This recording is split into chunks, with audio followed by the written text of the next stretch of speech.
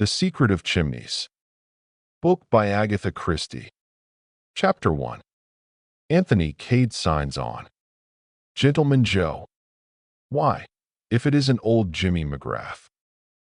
Castle's select tour, represented by 7 depressed-looking females and 3 perspiring males, looked on with considerable interest.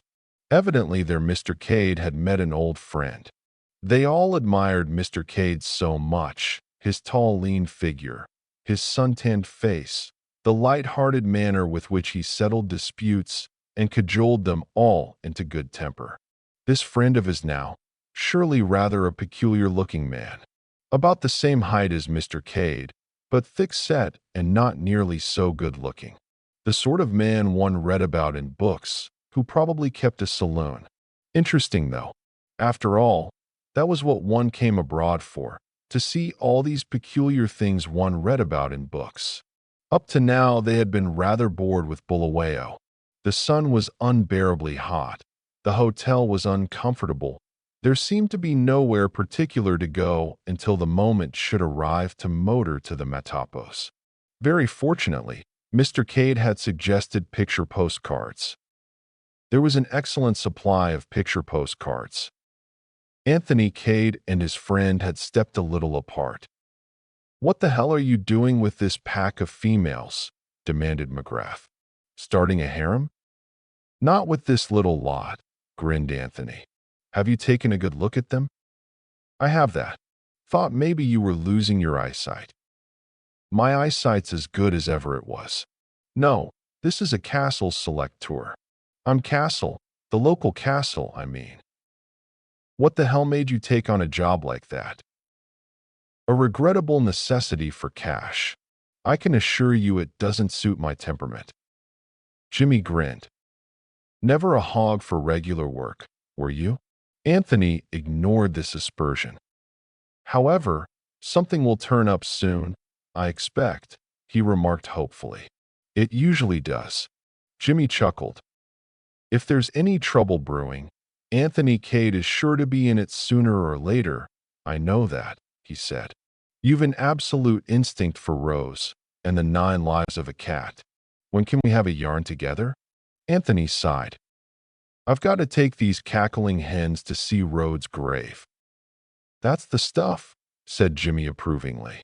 "They'll come back bumped black and blue with the ruts in the road, and clamoring for bed to rest the bruises on. Then you and I will have a spot or two and exchange the news." "Right. So long, Jimmy." Anthony rejoined his flock of sheep. Miss Taylor, the youngest and most skittish of the party, instantly attacked him. "Oh, Mr. Cade, was that an old friend of yours?" "It was, Miss Taylor. One of the friends of my blameless youth." Miss Taylor giggled. "I thought he was such an interesting-looking man." "I'll tell him you said so." "Oh, Mr. Cade, how can you be so naughty? The very idea. What was that name he called you?" "Gentleman Joe?" "Yes. Is your name Joe?" "I thought you knew it was Anthony, Miss Taylor." "Oh, go on with you," cried Miss Taylor coquettishly. Anthony had by now well mastered his duties. In addition to making the necessary arrangements of travel, they included soothing down irritable old gentlemen when their dignity was ruffled, seeing that elderly matrons had ample opportunities to buy picture postcards, and flirting with everything under a Catholic 40 years of age. The last task was rendered easier for him by the extreme readiness of the ladies in question to read a tender meaning into his most innocent remarks. Miss Taylor returned to the attack. "Why does he call you Joe, then?" "Oh, just because it isn't my name." "And why Gentleman Joe?" "The same kind of reason." "Oh, Mr. Cade," protested Miss Taylor, much distressed. "I'm sure you shouldn't say that. Papa was only saying last night what gentlemanly manners you had." "Very kind of your father, I'm sure, Miss Taylor. And we are all agreed that you are quite the gentleman." "I'm overwhelmed." "No, really, I mean it." Kind hearts are more than coronets, said Anthony vaguely, without a notion of what he meant by the remark, and wishing fervently it was lunchtime. That's such a beautiful poem, I always think. Do you know much poetry, Mr. Cade? I might recite "The boy stood on the burning deck at a pinch. The boy stood on the burning deck, whence all but he had fled." That's all I know, but I can do that bit with action if you like. The boy stood on the burning deck, whoosh, whoosh, whoosh, the flames you see, whence all but he had fled. For that bit I run to and fro like a dog. Miss Taylor screamed with laughter. Oh, do look at Mr. Cade. Isn't he funny? Time for morning tea, said Anthony briskly. Come this way. There is an excellent cafe in the next street. I presume, said Mrs. Caldecott in her deep voice, that the expense is included in the tour? Morning tea, Mrs. Caldecott, said Anthony, assuming his professional manner, is an extra. Disgraceful. Life is full of trials, isn't it? Said Anthony cheerfully. Mrs. Caldecott's eyes gleamed, and she remarked with the air of one springing a mine. I suspected as much, and in anticipation I poured off some tea into a jug at breakfast this morning. I can heat that up on the spirit lamp. Come, father. Mr. and Mrs. Caldecott sailed off triumphantly to the hotel, the ladies back complacent with successful forethought. Oh, Lord, muttered Anthony. What a lot of funny people it does take to make a world. He marshaled the rest of the party in the direction of the cafe. Miss Taylor kept by his side and resumed her catechism. Is it a long time since you saw your friend? Just over 7 years. Was it in Africa you knew him? Yes, not this part, though. The first time I ever saw Jimmy McGrath, he was all trussed up ready for the cooking pot. Some of the tribes in the interior are cannibals, you know. We got there just in time. What happened? Very nice little shindy. We potted some of the beggars, and the rest took to their heels. Oh, Mr. Cade, what an adventurous life you must have led. Very peaceful, I assure you. But it was clear that the lady did not believe him. It was about 10 o'clock that night when Anthony Cade walked into the small room where Jimmy McGrath was busy manipulating various bottles. Make it strong, James, he implored. I can tell you I need it. I should think you did, my boy. I wouldn't take on that job of yours for anything. Show me another, and I'll jump out of it fast enough. McGrath poured out his own drink, tossed it off with a practiced hand, and mixed a second one. Then he said slowly, Are you in earnest about that, old son? About what? Chucking this job of yours if you could get another? Why? You don't mean to say that you've got a job going begging? Why don't you grab it yourself? I have grabbed it, but I don't much fancy it. That's why I'm trying to pass it on to you. Anthony became suspicious. What's wrong with it? They haven't engaged you to teach in a Sunday school, have they? Do you think anyone would choose me to teach in a Sunday school? Not if they knew you well, certainly. It's a perfectly good job, nothing wrong with it whatsoever. Not in South America by any lucky chance. I've rather got my eye on South America. There's a very tidy little revolution coming off in one of those little republics soon. McGrath grinned. You always were keen on revolutions. Anything to be mixed up in a really good row. I feel my talents might be appreciated out there. I tell you, Jimmy, I can be jolly useful in a revolution, to one side or the other.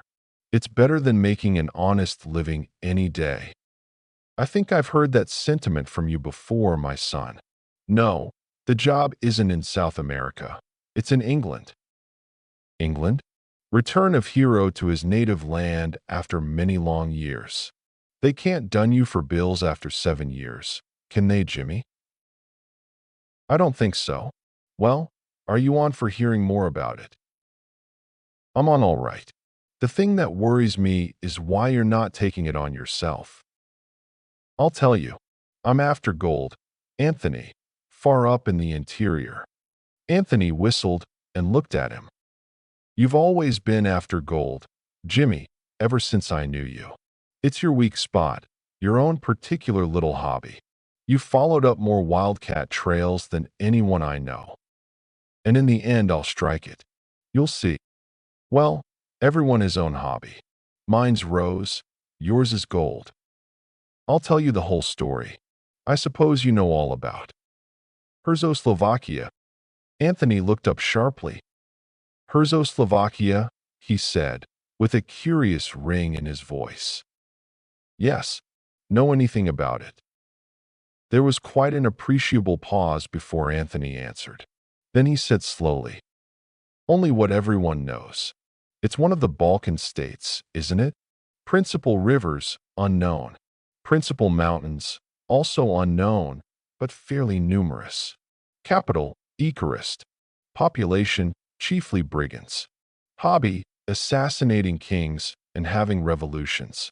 Last king, Nicholas IV, assassinated about 7 years ago. Since then it's been a republic. Altogether a very likely spot. You might have mentioned before that Slovakia came into it. It doesn't accept indirectly. Anthony gazed at him more in sorrow than in anger. You ought to do something about this, James, he said. Take a correspondence course or something. If you'd told a story like this in the good old Eastern days, you'd have been hung up by the heels and bastinadoed, or something equally unpleasant. Jimmy pursued this course, quite unmoved by these strictures. Ever heard of Count Stilptich? Now you're talking, said Anthony. Many people who have never heard of Slovakia would brighten at the mention of Count Stilptich, the grand old man of the Balkans, the greatest statesman of modern times, the biggest villain unhung. The point of view all depends on which newspaper you take in. But be sure of this, Count Stilptich will be remembered long after you and I are dust and ashes, James. Every move and countermove in the Near East for the last 20 years has had Count Stilptich at the bottom of it. He's been a dictator and a patriot and a statesman, and nobody knows exactly what he has been, except that he's been a perfect king of intrigue. Well, what about him? He was Prime Minister of Slovakia. That's why I mentioned it first. You've no sense of proportion, Jimmy. Slovakia is of no importance at all compared to Stilptich. It just provided him with a birthplace and a post in public affairs. But I thought he was dead. So he is. He died in Paris about 2 months ago. What I'm telling you about happened some years ago. The question is, said Anthony, what are you telling me about? Jimmy accepted the rebuke and hastened on. It was like this. I was in Paris, just 4 years ago, to be exact. I was walking along one night in rather a lonely part, when I saw half a dozen French toughs beating up a respectable-looking old gentleman. I hate a one-sided show, so I promptly butted in and proceeded to beat up the toughs. I guess they'd never been hit really hard before. They melted like snow. Good for you, James, said Anthony softly. I'd like to have seen that scrap. Oh, it was nothing much, said Jimmy modestly. But the old boy was no end grateful. He'd had a couple, no doubt about that, but he was sober enough to get my name and address out of me, and he came along and thanked me next day. Did the thing in style, too. It was then that I found out it was Count Stilptich I'd rescued. He got a house up by the Bois. Anthony nodded. Yes, Stilptich went to live in Paris after the assassination of King Nicholas. They wanted him to come back and be president later, but he wasn't taking any. He remained sound to his monarchical principles, though he was reported to have his finger in all the backstairs pies that went on in the Balkans. Very deep, the late Count Stilptich. Nicholas IV was the man who had a funny taste in wives, wasn't he? Said Jimmy suddenly. Yes, said Anthony. And it did for him, too, poor beggar. She was some little gutter snipe of a music hall artiste in Paris, not even suitable for a morganatic alliance. But Nicholas had a frightful crush on her, and she was all out for being a queen. Sounds fantastic, but they managed it somehow. Called her the Countess Popovsky or something, and pretended she had Romanov blood in her veins. Nicholas married her in the cathedral at Eucharist with a couple of unwilling archbishops to do the job, and she was crowned as Queen Varaga. Nicholas squared his ministers, and I suppose he thought that was all that mattered, but he forgot to reckon with the populace. They're very aristocratic and reactionary in Herzoslovakia. They like their kings and queens to be the genuine article. There were mutterings and discontent, and the usual ruthless suppressions, and the final uprising which stormed the palace, murdered the king and queen, and proclaimed a republic. It's been a republic ever since, but things still manage to be pretty lively there, so I've heard. They've assassinated a president or two, just to keep their hand in. But revenons on nos moutons. You had got to where Count Stilptich was hailing you as his preserver. Yes. Well, that was the end of that business. I came back to Africa and never thought of it again until about 2 weeks ago I got a queer-looking parcel which had been following me all over the place for the Lord knows how long. I'd seen in a paper that Count Stilptich had recently died in Paris. Well, this parcel contained his memoirs, or reminiscences, or whatever you call the things. There was a note enclosed to the effect that if I delivered the manuscript at a certain firm of publishers in London on or before October 13th, they were instructed to hand me £1,000. £1,000. Did you say £1,000, Jimmy? I did, my son. I hope to God it's not a hoax. Put not your trust in princes or politicians, as the saying goes. Well, there it is. Owing to the way the manuscript had been following me around, I had no time to lose. It was a pity, all the same. I'd just fixed up this trip to the interior, and I'd set my heart on going. I shan't get such a good chance again. You're incurable, Jimmy. £1,000 in the hand is worth a lot of mythical gold. And supposing it's all a hoax? Anyway, here I am, passage booked and everything, on the way to Cape Town, and then you blow along. Anthony got up and lit a cigarette. I begin to perceive your drift, James. You go gold hunting as planned, and I collect the £1,000 for you. How much do I get out of it? What do you say to a quarter? £250 free of income tax, as the saying goes. That's it.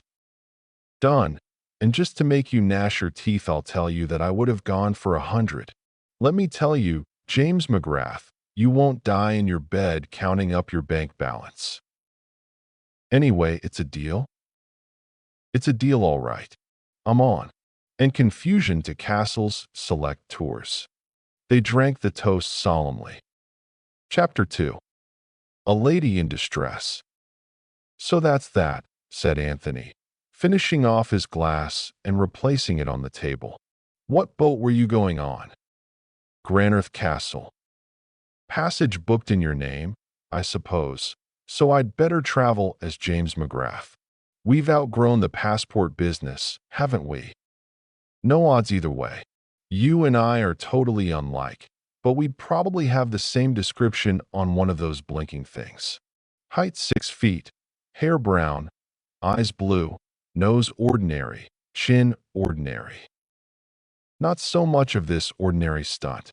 Let me tell you that Castle selected me out of several applicants solely on account of my pleasing appearance and nice manners. Jimmy grinned. I noticed your manners this morning. The devil you did. Anthony rose and paced up and down the room. His brow was slightly wrinkled, and it was some minutes before he spoke. Jimmy, he said at last, Stilptich died in Paris. What's the point of sending a manuscript from Paris to London via Africa? Jimmy shook his head helplessly. I don't know. Why not do it up in a nice little parcel and send it by post? Sounds a damn sight more sensible, I agree. Of course, continued Anthony. I know that kings and queens and government officials are prevented by etiquette from doing anything in a simple, straightforward fashion. Hence king's messengers and all that. In medieval days, you gave a fellow a signet ring as a sort of open sesame. The king's ring. Pass, my lord. And usually it was the other fellow who had stolen it. I always wonder why some bright lad never hit on the expedient of copying the ring, making a dozen or so, and selling them at 100 ducats apiece. They seem to have had no initiative in the Middle Ages. Jimmy yawned. My remarks on the Middle Ages don't seem to amuse you. Let us get back to Count Stilptich. From France to England via Africa seems a bit thick even for a diplomatic personage. If he merely wanted to ensure that you should get £1,000, he could have left it you in his will. Thank God, neither you nor I are too proud to accept a legacy. Stilptich must have been barmy. You'd think so, wouldn't you? Anthony frowned and continued his pacing. Have you read the thing at all? He asked suddenly. Read what? The manuscript. Good Lord, no. What do you think I want to read a thing of that kind for? Anthony smiled. I just wondered, that's all. You know, a lot of trouble has been caused by memoirs. Indiscreet revelations, that sort of thing. People who have been close as an oyster all their lives seem positively to relish causing trouble when they themselves shall be comfortably dead. It gives them a kind of malicious glee. Jimmy, what sort of a man was Count Stilptich? You met him and talked to him, and you're a pretty good judge of raw human nature. Could you imagine him being a vindictive old devil? Jimmy shook his head. It's difficult to tell. You see, that first night he was distinctly canned, and the next day he was just a high-toned old boy with the most beautiful manners, overwhelming me with compliments till I didn't know where to look. And he didn't say anything interesting when he was drunk? Jimmy cast his mind back, wrinkling his brows as he did so. He said he knew where the Kohinoor was. He volunteered doubtfully. Oh, well, said Anthony, we all know that. They keep it in the tower, don't they? Behind thick plate glass and iron bars, with a lot of gentlemen in fancy dress standing round to see you don't pinch anything. That's right, agreed Jimmy. Did Stilptich say anything else of the same kind?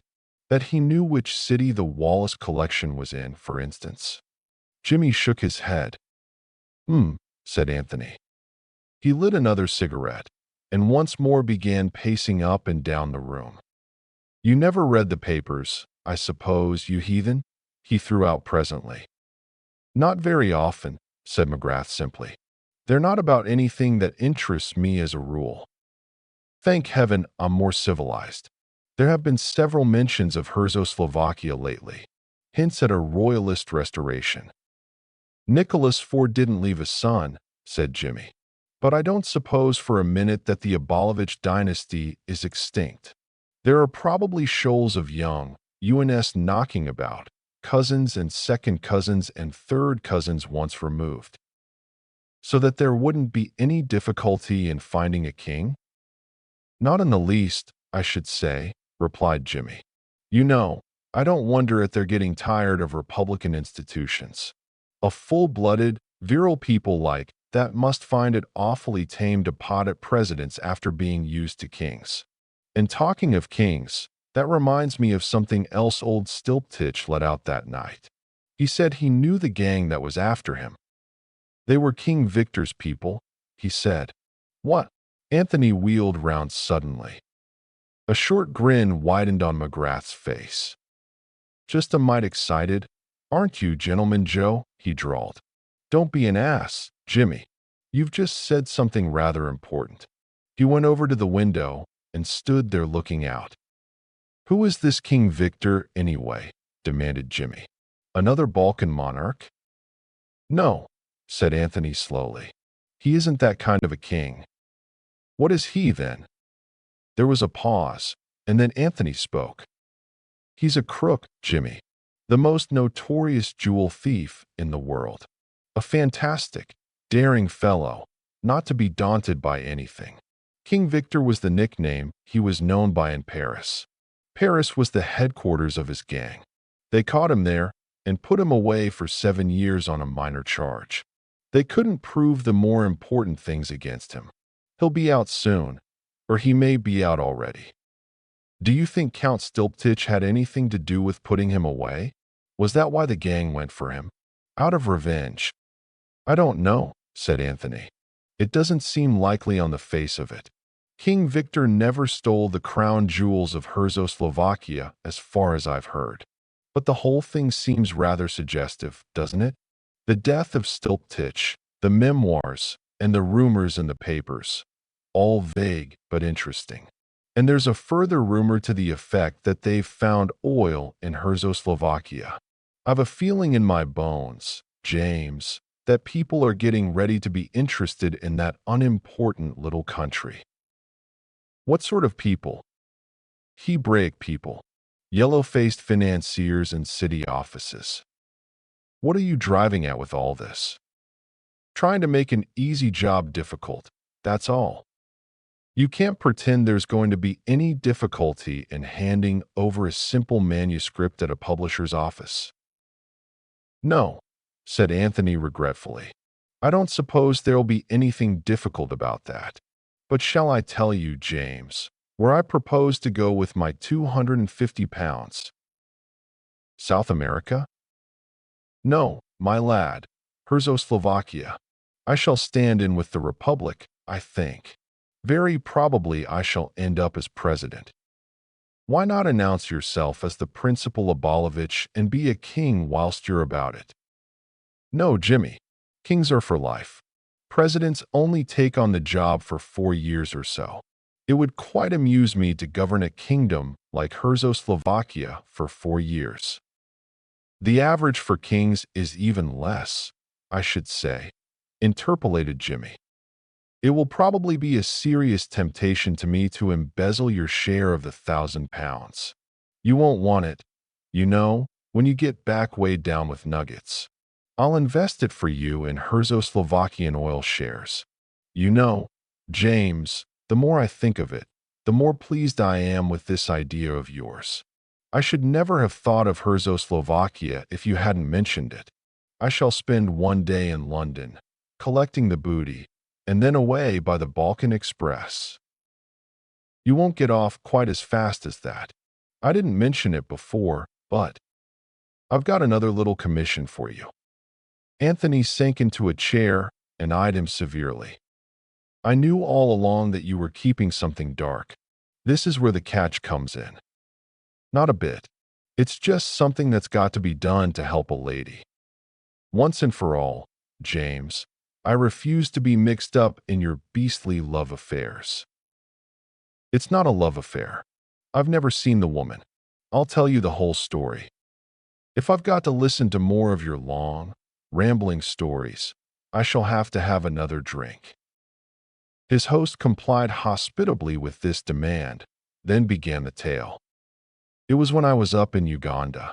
There was a Dago there whose life I had saved. If I were you, Jimmy, I should write a short book entitled Lives I Have Saved. This is the second I've heard of this evening. Oh, well, I didn't really do anything this time. Just pulled the Dago out of the river. Like all Dagos, he couldn't swim. Wait a minute. Has this story anything to do with the other business? Nothing whatever, though, oddly enough, now I remember it, the man was a Czechoslovakian. We always called him Dutch Pedro, though. Anthony nodded indifferently. Any name's good enough for a Dago, he remarked. Get on with the good work, James. Well, the fellow was sort of grateful about it. Hung around like a dog. About 6 months later, he died of fever. I was with him. Last thing, just as he was pegging out, he beckoned me and whispered some excited jargon about a secret. A gold mine, I thought he said. Shoved an oilskin packet into my hand which he'd always worn next his skin. Well, I didn't think much of it at the time. It wasn't until a week afterwards that I opened the packet. Then I was curious, I must confess. I shouldn't have thought that Dutch Pedro would have had the sense to know a gold mine when he saw it. But there's no accounting for luck. And at the mere thought of gold, your heart beat pitter-pat as always, interrupted Anthony. I was never so disgusted in my life. Gold mine indeed. I dare say it may have been a gold mine to him, the dirty dog. Do you know what it was? A woman's letters. Yes, a woman's letters, and an Englishwoman at that. The skunk had been blackmailing her, and he had the impudence to pass on his dirty bag of tricks to me. I like to see your righteous heat, James, but let me point out to you that Dagos will be Dagos.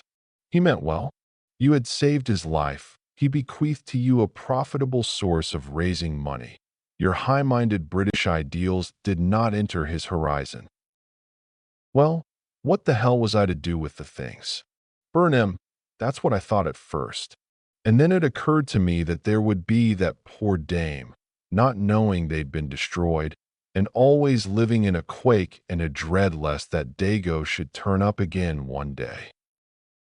You've more imagination than I gave you credit for, Jimmy, observed Anthony, lighting a cigarette. I admit that the case presented more difficulties than were at first apparent. What about just sending them to her by post? Like all women, she'd put no date and no address on most of the letters. There was a kind of address on one, just one word. Chimneys. Anthony paused in the act of blowing out his match, and he dropped it with a quick jerk of the wrist as it burned his finger. Chimneys, he said. That's rather extraordinary. Why do you know it?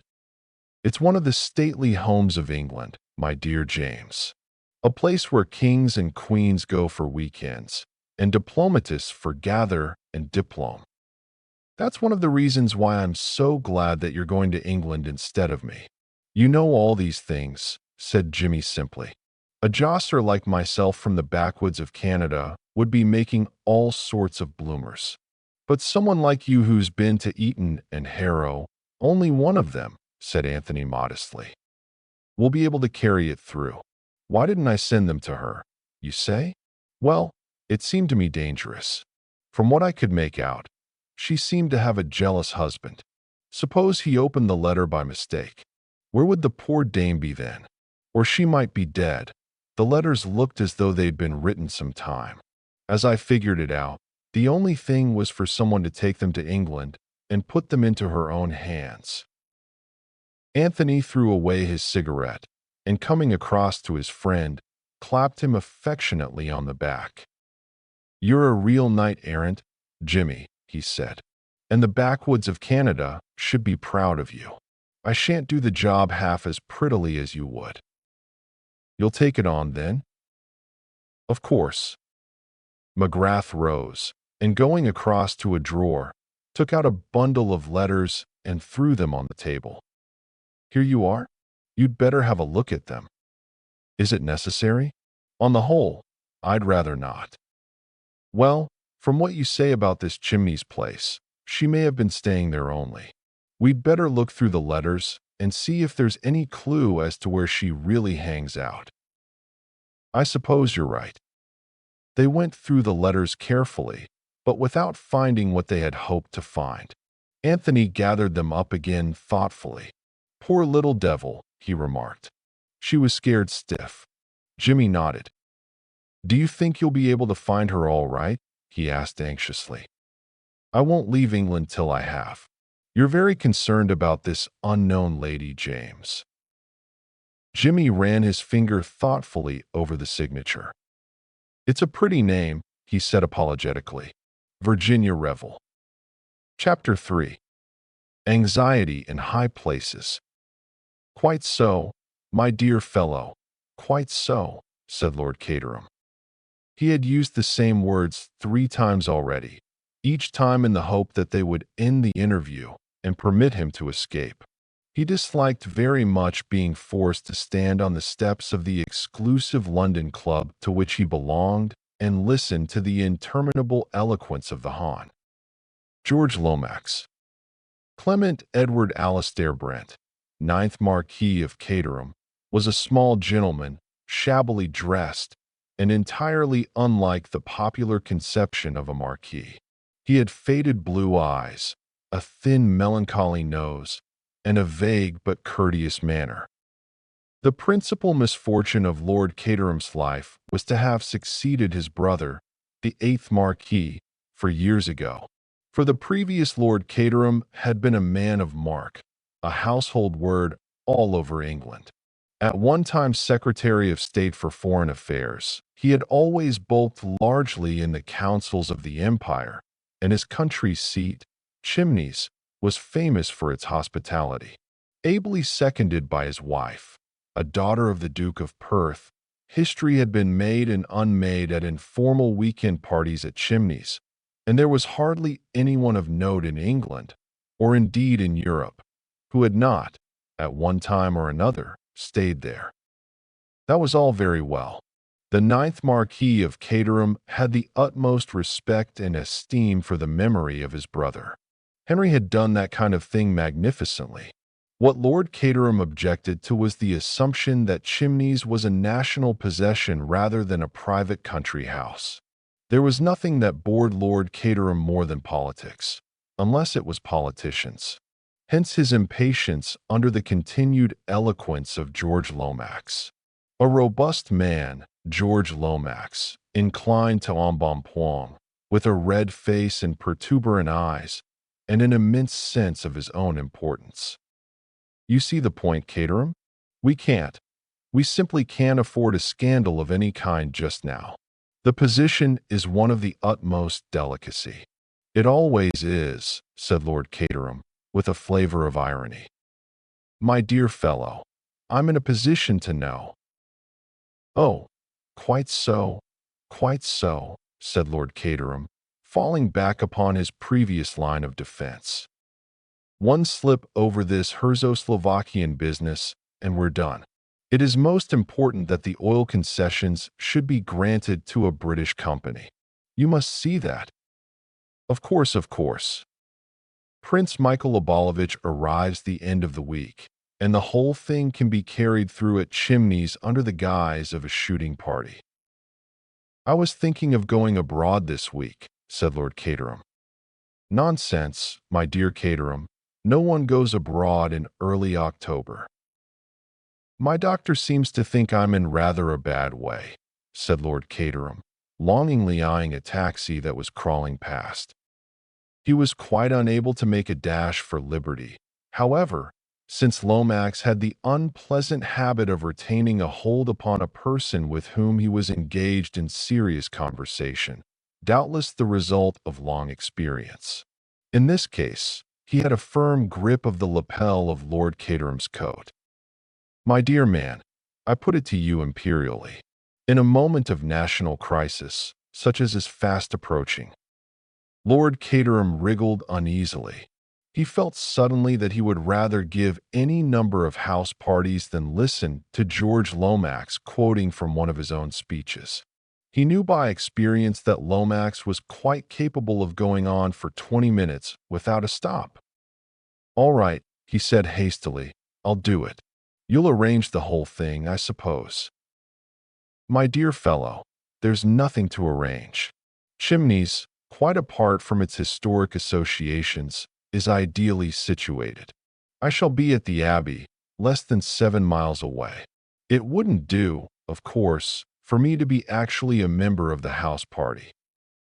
Of course not, agreed Lord Caterham, who had no idea why it would not do, and was not interested to learn. Perhaps you wouldn't mind having Bill Eversleigh, though. He'd be useful to run messages. Delighted, said Lord Caterham, with a shade more animation. Bill's quite a decent shot, and Bundle likes him. The shooting, of course, is not really important. It's only the pretext, as it were. Lord Caterham looked depressed again. That will be all, then. The prince, his suite, Bill Eversleigh, Herman Isaac Stein. Who? Herman Isaac Stein, the representative of the syndicate I spoke to you about. The all-British syndicate? Yes. What? Nothing. Nothing. I only wondered, that's all. Curious names these people have. Then, of course, there ought to be one or two outsiders, just to give the thing a bona fide appearance. Lady Eileen could see to that. Young people, uncritical, and with no idea of politics. Bundle would attend to that all right, I'm sure. I wonder now. Lomax seemed struck by an idea. You remember the matter I was speaking about just now? You've been speaking about so many things. No, no. I mean this unfortunate contretemps. He lowered his voice to a mysterious whisper. The memoirs. Count Stilptich's memoirs. I think you're wrong about that, said Lord Caterham, suppressing a yawn. People like scandal. Damn it all. I read reminiscences myself, and enjoy them too. The point is not whether people will read them or not. They'll read them fast enough. But their publication at this juncture might ruin everything. Everything. The people of Slovakia wish to restore the monarchy and are prepared to offer the crown to Prince Michael, who has the support and encouragement of His Majesty's government, and who is prepared to grant concessions to Mr. Icky Hermanstein and company in return for the loan of $1 million or so to set him on the throne. Caterham, implored Lomax in an agonized whisper. Discretion, I beg of you. Above all things, discretion. And the point is, continued Lord Caterham, with some relish, though he lowered his voice in obedience to the other's appeal, that some of Stilptich's reminiscences may upset the apple cart. Tyranny and misbehavior of the Abolovich family generally. Questions asked in the House. Why replace the present broad-minded and democratic form of government by an obsolete tyranny? Policy dictated by the blood-sucking capitalists. Down with the government. That kind of thing, Lomax nodded. And there might be worse still, he breathed. Only suppose that some reference should be made to that unfortunate disappearance. You know what I mean. Lord Caterham stared at him. No, I don't. What disappearance? You must have heard of it? Why? It happened while they were at Chimneys. Henry was terribly upset about it. It almost ruined his career. You interest me enormously, said Lord Caterham. Who or what disappeared? Lomax leant forward and put his mouth to Lord Caterham's ear. The latter withdrew it hastily. For God's sake, don't hiss at me. You heard what I said? Yes, I did, said Lord Caterham reluctantly. I remember now hearing something about it at the time. Very curious affair. I wonder who did it. It was never recovered. Never. Of course we had to go about the matter with the utmost discretion. No hint of the loss could be allowed to leak out. But Stilptich was there at the time. He knew something. Not all, but something. We were at loggerheads with him once or twice over the Turkish question. Suppose that in sheer malice he has set the whole thing down for the world to read. Think of the scandal, of the far-reaching results. Everyone would say, why was it hushed up? Of course they would, said Lord Caterham, with evident enjoyment. Lomax, whose voice had risen to a high pitch, took a grip on himself. I must keep calm, he murmured. I must keep calm. But I ask you this, my dear fellow. If he didn't mean mischief, why did he send the manuscript to London in this roundabout way? It's odd, certainly. You are sure of your facts? Absolutely. We, had our agents in Paris. The memoirs were conveyed away secretly some weeks before his death. Yes, it looks as though there's something in it, said Lord Caterham, with the same relish he had displayed before. We have found out that they were sent to a man called Jimmy, or James McGrath, a Canadian at present in Africa. Quite an imperial affair, isn't it? Said Lord Caterham cheerily. James McGrath is due to arrive by the Granarth Castle tomorrow, Thursday. What are you going to do about it?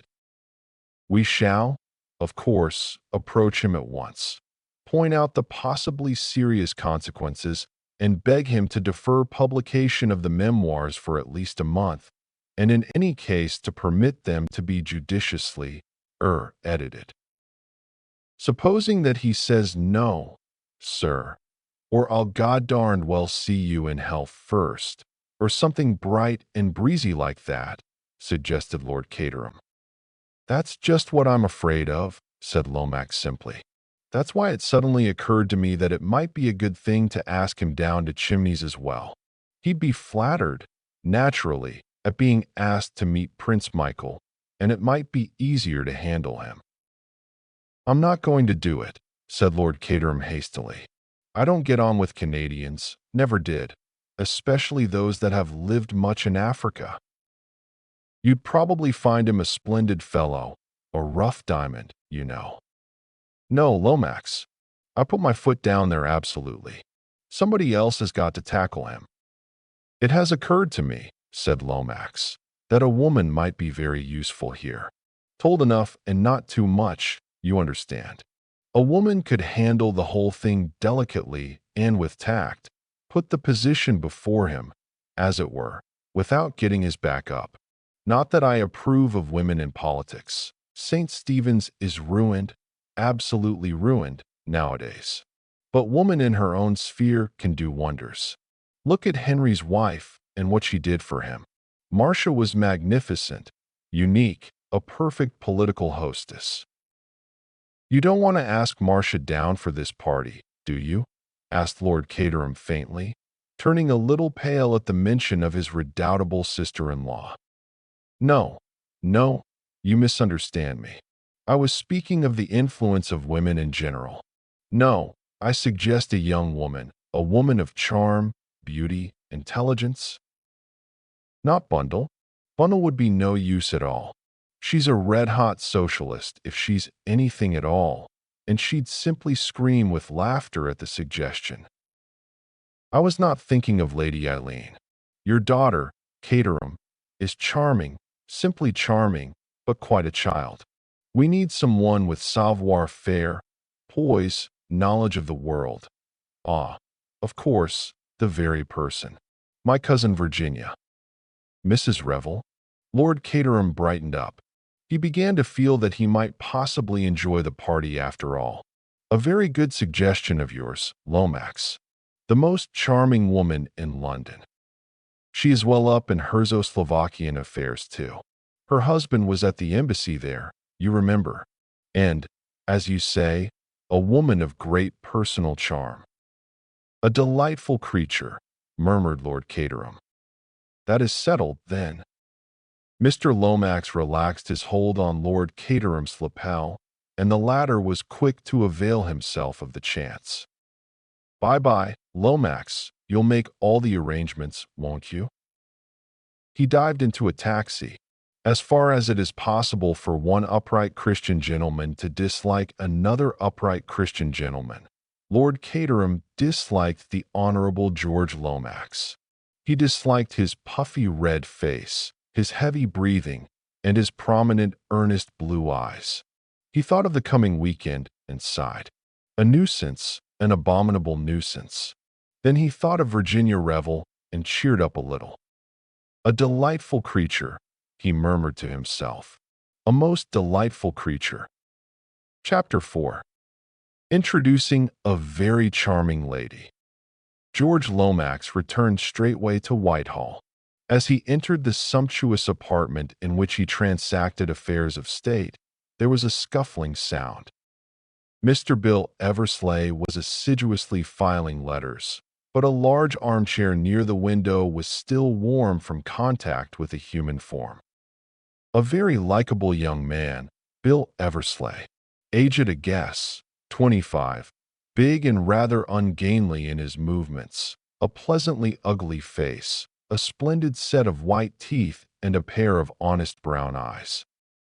Richardson sent up that report yet? No, sir. Shall I get on to him about it? It doesn't matter. Any telephone messages? Miss Oscar is dealing with most of them. Mr. Isaac Stein wants to know if you can lunch with him at the Savoy tomorrow. Tell Miss Oscar to look in my engagement book. If I'm not engaged, she can ring up and accept. Yes, sir. By the way, Eversley, you might ring up a number for me now. Look it up in the book. Mrs. Revel, for 87 Pont Street. Yes, sir. Bill seized the telephone book, ran an unseeing eye down a column of M's, shut the book with a bang, and moved to the instrument on the desk. With his hand upon it, he paused, as though in sudden recollection. Oh, I say, sir, I've just remembered. Her line's out of order. Mrs. Revels, I mean. I was trying to ring her up just now. George Lomax frowned. Annoying, he said, distinctly annoying. He tapped the table undecidedly. If it's anything important, sir, perhaps I might go round there now in a taxi. She is sure to be in at this time in the morning. George Lomax hesitated, pondering the matter. Bill waited expectantly, poised for instant flight, should the reply be favorable. Perhaps that would be the best plan, said Lomax at last. Very well. Then, take a taxi there, and ask Mrs. Revel if she will be at home this afternoon at 4 o'clock, as I am very anxious to see her about an important matter. Right, sir. Bill seized his hat and departed. 10 minutes later, a taxi deposited him at 487 Pont Street. He rang the bell and executed a loud rat-tat on the knocker. The door was opened by a grave functionary to whom Bill nodded with the ease of long acquaintance. Morning, Chilvers, Mrs. Revel in? I believe, sir, that she is just going out. Is that you, Bill? Called a voice over the banisters. I thought I recognized that muscular knock. Come up and talk to me. Bill looked up at the face that was laughing down on him, and which was always inclined to reduce him, and not him alone, to a state of babbling incoherency. He took the stairs 2 at a time and clasped Virginia Revel's outstretched hands tightly in his. Hello, Virginia. Hello, Bill.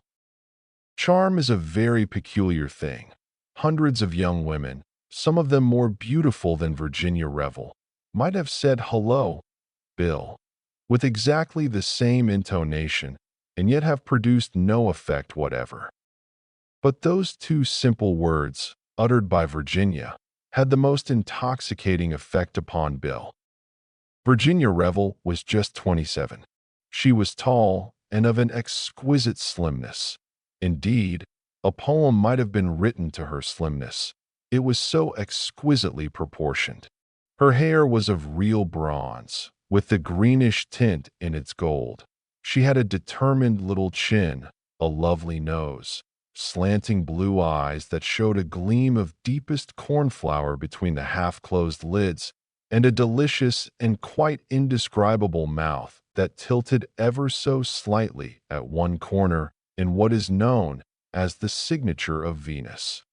It was a wonderfully expressive face, and there was a sort of radiant vitality about her that always challenged attention.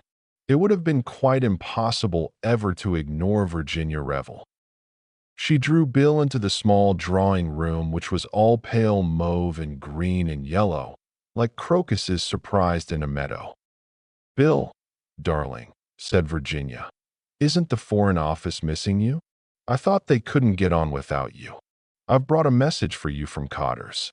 Thus irreverently did Bill allude to his chief. And by the way, Virginia, in case he asks, remember that your telephone was out of order this morning. But it hasn't been. I know that, but I said it was. Why? Enlighten me as to this Foreign Office touch. Bill threw her a reproachful glance. So that I could get here and see you, of course. Oh, darling Bill, how dense of me, and how perfectly sweet of you. Chilvers said you were going out. So I was, to Sloane Street. There's a place there where they've got a perfectly wonderful new hip band. A hip band? Yes, Bill. HIP hip, B&D band. A band to confine the hips. You wear it next the skin. I blush for you, Virginia. You shouldn't describe your underwear to a young man to whom you are not related. It isn't delicate. But, Bill dear, there's nothing indelicate about hips. We've all got hips, although we poor women are trying awfully hard to pretend we haven't. This hip band is made of red rubber and comes to just above the knees, and it's simply impossible to walk in it. How awful, said Bill. Why do you do it? Oh, because it gives one such a noble feeling to suffer for one's silhouette. But let's talk about my hip band. Give me George's message. He wants to know whether you'll be in at 4 o'clock this afternoon. I shan't. I shall be at Ranelagh. Why this sort of formal call? Is he going to propose to me, do you think? I shouldn't wonder. Because, if so, you can tell him that I much prefer men who propose on impulse. Like me. It's not an impulse with you, Bill. It's habit. Virginia, won't you ever? No, no, no, Bill. I won't have it in the morning before lunch. Do try and think of me as a nice, motherly person approaching middle age who has your interests thoroughly at heart. Virginia, I do love you so. I know, Bill, I know. And I simply love being loved. Isn't it wicked and dreadful of me? I should like every nice man in the world to be in love with me. Most of them are, I expect, said Bill gloomily. But I hope George isn't in love with me. I don't think he can be. He's so wedded to his career. What else did he say? Just that it was very important. Bill, I'm getting intrigued. The things that George thinks important are so awfully limited. I think I must chuck Ranelagh. After all, I can go to Ranelagh any day. Tell George that I shall be awaiting him meekly at 4 o'clock. Bill looked at his wristwatch. It seems hardly worthwhile to go back before lunch.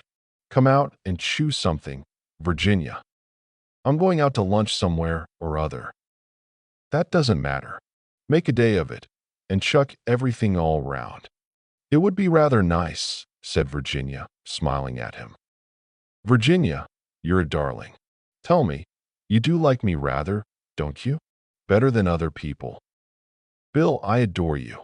If I had to marry someone, simply had to, I mean if it was in a book and a wicked mandarin said to me, marry someone or die by slow torture, I should choose you at once. I should indeed. I should say, give me little Bill. Well then. Yes, but I haven't got to marry anyone. I love being a wicked widow. You could do all the same things still. Go about and all that. You'd hardly notice me about the house. Bill, you don't understand. I'm the kind of person who marries enthusiastically if they marry at all. Bill gave a hollow groan. I shall shoot myself one of these days, I expect, he murmured gloomily. No, you won't, Bill darling. You'll take a pretty girl out to supper, like you did the night before last. Mr. Eversleigh was momentarily confused. If you mean Dorothy Kirkpatrick, the girl who's in Hooks and Eyes, well, dash it all, she's a thoroughly nice girl, straight as they make 'em. There was no harm in it. Bill darling, of course there wasn't. I love you to enjoy yourself. But don't pretend to be dying of a broken heart, that's all. Mr. Eversleigh recovered his dignity. You don't understand at all, Virginia, he said severely. Men are polygamous. I know they are. Sometimes I have a shrewd suspicion that I am polyandrous. If you really love me, Bill, take me out to lunch quickly. Chapter 5. First night in London. There is often a flaw in the best laid plans. George Lomax had made one mistake. There was a weak spot in his preparations. The weak spot was Bill. Bill Eversleigh was an extremely nice lad.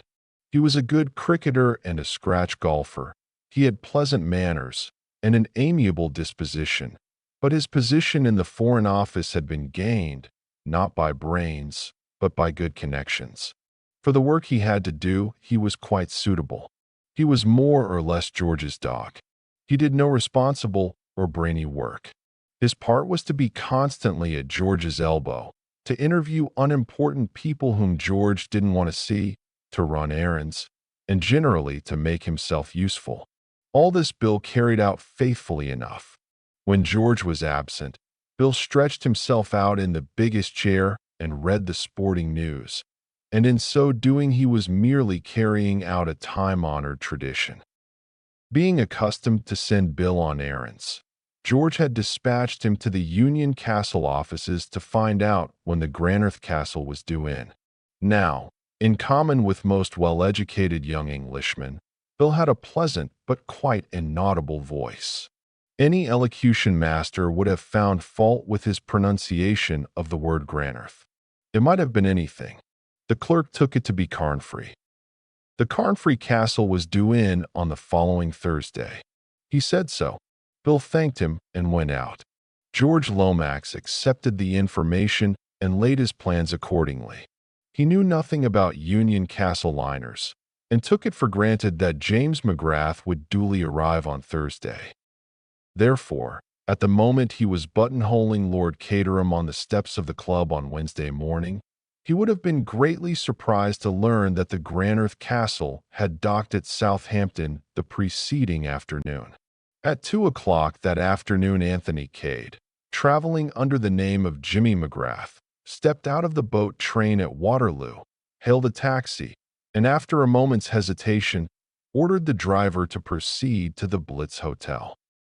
"One might as well be comfortable," said Anthony to himself as he looked with some interest out of the taxi windows. It was exactly 14 years since he had been in London. He arrived at the hotel, booked a room, and then went for a short stroll along the Embankment. It was rather pleasant to be back in London again. Everything was changed, of course.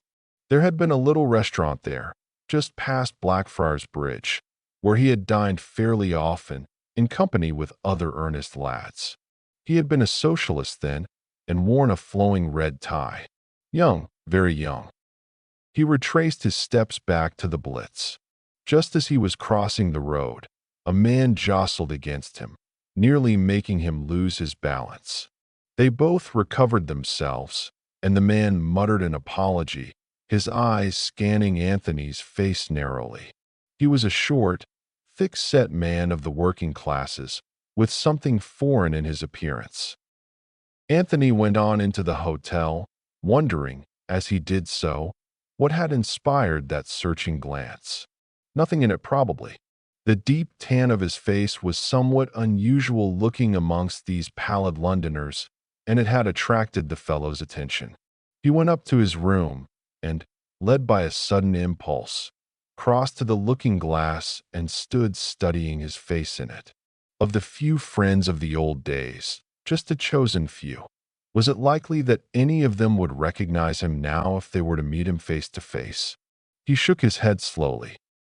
When he had left London, he had been just 18, a fair, slightly chubby boy with a misleadingly seraphic expression.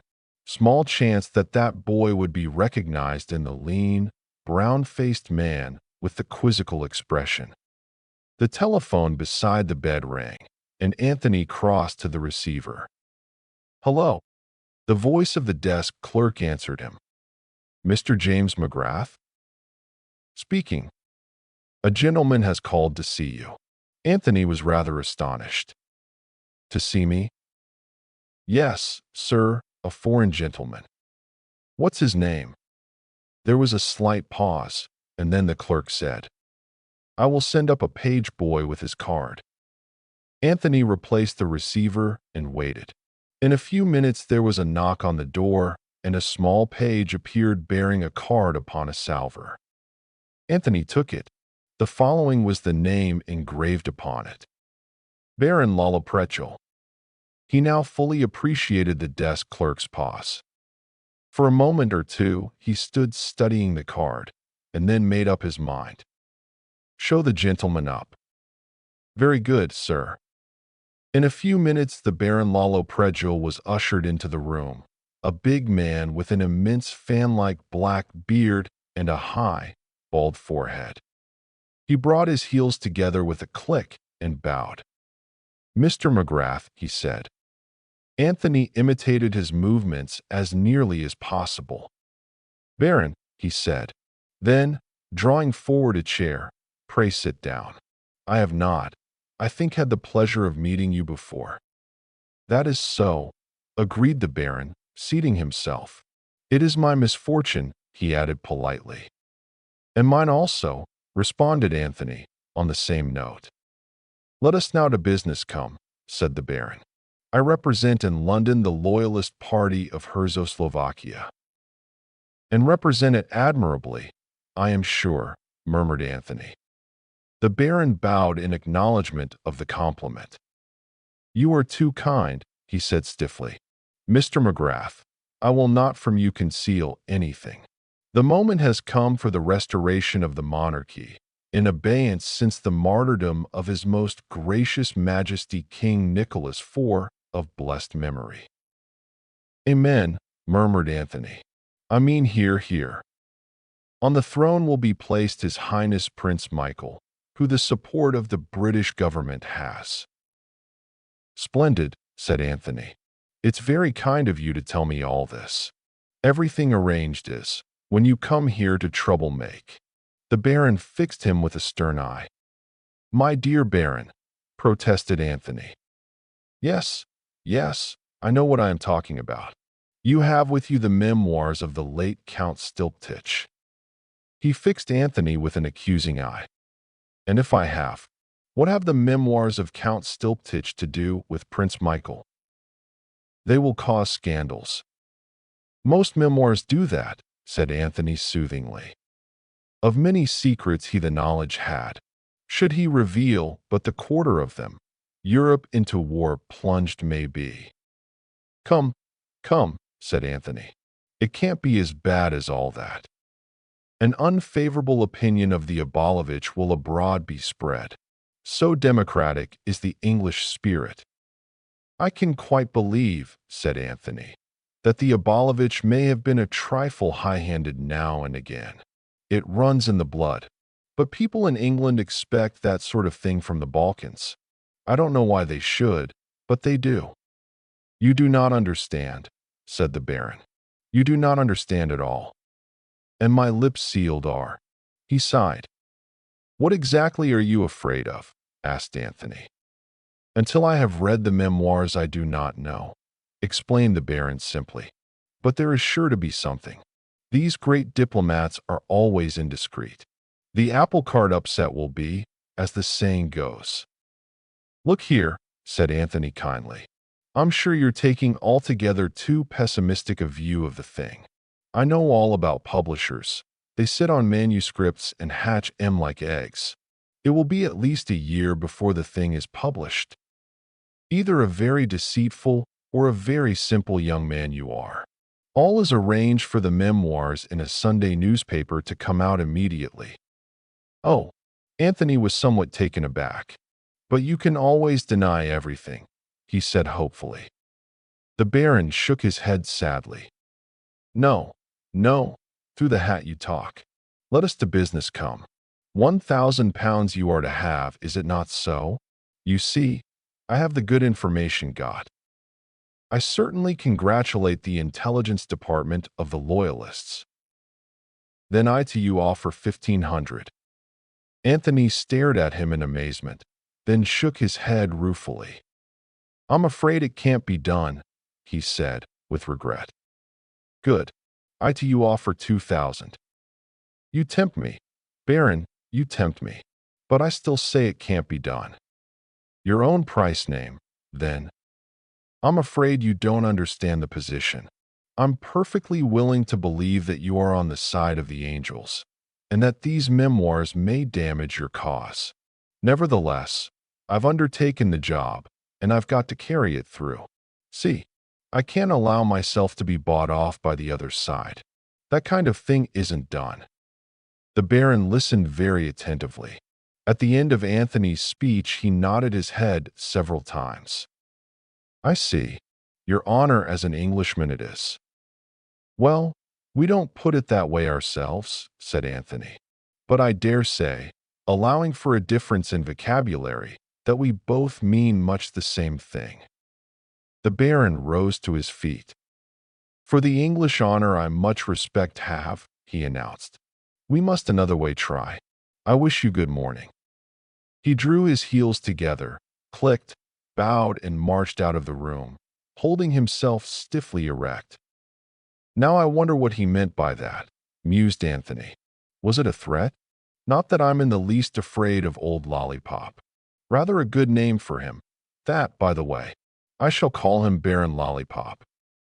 He took a turn or two up and down the room, undecided on his next course of action. The date stipulated upon for delivering the manuscript was a little over a week ahead. Today was the 5th of October. Anthony had no intention of handing it over before the last moment. Truth to tell, he was by now feverishly anxious to read these memoirs. He had meant to do so on the boat coming over, but had been laid low with a touch of fever and not at all in the mood for deciphering crabbed and illegible handwriting, for none of the manuscript was typed. He was now more than ever determined to see what all the fuss was about. There was the other job, too. On an impulse, he picked up the telephone book and looked up the name of Revel. There were 6 Revels in the book. Edward Henry Revel, surgeon of Harley Street, and James Revel and Company, saddlers. Lennox Revel of Abbotbury Mansions, Hampstead. Miss Mary Revel with an address in Ealing. Honorable Mrs. Timothy Revel of 487, Pont Street, and Mrs. Willis Revel of 42, Cadogan Square. Eliminating the saddlers and Miss Mary Revel, that gave him 4 names to investigate, and there was no reason to suppose that the lady lived in London at all. He shut up the book with a short shake of the head. For the moment I'll leave it to chance, he said. Something usually turns up. The luck of the Anthony Cades of this world is perhaps in some measure due to their own belief in it. Anthony found what he was after not half an hour later, when he was turning over the pages of an illustrated paper. It was a representation of some tableaux organized by the Duchess of Perth. Below the central figure, a woman in Eastern dress, was the inscription, "The Honorable Mrs. Timothy Revel as Cleopatra. Before her marriage, Mrs. Revel was the Honorable Virginia Cawthron, a daughter of Lord Edgbaston." Anthony looked at the picture some time, slowly pursing up his lips as though to whistle. Then he tore out the whole page, folded it up, and put it in his pocket. He went upstairs again, unlocked his suitcase, and took out the packet of letters. He took out the folded page from his pocket and slipped it under the string that held them together. Then, at a sudden sound behind him, he wheeled round sharply. A man was standing in the doorway, the kind of man whom Anthony had fondly imagined existed only in the chorus of a comic opera. A sinister-looking figure, with a squat, brutal head and lips drawn back in an evil grin. "What the devil are you doing here?" asked Anthony. "And who let you come up?" "I pass where I please," said the stranger. His voice was guttural and foreign, though his English was idiomatic enough. Another Dago, thought Anthony. "Well, get out. Do you hear?" he went on aloud. The man's eyes were fixed on the packet of letters which Anthony had caught up. "I will get out when you have given me what I have come for." "And what's that, may I ask?" The man took a step nearer. "The memoirs of Count Stilptich," he hissed. "It's impossible to take you seriously," said Anthony. "You're so completely the stage villain. I like your get-up very much. Who sent you here? Baron Lollipop?" "Baron?" The man jerked out a string of harsh-sounding consonants. "So that's how you pronounce it, is it? A cross between gargling and barking like a dog. I don't think I could say it myself. My throat's not made that way. I shall have to go on calling him Lollipop. So he sent you, did he?" but he received a vehement negative. His visitor went so far as to spit upon the suggestion in a very realistic manner. Then he drew from his pocket a sheet of paper which he threw upon the table. "Look," he said. "Look and tremble, accursed Englishman." Anthony looked with some interest, not troubling to fulfill the latter part of the command. On the paper was traced the crude design of a human hand in red. "It looks like a hand," he remarked. "But, if you say so, I'm quite prepared to admit that it's a cubist picture of sunset at the North Pole. It is the sign of the comrades of the Red Hand. I am a comrade of the Red Hand." "You don't say so," said Anthony, looking at him with much interest. "Are the others all like you? I don't know what the Eugenics Society would have to say about it." The man snarled angrily. "Dog," he said. "Worse than dog. Paid slave of an effete monarchy. Give me the memoirs, and you shall go unscathed. Such is the clemency of the Brotherhood." "It's very kind of them, I'm sure," said Anthony. "But I'm afraid that both they and you are laboring under a misapprehension. My instructions are to deliver the manuscript, not to your amiable society, but to a certain firm of publishers." "Pah," laughed the other. "Do you think you will ever be permitted to reach that office alive? Enough of this fool's talk. Hand over the papers, or I shoot." He drew a revolver from his pocket and brandished it in the air. But there he misjudged his Anthony Cade. He was not used to men who could act as quickly or quicker than they could think. Anthony did not wait to be covered by the revolver. Almost as soon as the other got it out of his pocket, Anthony had sprung forward and knocked it out of his hand. The force of the blow sent the man swinging round, so that he presented his back to his assailant. The chance was too good to be missed. With one mighty, well-directed kick, Anthony sent the man flying through the doorway into the corridor, where he collapsed in a heap. Anthony stepped out after him, but the doughty comrade of the Red Hand had had enough. He got nimbly to his feet and fled down the passage. Anthony did not pursue him, but went back into his own room. "So much for the comrades of the Red Hand," he remarked. "Picturesque appearance, but easily routed by direct action. How the hell did that fellow get in, I wonder? There's one thing that stands out pretty clearly. This isn't going to be quite such a soft job as I thought. I've already fallen foul of both the Loyalist and the Revolutionary parties. Soon, I suppose, the Nationalists and the Independent Liberals will be sending up a delegation. One thing's fixed. I start on that manuscript tonight." Looking at his watch, Anthony discovered that it was nearly 9 o'clock, and he decided to dine where he was. He did not anticipate any more surprise visits, but he felt that it was up to him to be on his guard. He had no intention of allowing his suitcase to be rifled whilst he was downstairs in the grill room. He rang the bell and asked for the menu, selected a couple of dishes, and ordered a bottle of chamberry. The waiter took the order and withdrew. Whilst he was waiting for the meal to arrive, he got out the package of manuscript and put it on the table with the letters. There was a knock at the door, and the waiter entered with a small table and the accessories of the meal. Anthony had strolled over to the mantelpiece. Standing there with his back to the room, he was directly facing the mirror, and idly glancing in it, he noticed a curious thing. The waiter's eyes were glued on the parcel of manuscript. Shooting little glances sideways at Anthony's immovable back, he moved softly round the table. His hands were twitching, and he kept passing his tongue over his dry lips. Anthony observed him more closely. He was a tall man, supple like all waiters, with a clean-shaven, mobile face. An Italian, Anthony thought, not a Frenchman. At the critical moment, Anthony wheeled round abruptly.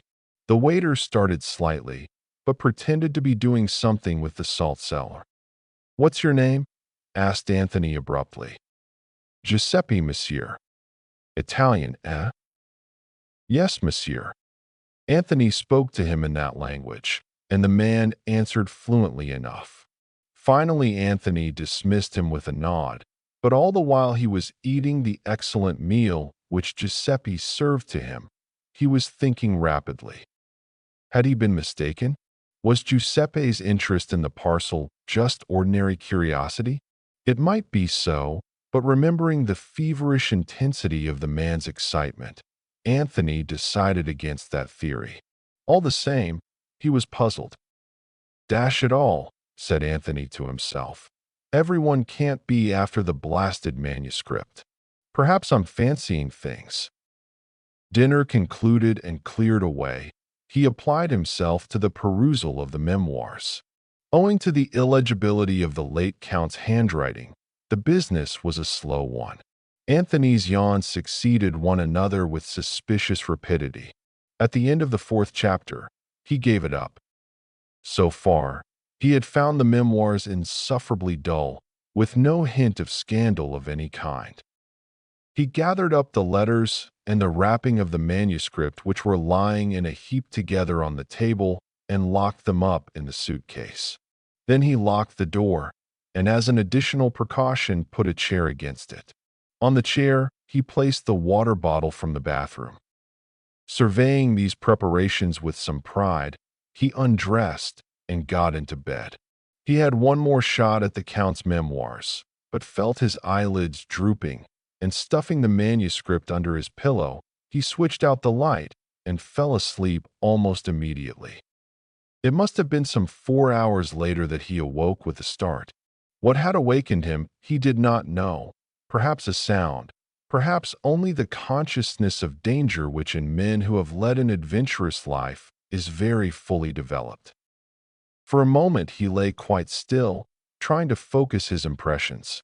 He could hear a very stealthy rustle, and then he became aware of a denser blackness somewhere between him and the window, on the floor by the suitcase. With a sudden spring, Anthony jumped out of bed, switching the light on as he did so. A figure sprang up from where it had been kneeling by the suitcase. It was the waiter, Giuseppe. In his right hand gleamed a long, thin knife. He hurled himself straight upon Anthony, who was by now fully conscious of his own danger. He was unarmed, and Giuseppe was evidently thoroughly at home with his own weapon. Anthony sprang to one side, and Giuseppe missed him with the knife. The next minute the two men were rolling on the floor together, locked in a close embrace. The whole of Anthony's faculties were centered on keeping a close grip of Giuseppe's right arm so that he would be unable to use the knife. He bent it slowly back.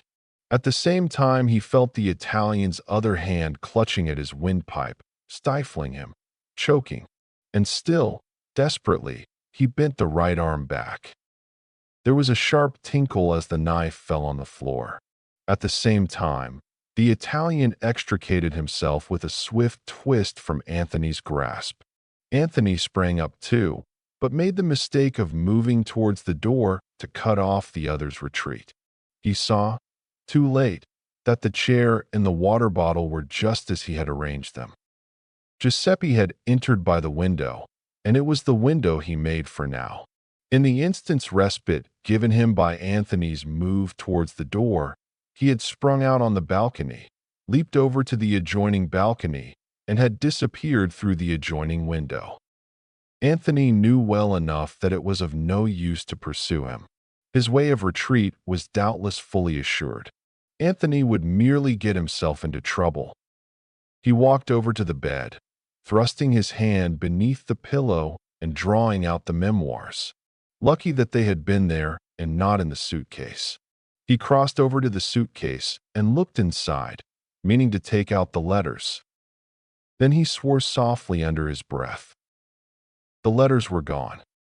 Chapter 6. The Gentle Art of Blackmail.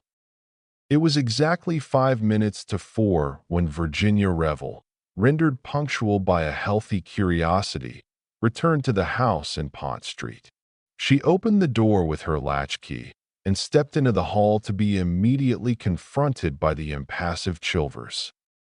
"I beg pardon, ma'am, but a person has called to see you." For the moment, Virginia did not pay attention to the subtle phraseology whereby Chilvers cloaked his meaning. "Mr. Lomax? Where is he?" "In the drawing room." "Oh, no, ma'am, not Mr. Lomax." Chilvers' tone was faintly reproachful. "A person.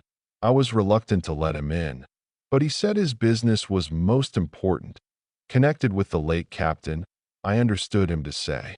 Thinking therefore that you might wish to see him, I put him, in the study." Virginia stood thinking for a minute. She had been a widow now for some years, and the fact that she rarely spoke of her husband was taken by some to indicate that below her careless demeanor was a still aching wound. By others it was taken to mean the exact opposite, that Virginia had never really cared for Tim Revel, and that she found it insincere to profess a grief she did not feel. "I should have mentioned, ma'am," continued Chilvers, "that the man appears to be some kind of foreigner." Virginia's interest heightened a little. Her husband had been in the diplomatic service, and they had been together in Czechoslovakia just before the sensational murder of the king and queen. This man might probably be a Czechoslovakian, some old servant who had fallen on evil days. "You did quite right, Chilvers," she said with a quick, approving nod. "Where did you say you put him?" "In the study." She crossed the hall with her light, buoyant step and opened the door of the small room that flanked the dining room. The visitor was sitting in a chair by the fireplace. He rose on her entrance and stood looking at her. Virginia had an excellent memory for faces, and she was at once quite sure that she had never seen the man before. He was tall and dark, supple in figure, and quite unmistakably a foreigner, but she did not think he was of Slavonic origin. She put him down as Italian or possibly Spanish. "You wish to see me?" she asked. "I am Mrs. Revel." The man did not answer for a minute or two. He was looking her slowly over, as though appraising her narrowly. There was a veiled insolence in his manner which she was quick to feel. "Will you please state your business?" she said, with a touch of impatience. "You are Mrs. Revel?" "Mrs. Timothy Revel." "Yes, I told you so just now." "Quite so. It is a good thing that you consented to see me, Mrs. Revel. Otherwise, as I told your butler, I should have been compelled to do business with your husband." Virginia looked at him in astonishment, but some impulse quelled the retort that sprang to her lips. She contented herself by remarking dryly, "You might have found some difficulty in doing that." "I think not. I am very persistent, but I will come to the point. Perhaps you recognize this?" He flourished something in his hand. Virginia looked at it without much interest. "Can you tell me what it is, madam?" "It appears to be a letter," replied Virginia, who was by now convinced that she had to do with a man who was mentally unhinged. "And perhaps you note to whom it is addressed," said the man significantly, holding it out to her. "I can read," Virginia informed him pleasantly. "It is addressed to a Captain O'Neill at Rue de Canals, number 15, Paris." The man seemed searching her face hungrily for something he did not find. "Will you read it, please?" Virginia took the envelope from him, drew out the enclosure and glanced at it, but almost immediately she stiffened and held it out to him again. "This is a private letter, certainly not meant for my eyes." The man laughed sardonically. "I congratulate you, Mrs. Revel, on your admirable acting. You play your part to perfection. Nevertheless, I think that you will hardly be able to deny the signature." "The signature?"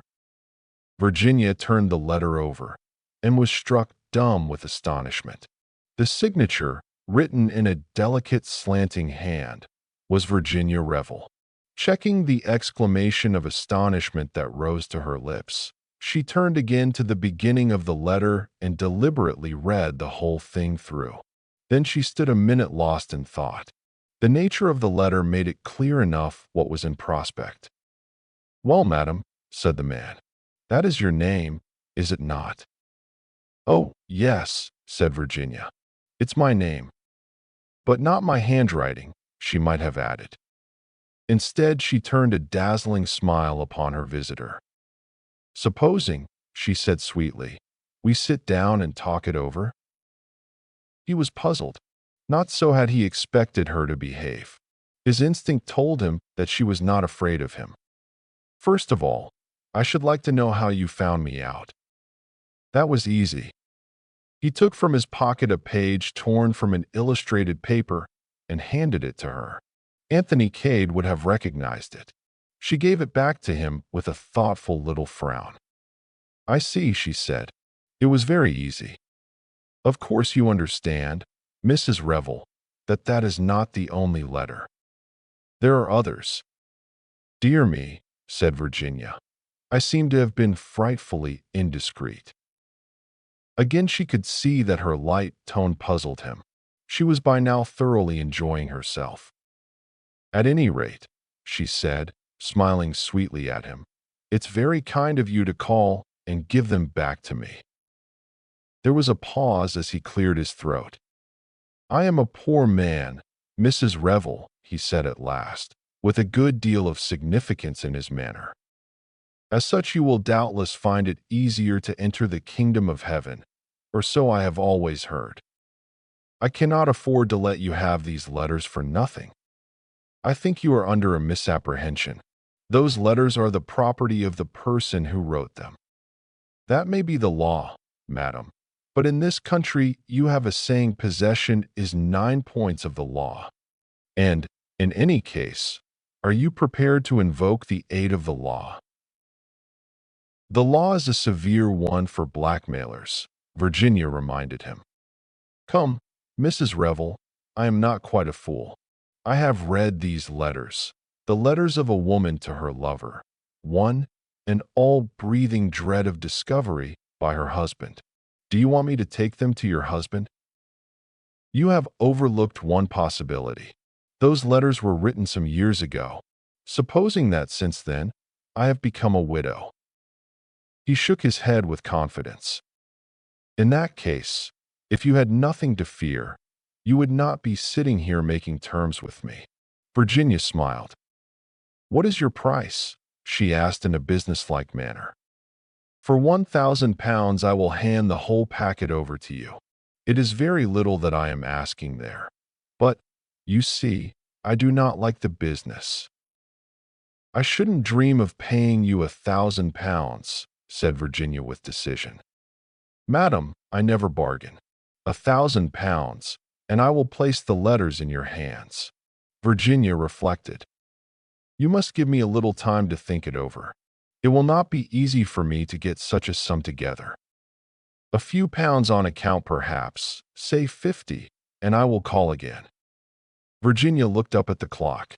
It was 5 minutes past 4, and she fancied that she had heard the bell. "Very well," she said hurriedly. "Come back tomorrow, but later than this. About 6. She crossed over to a desk that stood against the wall, unlocked one of the drawers, and took out an untidy handful of notes. "There is about £40 here. That will have to do for you." He snatched at it eagerly. "And now go at once, please," said Virginia. He left the room obediently enough. Through the open door, Virginia caught a glimpse of George Lomax in the hall, just being ushered upstairs by Chilvers. As the front door closed, Virginia called to him. "Come in here, George. Chilvers, bring us tea in here, will you please?" She flung open both windows, and George Lomax came into the room to find her standing erect with dancing eyes and wind-blown hair. "I'll shut them in a minute, George, but I felt the room ought to be aired." "Did you fall over the blackmailer in the hall?" "The what?" "Blackmailer, George. Blackmailer, blackmailer. One who blackmails." "My dear Virginia, you can't be serious." "Oh, but I am, George." "But who did he come here to blackmail?" "Me, George." "But, my dear Virginia, What have you been doing? Well, just for once, as it happens, I hadn't been doing anything. The good gentleman mistook me for someone else. You rang up the police, I suppose? No, I didn't. I suppose you think I ought to have done so. Well, George considered weightily. No, no, perhaps not. Perhaps you acted wisely. You might be mixed up in some unpleasant publicity in connection with the case. You might even have had to give evidence. I should have liked that, said Virginia. I would love to be summoned, and I should like to see if judges really do make all the rotten jokes you read about. It would be most exciting. I was at Vine Street the other day to see about a diamond brooch I had lost, and there was the most perfectly lovely inspector, the nicest man I ever met. George, as was his custom, let all irrelevancies pass. But what did you do about this scoundrel? Well, George, I'm afraid I let him do it. Do what? Blackmail me. George's face of horror was so poignant that Virginia had to bite her underlip. You mean, do I understand you to mean, that you did not correct the misapprehension under which he was laboring? Virginia shook her head, shooting a sideways glance at him. Good heavens, Virginia, you must be mad. I suppose it would seem that way to you. But why? In God's name, why? Several reasons. To begin with, he was doing it so beautifully, blackmailing me. I mean, I hate to interrupt an artist when he's doing his job really well. And then, you see, I'd never been blackmailed. I should hope not, indeed. And I wanted to see what it felt like. I am quite at a loss to comprehend you, Virginia. I knew you wouldn't understand. You did not give him money, I hope. Just a trifle, said Virginia apologetically. How much?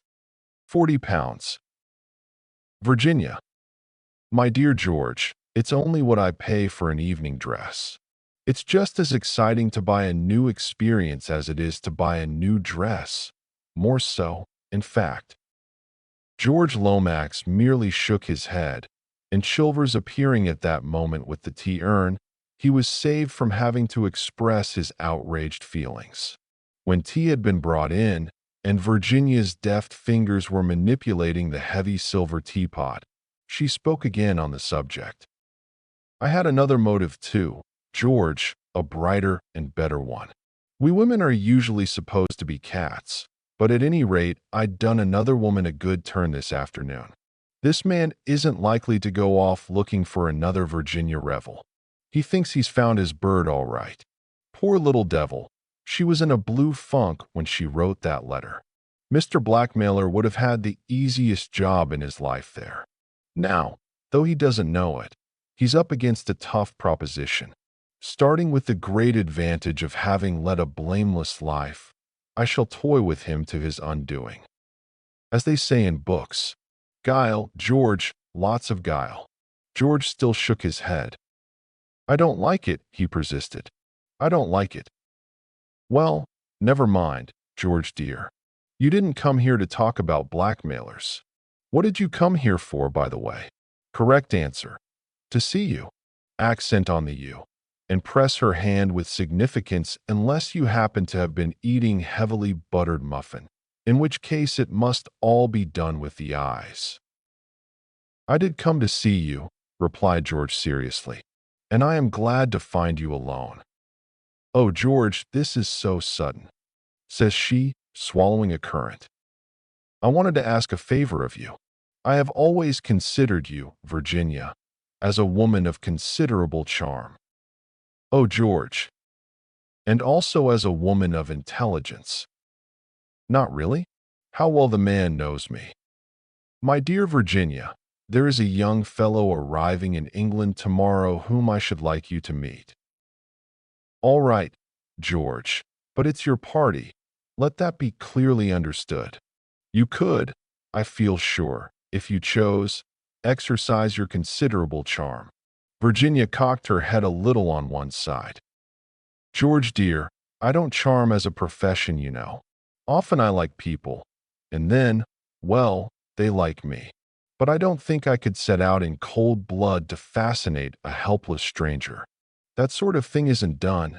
George, it really isn't. There are professional sirens who would do it much better than I should. That is out of the question, Virginia. This young man, he is a Canadian, by the way, of the name of McGrath. A Canadian of Scottish descent, says she, deducing brilliantly, is probably quite in use to the higher walks of English society. I should like him to appreciate the charm and distinction of a real English gentlewoman. Meaning me? Exactly. Why? I beg your pardon. I said why? You don't boom the real English gentlewoman with every stray Canadian who sets foot upon our shores. What is the deep idea, George? To put it vulgarly, what do you get out of it? I cannot see that that concerns you, Virginia. I couldn't possibly go out for an evening and fascinate unless I knew all the whys and wherefores. You have a most extraordinary way of putting things, Virginia. Anyone would think. Wouldn't they? Come on, George, part with a little more information. My dear Virginia, matters are likely to be a little strange shortly in a certain Central European nation. It is important, for reasons which are immaterial, that this Mr. McGrath should be brought to realize that the restoring of the monarchy in Czechoslovakia is imperative to the peace of Europe. The part about the peace of Europe is all bosh, said Virginia calmly. But I'm all for monarchies every time, especially for a picturesque people like the Czechoslovakians. So you're running a king in the Czechoslovakian stakes, are you? Who is he? George was reluctant to answer, but did not see his way to avoid the question. The interview was not going at all as he had planned. He had foreseen Virginia as a willing, docile tool, receiving his hints gratefully and asking no awkward questions. This was far from being the case. She seemed determined to know all about it, and this George, ever doubtful of female discretion, was determined at all costs to avoid. He had made a mistake. Virginia was not the woman for the part. She might, indeed, cause serious trouble. Her account of her interview with the blackmailer had caused him grave apprehension. A most undependable creature, with no idea of treating serious matters seriously. Prince Michael Obolovich, he replied, as Virginia was obviously waiting for an answer to her question. But please let that go no further. Don't be absurd, George. There are all sorts of hints in the papers already, and articles cracking up the Obolovich dynasty and talking about the murdered Nicholas IV as though he were a cross between a saint and a hero instead of a stupid little man besotted by a third-rate actress. George winced. He was more than ever convinced that he had made a mistake in enlisting Virginia's aid. He must stave her off quickly. You are right, my dear Virginia, he said hastily, as he rose to his feet to bid her farewell. I should not have made the suggestion I did to you. But we are anxious for the Dominions to see eye to eye with us on this Czechoslovakian crisis, and McGrath has, I believe, influence in journalistic circles. As an ardent monarchist, and with your knowledge of the country, I thought it a good plan for you to meet him. So that's the explanation, is it? Yes, but I dare say you wouldn't have cared for him. Virginia looked at him for a second, and then she laughed. George, she said, you're a rotten liar. Virginia. Rotten, absolutely rotten. If I had had your training, I could have managed a better one than that. One that had a chance of being believed. But I shall find out all about it, my poor George. Rest assured of that. The mystery of Mr. McGrath. I shouldn't wonder if I got a hint or two at Chimneys this weekend. At Chimneys? You are going to Chimneys. George could not conceal his perturbation. He had hoped to reach Lord Caterham in time for the invitation to remain unissued. Bundle rang up and asked me this morning. George made a last effort. Rather a dull party, I believe, he said. Hardly in your line, Virginia. My poor George, why didn't you tell me the truth and trust me? It's still not too late. George took her hand and dropped it again limply. I have told you the truth, he said coldly, and he said it without a blush. That's a better one, said Virginia approvingly. But it's still not good enough.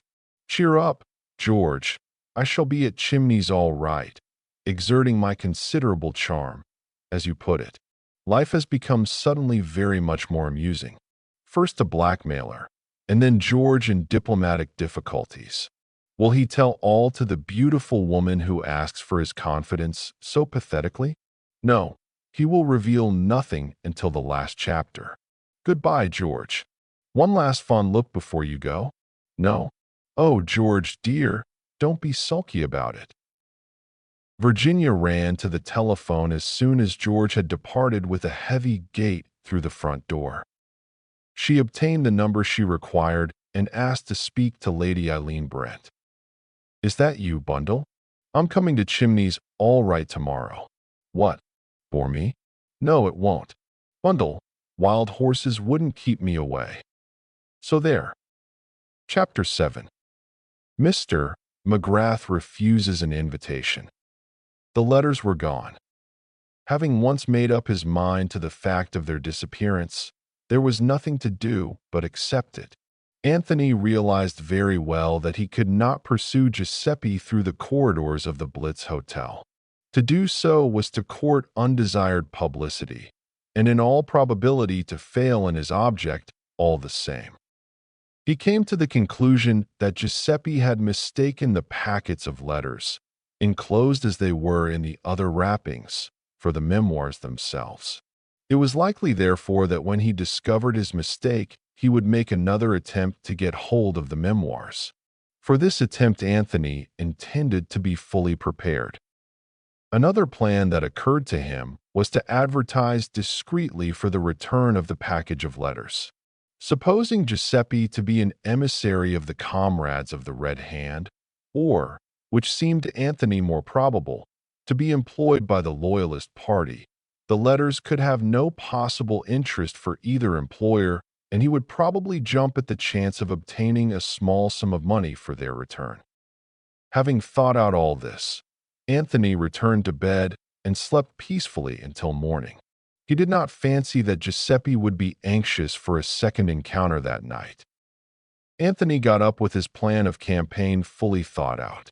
He had a good breakfast, glanced at the papers which were full of the new discoveries of oil in Slovakia, and then demanded an interview with the manager, and being Anthony Cade, with a gift for getting his own way by means of quiet determination, he obtained what he asked for.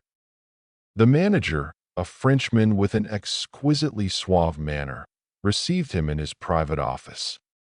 You wish to see me, I understand, Mr. McGrath? I did. I arrived at your hotel yesterday afternoon, and I had dinner served to me in my own rooms by a waiter whose name was Giuseppe. He paused. I dare say we have a waiter of that name, agreed the manager indifferently. I was struck by something unusual in the man's manner, but thought nothing more of it at the time. Later, in the night, I was awakened by the sound of someone moving softly about the room. I switched on the light and found this same Giuseppe in the act of rifling my leather suitcase. The manager's indifference had completely disappeared now. But I have heard nothing of this, he exclaimed. Why was I not informed sooner? The man and I had a brief struggle. He was armed with a knife, by the way. In the end, he succeeded in making off by way of the window. What did you do then, Mr. McGrath? I examined the contents of my suitcase. Had anything been taken? Nothing of importance, said Anthony slowly. The manager leaned back with a sigh. I am glad of that, he remarked. But you will allow me to say, Mr. McGrath, that I do not quite understand your attitude in the matter. You made no attempt to arouse the hotel? To pursue the thief? Anthony shrugged his shoulders. Nothing of value had been taken, as I tell you. I am aware, of course, that strictly speaking it is a case for the police." He paused, and the manager murmured without any particular enthusiasm, "For the police, of course." In any case, I was fairly certain that the man would manage to make good his escape, and since nothing was taken, why bother with the police? The manager smiled a little. "I see that you realize, Mr. McGrath, that I am not at all anxious to have the police called in. From my point of view, it is always disastrous. If the newspapers can get hold of anything connected with a big fashionable hotel such as this, they always run it for all it is worth, no matter how insignificant the real subject may be."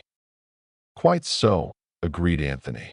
"Now I told you that nothing of value had been taken, and that was perfectly true in a sense.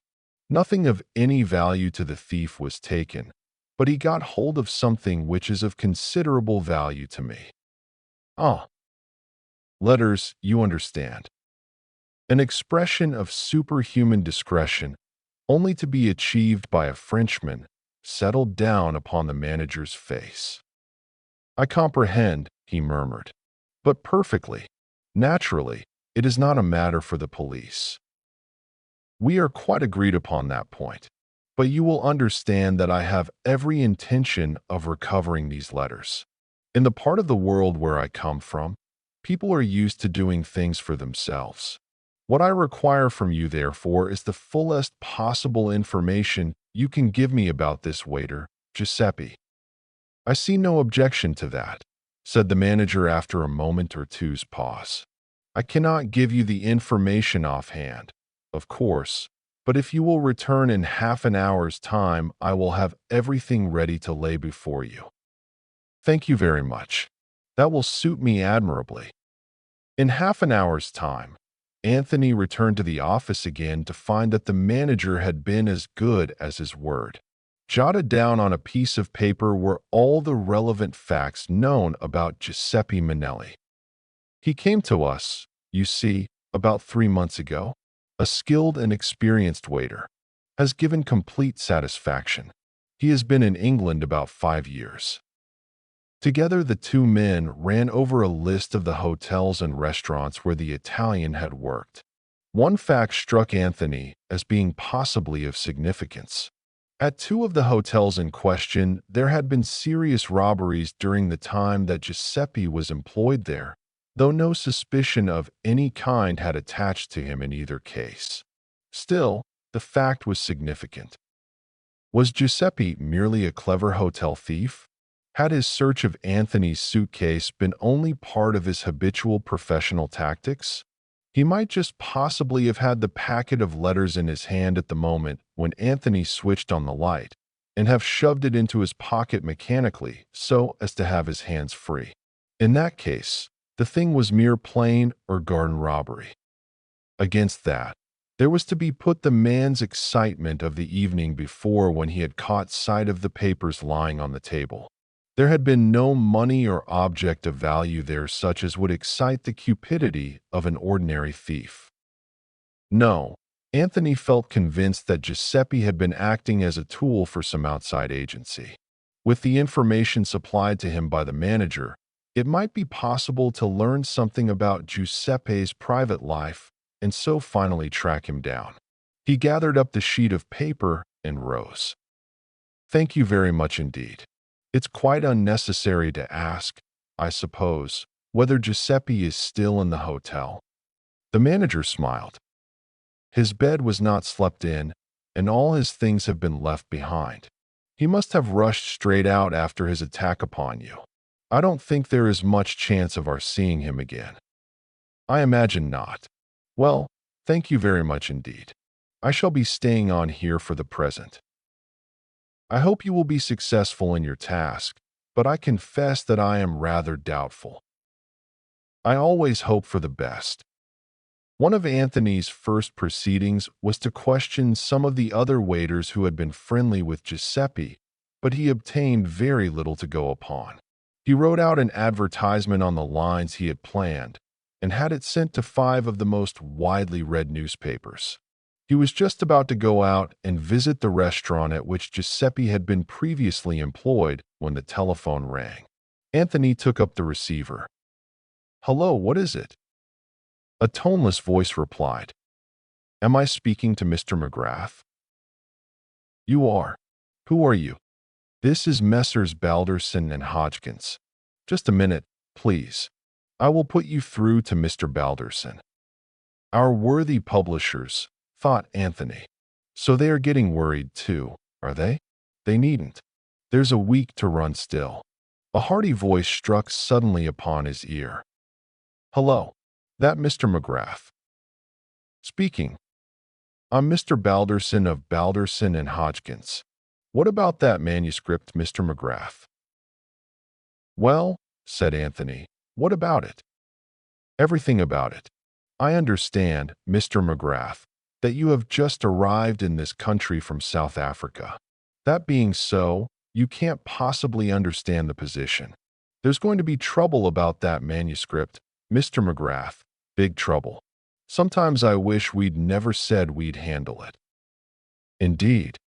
I assure you it's so. At present I'm anxious to get it into my possession as quickly as possible, so as to have a couple of copies made. Then, if the original is destroyed, well, no harm will be done." "Dear me," said Anthony. "Yes, I expect it sounds absurd to you, Mr. McGrath. But, I assure you, you don't appreciate the situation. There's a determined effort being made to prevent its ever reaching this office. I say to you quite frankly and without humbug that if you attempt to bring it yourself, it's 10 to 1 that you'll never get here." "I doubt that," said Anthony. "When I want to get anywhere, I usually do." "You're up against a very dangerous lot of people. I wouldn't have believed it myself a month ago. I tell you, Mr. McGrath, we've been bribed and threatened and cajoled by one lot and another until we don't know whether we're on our heads or our heels. My suggestion is that you do not attempt to bring the manuscript here. One of our people will call upon you at the hotel and take possession of it." "And supposing the gang does him in?" asked Anthony.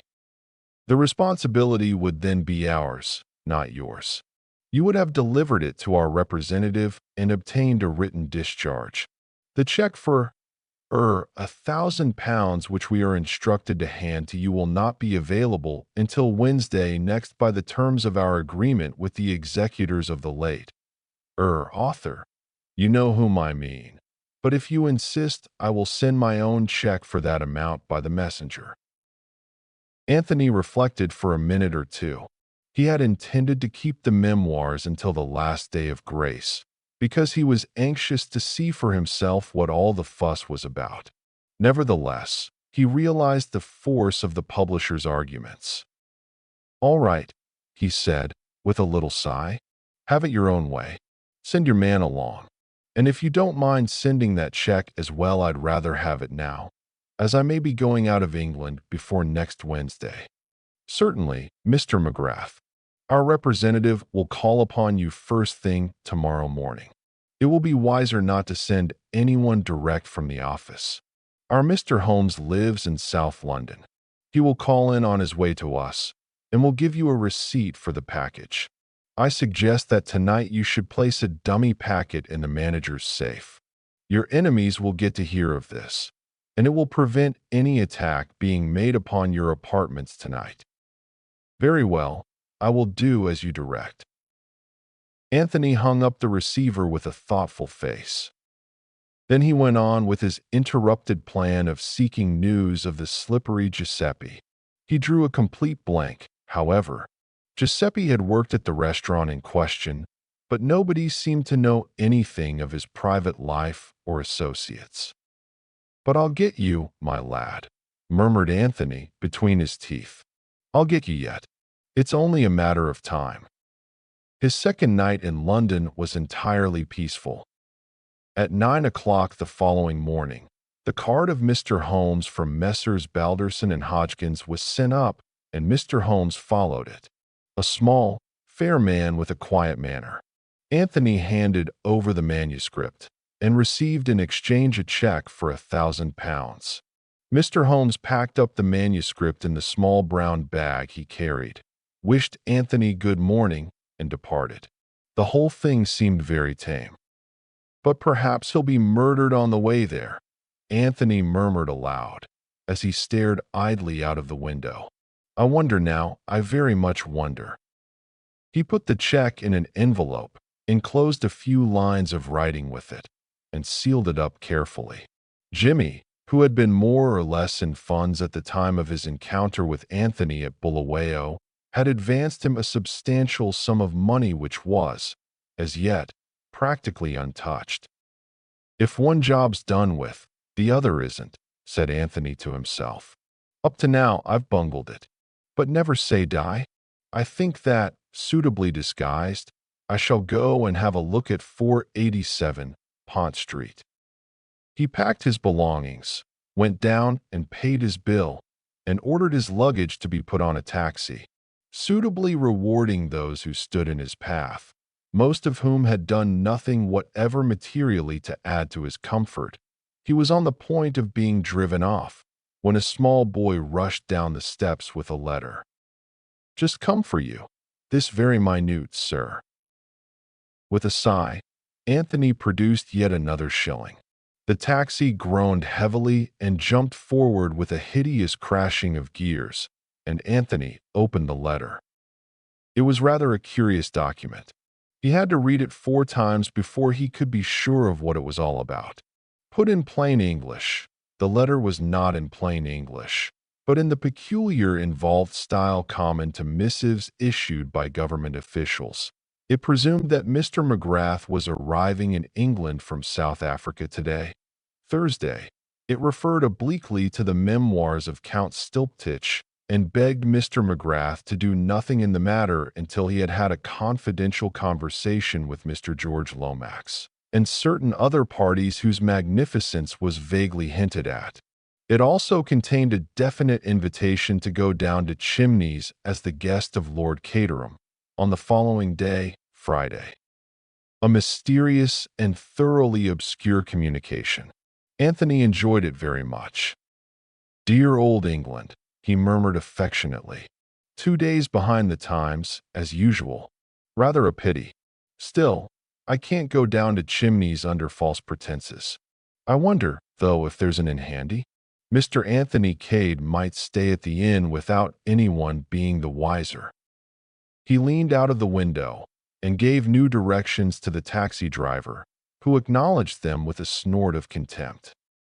The taxi drew up before one of London's more obscure hostelries. The fare, however, was paid on a scale befitting its point of departure. Having booked a room in the name of Anthony Cade, Anthony passed into a dingy writing room, took out a sheet of notepaper stamped with the legend Hotel Blitz, and wrote rapidly. He explained that he had arrived on the preceding Tuesday, that he had handed over the manuscript in question to Messrs. Balderson and Hodgkins, and he regretfully declined the kind invitation of Lord Caterham as he was leaving England almost immediately. He signed the letter, Yours faithfully, James McGrath. And now, said Anthony, as he affixed the stamp to the envelope, to business. Exit James McGrath and enter Anthony Cade. Chapter 8. A Dead Man. On that same Thursday afternoon, Virginia Revel had been playing tennis at Ranelagh. All the way back to Pont Street, as she lay back in the long, luxurious limousine, a little smile played upon her lips as she rehearsed her part in the forthcoming interview. Of course, it was within the bounds of possibility that the blackmailer might not reappear, but she felt pretty certain that he would. She had shown herself an easy prey. Well, perhaps this time there would be a little surprise for him. When the car drew up at the house, she turned to speak to the chauffeur before going up the steps. How's your wife, Walton? I forgot to ask. Better, I think, ma'am. The doctor said he'd look in and see her about 6:30. Will you be wanting the car again? Virginia reflected for a minute. I shall be away for the weekend. I'm going by the 6:40 from Paddington, but I shan't need you again. A taxi will do for that. I'd rather you saw the doctor. If he thinks it would do your wife good to go away for the weekend, take her somewhere, Walton. I'll stand the expense." Cutting short the man's thanks with an impatient nod of the head, Virginia ran up the steps, delved into her bag in search of her latchkey, remembered she hadn't got it with her, and hastily rang the bell. It was not answered at once, but as she waited there a young man came up the steps. He was shabbily dressed and carried in his hand a sheaf of leaflets. He held one out to Virginia with the legend on it plainly visible. "Why did I serve my country?" In his left hand, he held a collecting box. "I can't buy 2 of those awful poems in one day," said Virginia pleadingly. "I bought one this morning." "I did, indeed, honor bright." The young man threw back his head and laughed. Virginia laughed with him, running her eyes carelessly over him. She thought him a more pleasing specimen than usual of London's unemployed. She liked his brown face and the lean hardness of him. She went so far as to wish she had a job for him. But at that moment the door opened, and immediately Virginia forgot all about the problem of the unemployed, for to her astonishment the door was opened by her own maid, Elise. "Where's Chilvers?" she demanded sharply as she stepped into the hall. "But he is gone, madam, with the others." "What others? Gone where?" "But to Datchet, madam, to the cottage, as your telegram said." "My telegram?" said Virginia, utterly at sea. "Did not madam send a telegram? Surely there can be no mistake. It came but an hour ago." "I never sent any telegram." "What did it say?" "I believe it is still on the table là-bas." Elise retired, pouncing upon it, and brought it to her mistress in triumph. "Voilà, madam." The telegram was addressed to Chilvers and ran as follows: "Please take household down to cottage at once, and make preparations for weekend party there. Catch 5:49 train." There was nothing unusual about it.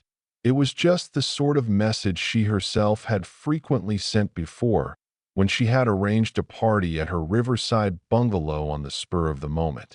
She always took the whole household down, leaving an old woman as caretaker. Chilvers would not have seen anything wrong with the message, and like a good servant had carried out his orders faithfully enough. I remained," explained Elise, "knowing that madam would wish me to pack for her." "It's a silly hoax," cried Virginia, flinging down the telegram angrily. "You know perfectly well, Elise, that I am going to Chimneys. I told you so this morning." "I thought madam had changed her mind. Sometimes that does happen, does it not, madam?" Virginia admitted the truth of the accusation with a half-smile. She was busy trying to find a reason for this extraordinary practical joke. Elise put forward a suggestion. "Mon Dieu!" she cried, clasping her hands. "If it should be the malefactors, the thieves. They send the bogus telegram and get the domestiques all out of the house, and then they rob it." "I suppose that might be it," said Virginia doubtfully. Yes, madam, that is without a doubt. Every day you read in the papers of such things. Madam will ring up the police at once, before they arrive and cut our throats." "Don't get so excited, Elise. They won't come and cut our throats at 6 o'clock in the afternoon." "Madam, I implore you, let me run out and fetch a policeman now, at once." "What on earth for?" "Don't be silly, Elise. Go up and pack my things for Chimneys, if you haven't already done it. The new Calo's evening dress, and the white crepe Americaine, and, yes, the black velvet. Black velvet is so political, is it not?" "Madam looks ravishing in the eau de Nil satin," suggested Elise, her professional instincts reasserting themselves. "No, I won't take that. Hurry up, Elise, there's a good girl. We've got very little time. I'll send a wire to Chilvers at Datchet, and I'll speak to the policeman on the beat as we go out and tell him to keep an eye on the place. Don't start rolling your eyes again, Elise. If you get so frightened before anything has happened, what would you do if a man jumped out from some dark corner and stuck a knife into you? Elise gave vent to a shrill squeak and beat a speedy retreat up the stairs, darting nervous glances over her shoulder as she went. Virginia made a face at her retreating back and crossed the hall to the little study where the telephone was. Elise's suggestion of ringing up the police station seemed to her a good one, and she intended to act upon it without any further delay. She opened the study door and crossed to the telephone. Then, with her hand on the receiver, she stopped. A man was sitting in the big armchair, sitting in a curious huddled position. In the stress of the moment, she had forgotten all about her expected visitor. Apparently, he had fallen asleep whilst waiting for her. She came right up to the chair, a slightly mischievous smile upon her face. And then suddenly the smile faded. The man was not asleep. He was dead. She knew it at once, knew it instinctively even before her eyes had seen and noted the small shining pistol lying on the floor, the little singed hole just above the heart with the dark stain round it, and the horrible dropped jaw. She stood quite still, her hands pressed to her sides. In the silence, she heard Elise running down the stairs. "Madam, madam, well, what is it?" She moved quickly to the door. Her whole instinct was to conceal what had happened, for the moment anyway, from Elise. Elise would promptly go into hysterics. She knew that well enough, and she felt a great need for calm and quiet in which to think things out. "Madam, would it not be better if I should draw the chain across the door? These malefactors, at any minute they may arrive." "Yes, if you like. Anything you like." She heard the rattle of the chain, and then Elise running upstairs again, and drew a long breath of relief. She looked at the man in the chair and then at the telephone. Her course was quite clear. She must ring up the police at once. But still she did not do so. She stood quite still, paralyzed with horror and with a host of conflicting ideas rushing through her brain. The bogus telegram. Had it something to do with this? Supposing Elise had not stayed behind, she would have let herself in. That is, presuming she had had her latchkey with her as usual to find herself alone in the house with a murdered man, a man whom she had permitted to blackmail her on a former occasion. Of course, she had an explanation of that, but thinking of that explanation, she was not quite easy in her mind. She remembered how frankly incredible George had found it. Would other people think the same? Those letters now. Of course, she hadn't written them, but would it be so easy to prove that? She put her hands on her forehead, squeezing them tight together. "I must think," said Virginia. "I simply must think." Who had let the man in? Surely not Elise. If she had done so, she would have been sure to have mentioned the fact at once.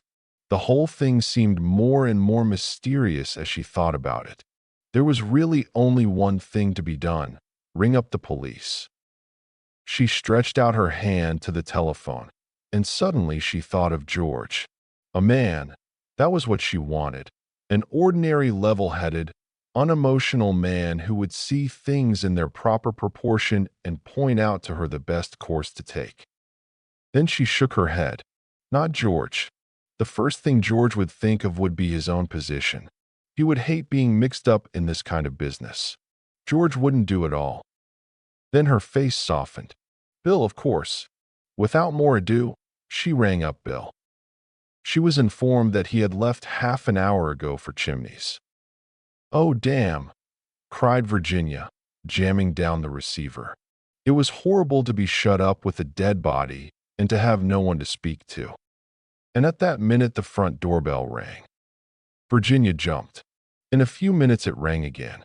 Elise, she knew, was upstairs packing and wouldn't hear it. Virginia went out in the hall, drew back the chain, and undid all the bolts that Elise had fastened in her zeal. Then, with a long breath, she threw open the door. On the steps was the unemployed young man. Virginia plunged headlong with a relief born of overstrung nerves. "Come in," she said. "I think perhaps I've got a job for you." She took him into the dining room, pulled forward a chair for him, sat herself facing him, and stared at him very attentively.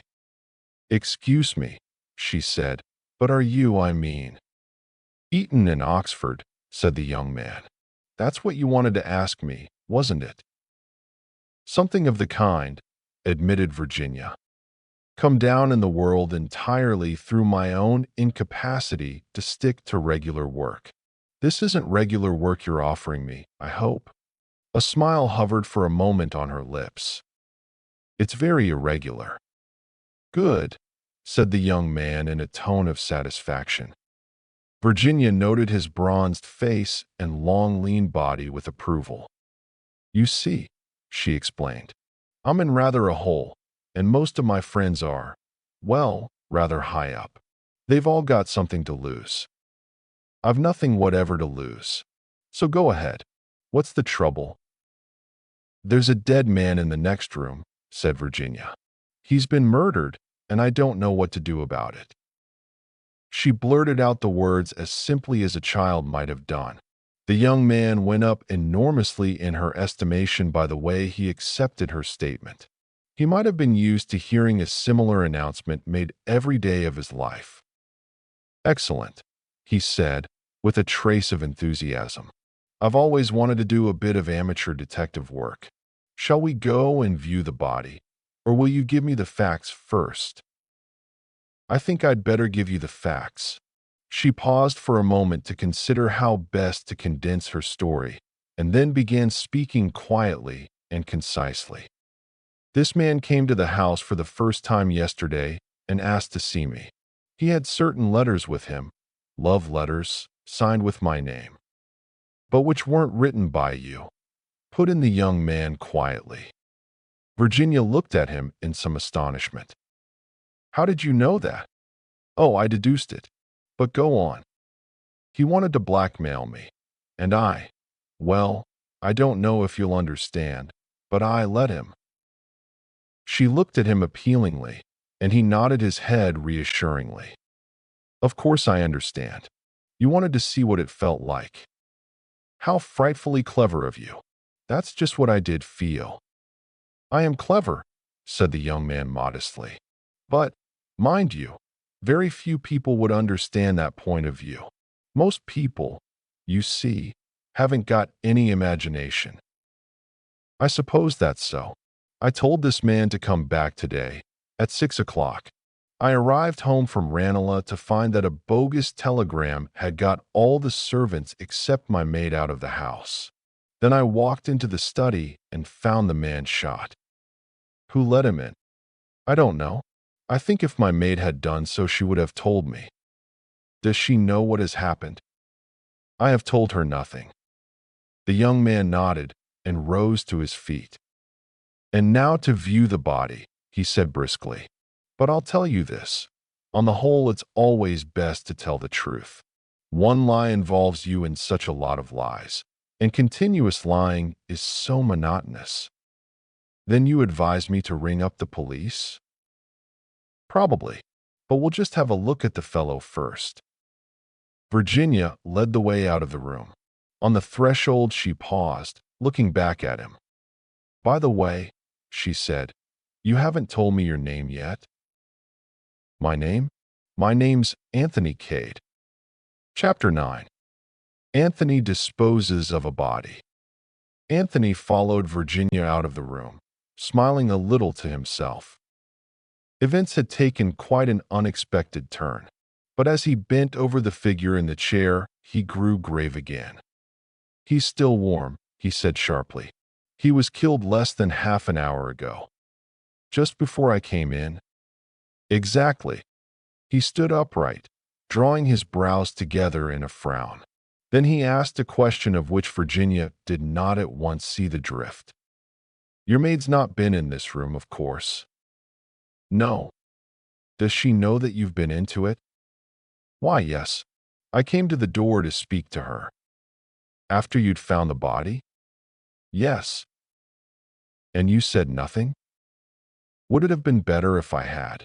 I thought she would go into hysterics. She's French, you know, and easily upset. I wanted to think over the best thing to do. Anthony nodded, but did not speak. You think it a pity, I can see. Well, it was rather unfortunate, Mrs. Revel. If you and the maid had discovered the body together immediately on your return, it would have simplified matters very much. The man would then definitely have been shot before your return to the house. Whilst now they might say he was shot after. I see. He watched her taking in the idea, and was confirmed in his first impression of her, formed when she had spoken to him on the steps outside. Besides beauty, she possessed courage and brains. Virginia was so engrossed in the puzzle presented to her that it did not occur to her to wonder at this strange man's ready use of her name. Why didn't Elise hear the shot? I wonder, she murmured. Anthony pointed to the open window as a loud backfire came from a passing car. There you are. London's not the place to notice a pistol shot. Virginia turned with a little shudder to the body in the chair. He looks like an Italian, she remarked curiously. He is an Italian, said Anthony. I should say that his regular profession was that of a waiter. He only did blackmailing in his spare time. His name might very possibly be Giuseppe. Good heavens, cried Virginia. Is this Sherlock Holmes? No, said Anthony regretfully. I'm afraid it's just plain or garden cheating. I'll tell you all about it presently. Now you say this man showed you some letters and asked you for money. Did you give him any? Yes, I did. How much? 40 pounds. That's bad, said Anthony, but without manifesting any undue surprise. Now let's have a look at the telegram. Virginia picked it up from the table and gave it to him. She saw his face grow grave as he looked at it. What's the matter? He held it out, pointing silently to the place of origin. Barnes, he said, and you were at Ranelagh this afternoon. What's to prevent you having sent it off yourself? Virginia felt fascinated by his words. It was as though a net was closing tighter and tighter round her. He was forcing her to see all the things which she had felt dimly at the back of her mind. Anthony took out his handkerchief and wound it round his hand. Then he picked up the pistol. We criminals have to be so careful, he said apologetically. Fingerprints, you know. Suddenly, she saw his whole figure stiffen. His voice, when he spoke, had altered. It was terse and curt. Mrs. Revel, he said, have you ever seen this pistol before? No, said Virginia wonderingly. Are you sure of that? Quite sure. Have you a pistol of your own? No. Have you ever had one? No, never. You are sure of that? Quite sure. He stared at her steadily for a minute, and Virginia stared back in complete surprise at his tone. Then, with a sigh, he relaxed. That's odd, he said. How do you account for this? He held out the pistol. It was a small, dainty article, almost a toy, though capable of doing deadly work. Engraved on it was the name Virginia. Oh, it's impossible, cried Virginia. Her astonishment was so genuine that Anthony could but believe in it. Sit down, he said quietly. There's more in this than there seemed to be first go off. To begin with, what's our hypothesis? There are only two possible ones. There is, of course, the real Virginia of the letters. She may have somehow or other tracked him down, shot him, dropped the pistol, stolen the letters, and taken herself off. That's quite possible, isn't it? I suppose so, said Virginia unwillingly. The other hypothesis is a good deal more interesting. Whoever wished to kill Giuseppe wished also to incriminate you. In fact, that may have been their main object. They could get him easily enough anywhere, but they took extraordinary pains and trouble to get him here. And whoever they were, they knew all about you, your cottage at Datchet, your usual household arrangements, and the fact that you were at Ranelagh this afternoon. It seems an absurd question, but have you any enemies, Mrs. Revel? Of course I haven't. Not that kind, anyway. The question is, said Anthony, what are we going to do now? There are two courses open to us. A. Ring up the police, tell the whole story, and trust to your unassailable position in the world and your hitherto blameless life. B. An attempt on my part to dispose successfully of the body. Naturally, my private inclinations urge me to B. I've always wanted to see if I couldn't conceal a crime with the necessary cunning, but I've had a squeamish objection to shedding blood. On the whole, I expect A's the soundest. Then here's a sort of Baudelarized A. Ring up the police, etc., but suppress the pistol and the blackmailing letters. That is, if they are on him still. Anthony ran rapidly through the dead man's pockets. He's been stripped clean, he announced. There's not a thing on him. There'll be dirty work at the crossroads over those letters yet. Hello, what's this? Hole in the lining. Something got caught there, torn roughly out, and a scrap of paper left behind. He drew out the scrap of paper as he spoke and brought it over to the light. Virginia joined him. Pity we haven't got the rest of it, he muttered. Chimneys, 11:45 Thursday. Sounds like an appointment. Chimneys? Cried Virginia. How extraordinary. Why extraordinary? Rather high-toned for such a low fellow. I'm going to Chimneys this evening. At least I was. Anthony wheeled round on her. What's that? Say that again. I was going to Chimneys this evening, repeated Virginia. Anthony stared at her. I begin to see. At least, I may be wrong, but it's an idea. Suppose someone wanted badly to prevent your going to Chimneys?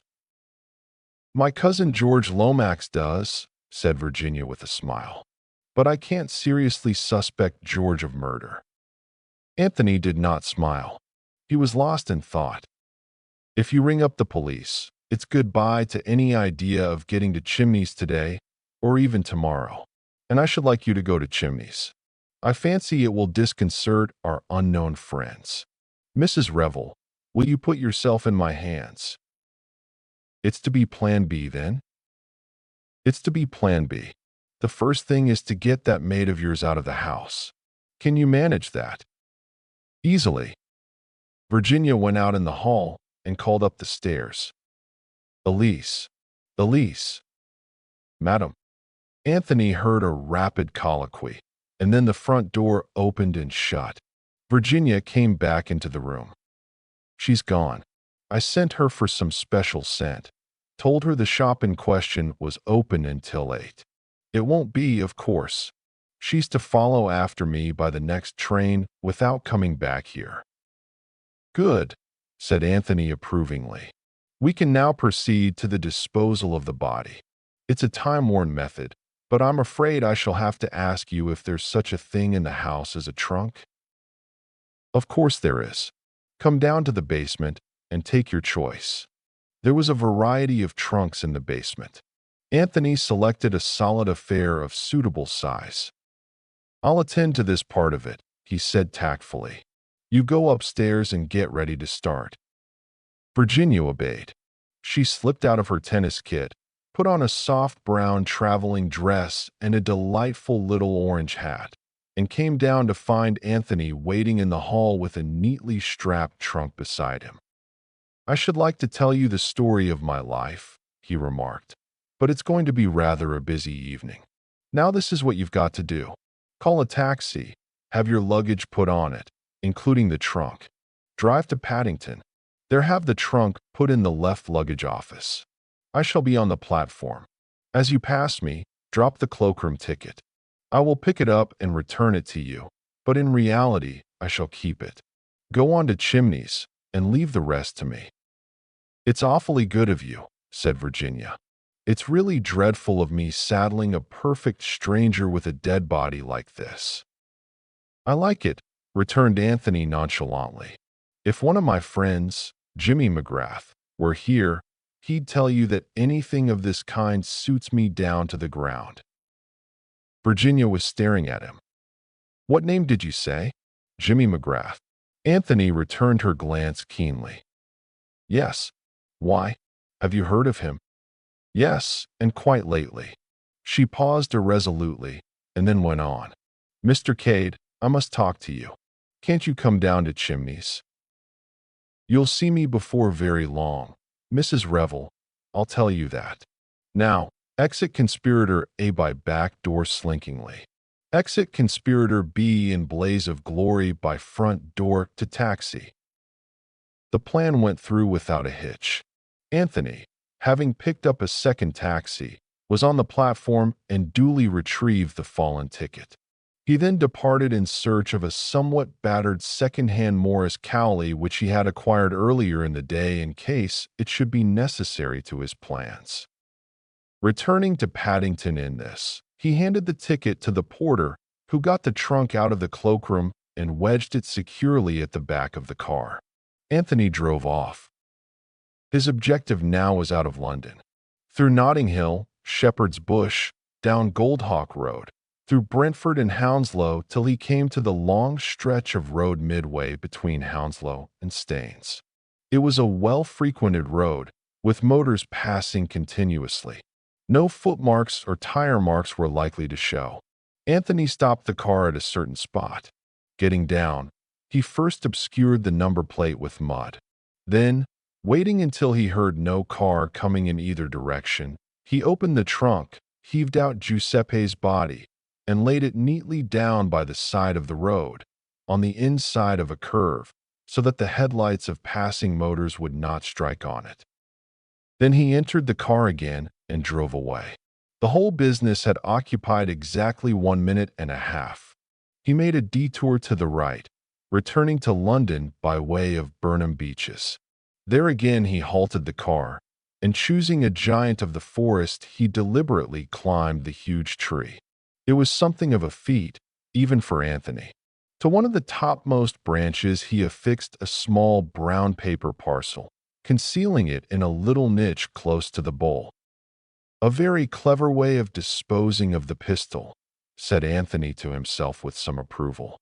"Everybody hunts about on the ground and drags pawns, but there are very few people in England who could climb that tree."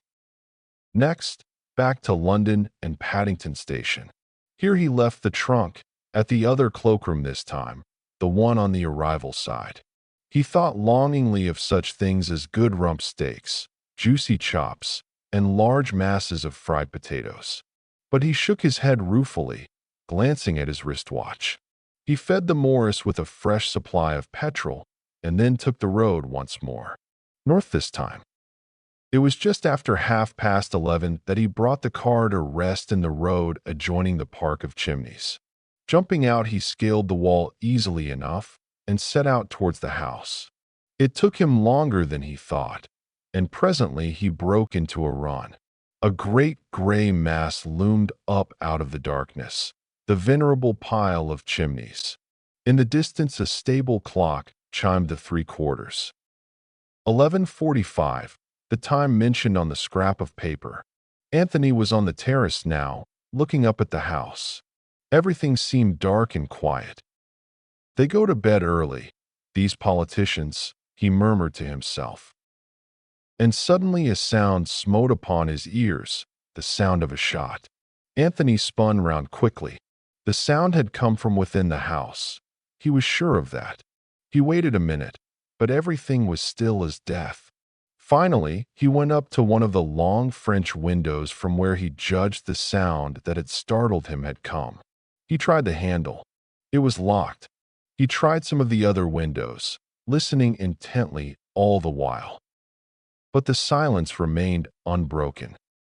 In the end, he told himself that he must have imagined the sound, or perhaps mistaken a stray shot coming from a poacher in the woods. He turned and retraced his steps across the park, vaguely dissatisfied and uneasy. He looked back at the house, and whilst he looked, a light sprang up in one of the windows on the first floor. In another minute it went out again, and the whole place was in darkness once more. Chapter 10. Chimneys. Inspector Badgeworthy in his office. Time, 8:30 a.m. A tall, portly man, Inspector Badgeworthy, with a heavy regulation tread, inclined to breathe hard in moments of professional strain. In attendance, Constable Johnson, very new to the force, with a downy, unfledged look about him, like a human chicken. The telephone on the table rang sharply, and the inspector took it up with his usual portentous gravity of action. Yes, police station market basing. Inspector Badgeworthy speaking. What? Slight alteration in the inspector's manner. As he is greater than Johnson, so others are greater than Inspector Badgeworthy. Speaking, my lord. I beg your pardon, my lord. I didn't quite hear what you said. Long pause, during which the inspector listens, quite a variety of expressions passing over his usually impassive countenance. Finally, he lays down the receiver, after a brief, "At once, my lord." He turned to Johnson, seeming visibly swelled with importance. "From his lordship, at Chimneys, murder." "Murder," echoed Johnson, suitably impressed. "Murder it is," said the inspector, with great satisfaction. "Why, there's never been a murder here, not that I've ever heard of, except the time that Tom Pierce shot his sweetheart. And that, in a manner of speaking, wasn't murder at all, but drink," said the inspector, deprecatingly. "He weren't hanged for it," agreed Johnson gloomily. "But this is the real thing, is it, sir?" "It is, Johnson. One of his lordship's guests, a foreign gentleman, discovered shot, open window, and footprints outside." "I'm sorry it were a foreigner," said Johnson, with some regret. It made the murder seem less real. Foreigners, Johnson felt, were liable to be shot. "His lordship's in a rare taking," continued the inspector. "We'll get hold of Dr. Cartwright and take him up with us right away. I hope to goodness no one will get messing with those footprints." Badgeworthy was in a seventh heaven. A murder at Chimneys. Inspector Badgeworthy in charge of the case. The police have a clue. Sensational arrest. Promotion and kudos for the aforementioned inspector. "That is," said Inspector Badgeworthy to himself, "if Scotland Yard doesn't come butting in." The thought damped him momentarily. It seemed so extremely likely to happen under the circumstances. They stopped at Dr. Cartwright's, and the doctor, who was a comparatively young man, displayed a keen interest. His attitude was almost exactly that of Johnson. "Why, bless my soul," he exclaimed. "We haven't had a murder here since the time of Tom Pierce." All three of them got into the doctor's little car and started off briskly for Chimneys. As they passed the local inn, the Jolly Cricketers, the doctor noticed a man standing in the doorway. "Stranger," he remarked. "Rather a nice-looking fellow. Wonder how long he's been here, and what he's doing staying at the Cricketers. I haven't seen him about at all. He must have arrived last night."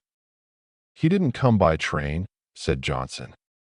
Johnson's brother was the local railway porter, and Johnson was therefore always well up in arrivals and departures. "Who was here for Chimneys yesterday?" asked the inspector. "Lady Eileen. She come down by the 3:40, and two gentlemen with her, an American gent and a young army chap, neither of them with valets. His lordship come down with a foreign gentleman, the one that's been shot as likely as not, by the 5:40, and the foreign gentleman's valet. Mr. Eversley come by the same train. Mrs. Revel came by the 7:25, and another foreign-looking gentleman came by it too, one with a bald head and a hooked nose. Mrs. Revel's maid came by the 8:56. Johnson paused, out of breath. And there was no one for the cricketers? Johnson shook his head. He must have come by car then, said the inspector. Johnson, make a note to institute inquiries at the cricketers on your way back. We want to know all about any strangers.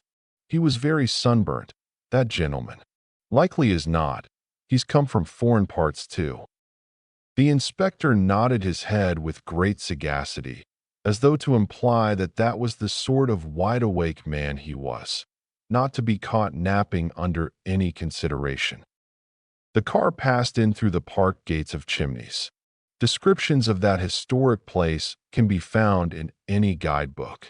It is also number 3 in Historic Homes of England, price 21s.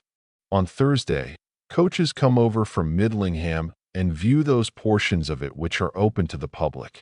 In view of all these facilities, to describe Chimneys would be superfluous. They were received at the door by a white-headed butler whose demeanor was perfect. We are not accustomed, it seemed to say, to having murder committed within these walls. But these are evil days. Let us meet disaster with perfect calm and pretend with our dying breath that nothing out of the usual has occurred. His lordship, said the butler, is expecting you. This way, if you please. He led them to a small, cozy room which was Lord Caterham's refuge from the magnificence elsewhere, and announced them. The police, my lord, and Dr. Cartwright. Lord Caterham was pacing up and down in a visibly agitated state. Inspector, you've turned up at last. I'm thankful for that. How are you, Cartwright? This is the very devil of a business, you know. The very devil of a business. And Lord Caterham, running his hands through his hair in a frenzied fashion until it stood upright in little tufts, looked even less like a peer of the realm than usual. Where's the body? Asked the doctor, in curt, businesslike fashion. Lord Caterham turned to him as though relieved at being asked a direct question. In the council chamber, just where it was found. I wouldn't have it touched. I believed, that was the correct thing to do. Quite right, my lord, said the inspector approvingly. He produced a notebook and pencil. And who discovered the body? Did you? Good Lord, no, said Lord Caterham. You don't think I usually get up at this unearthly hour in the morning, do you? No, a housemaid found it. She screamed a good deal, I believe. I didn't hear her myself. Then they came to me about it, and of course I got up and came down, and there it was, you know. You recognized the body as that of one of your guests. That's right, Inspector. By name. This perfectly simple question seemed to upset Lord Caterham. He opened his mouth once or twice, and then shut it again. Finally he asked feebly, Do you mean, what was his name? Yes, my lord. Well, said Lord Caterham, looking slowly round the room, as though hoping to gain inspiration. His name was, I should say it was, yes, decidedly so, Count Stanislaus. There was something so odd about Lord Caterham's manner that the inspector ceased using his pencil and stared at him instead. But at that moment a diversion occurred which seemed highly welcome to the embarrassed peer. The door opened, and a girl came into the room. She was tall, slim, and dark, with an attractive boyish face and a very determined manner. This was Lady Eileen Brent, commonly known as Bundle, Lord Caterham's eldest daughter. She nodded to the others and addressed her father directly. I've got him, she announced.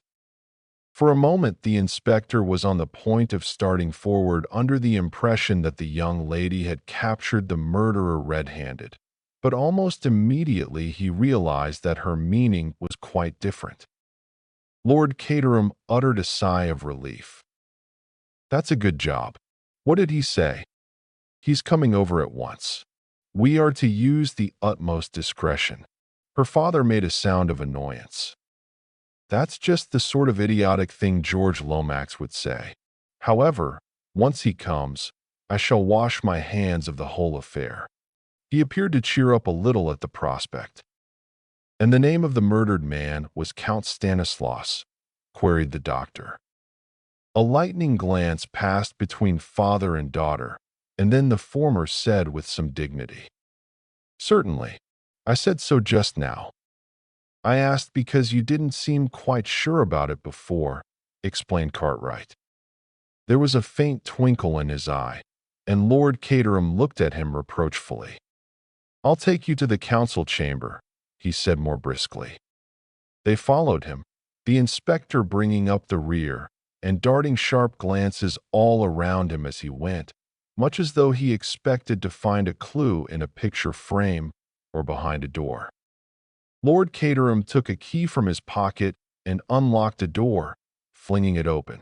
They all passed into a big room paneled in oak, with 3 French windows giving on the terrace.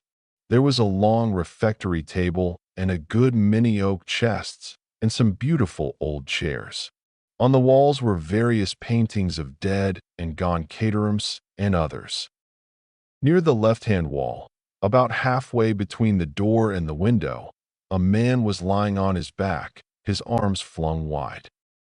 Dr. Cartwright went over and knelt down by the body. The inspector strode across to the windows and examined them in turn. The center one was closed, but not fastened. On the steps outside were footprints leading up to the window, and a second set going away again.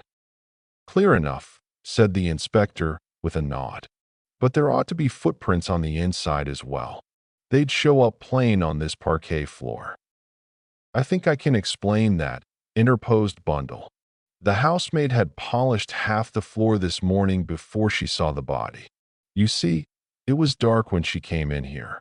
She went straight across to the windows, drew the curtains, and began on the floor, and naturally didn't see the body, which is hidden from that side of the room by the table. She didn't see it until she came right on top of it." The inspector nodded. "Well," said Lord Caterham, eager to escape, "I'll leave you here, Inspector. You'll be able to find me if you, want me.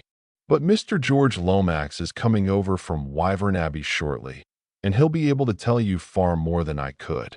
It's his business, really. I can't explain, but he will when he comes." Lord Caterham beat a precipitate retreat without waiting for a reply. "Too bad of Lomax," he complained, "letting me in for this. What's the matter, Treadwell?" The white-haired butler was hovering deferentially at his elbow. "I have taken the liberty, my lord, of advancing the breakfast hour as far as you are concerned. Everything is ready in the dining room." "I don't suppose for a minute I can eat anything," said Lord Caterham gloomily, turning his footsteps in that direction. "Not for a moment." Bundle slipped her hand through his arm, and they entered the dining room together. On the sideboard were half a score of heavy silver dishes, ingeniously kept hot by patent arrangements. "Omelette," said Lord Caterham, lifting each lid in turn. "Eggs and bacon, kidneys, Deville bird, haddock, cold ham, cold pheasant. I don't like any of these things, Treadwell. Ask the cook to poach me an egg, will you?" "Very good, my lord." Treadwell withdrew. Lord Caterham, in an absent-minded fashion, helped himself plentifully to kidneys and bacon, poured himself out a cup of coffee, and sat down at the long table. Bundle was already busy with a plateful of eggs and bacon. "I'm damned hungry," said Bundle with her mouth full. "It must be the excitement." "It's all very well for you," complained her father. "You young people like excitement. But I'm in a very delicate state of health. Avoid all worry. That's what Sir Abner Willis said. Avoid all worry. So easy for a man sitting in his consulting room in Harley Street to say that. How can I avoid worry when that ass Lomax lands me with a thing like this? I ought to have been firm at the time. I ought to have put my foot down." With a sad shake of the head, Lord Caterham rose and carved himself a plate of ham. "Cotters has certainly done it this time," observed Bundle cheerfully. He was almost incoherent over the telephone. "He'll be here in a minute or two," spluttering 19 to the dozen about discretion and hushing it up.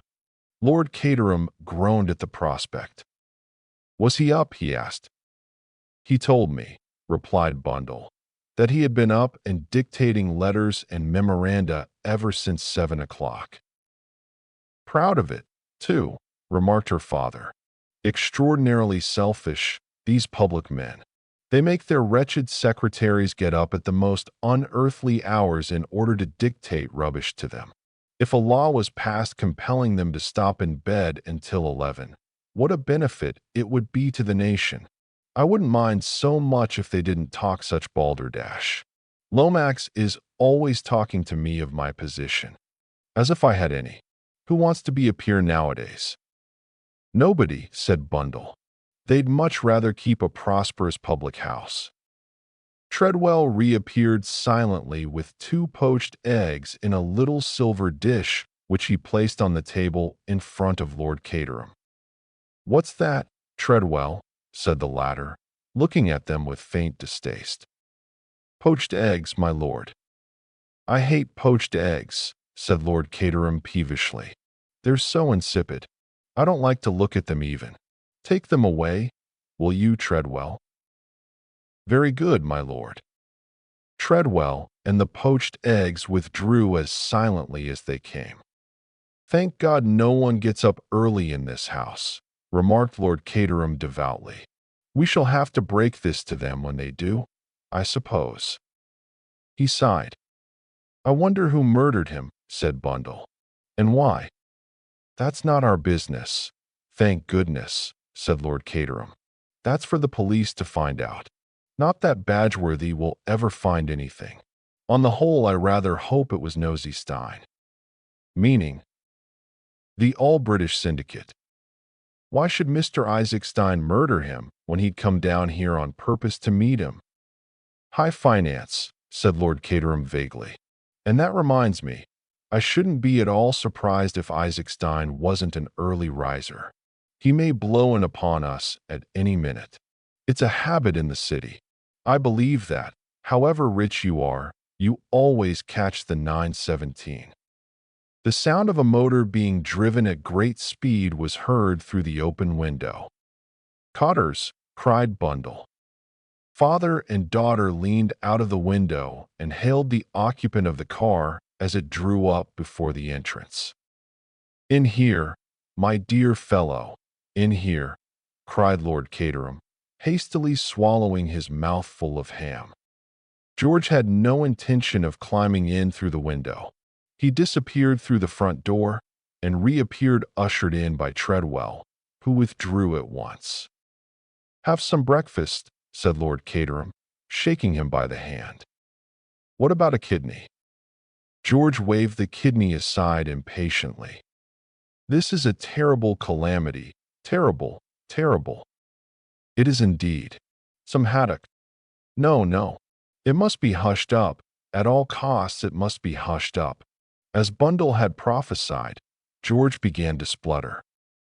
"I understand your feelings," said Lord Caterham sympathetically. "Try an egg and bacon, or some haddock." A totally unforeseen contingency, national calamity, concessions jeopardized. "Take time," said Lord Caterham, "and take some food. What you need is some food to pull you together. Poached eggs now. There were some poached eggs here a minute or two ago." "I don't want any food," said George. "I've had breakfast, and even if I hadn't had any, I shouldn't want it. We must think what is to be done. You have told no one as yet." "Well, there's Bundle and myself, and the local police, and Cartwright, and all the servants, of course." George groaned. "Pull yourself together, my dear fellow," said Lord Caterham kindly. "I wish you'd have some breakfast. You don't seem to realize that you can't hush up a dead body. It's got to be buried and all that sort of thing. Very unfortunate, but there it is." George became suddenly calm. "You are right, Caterham. You have called in the local police, you say? That will not do. We must have Battle."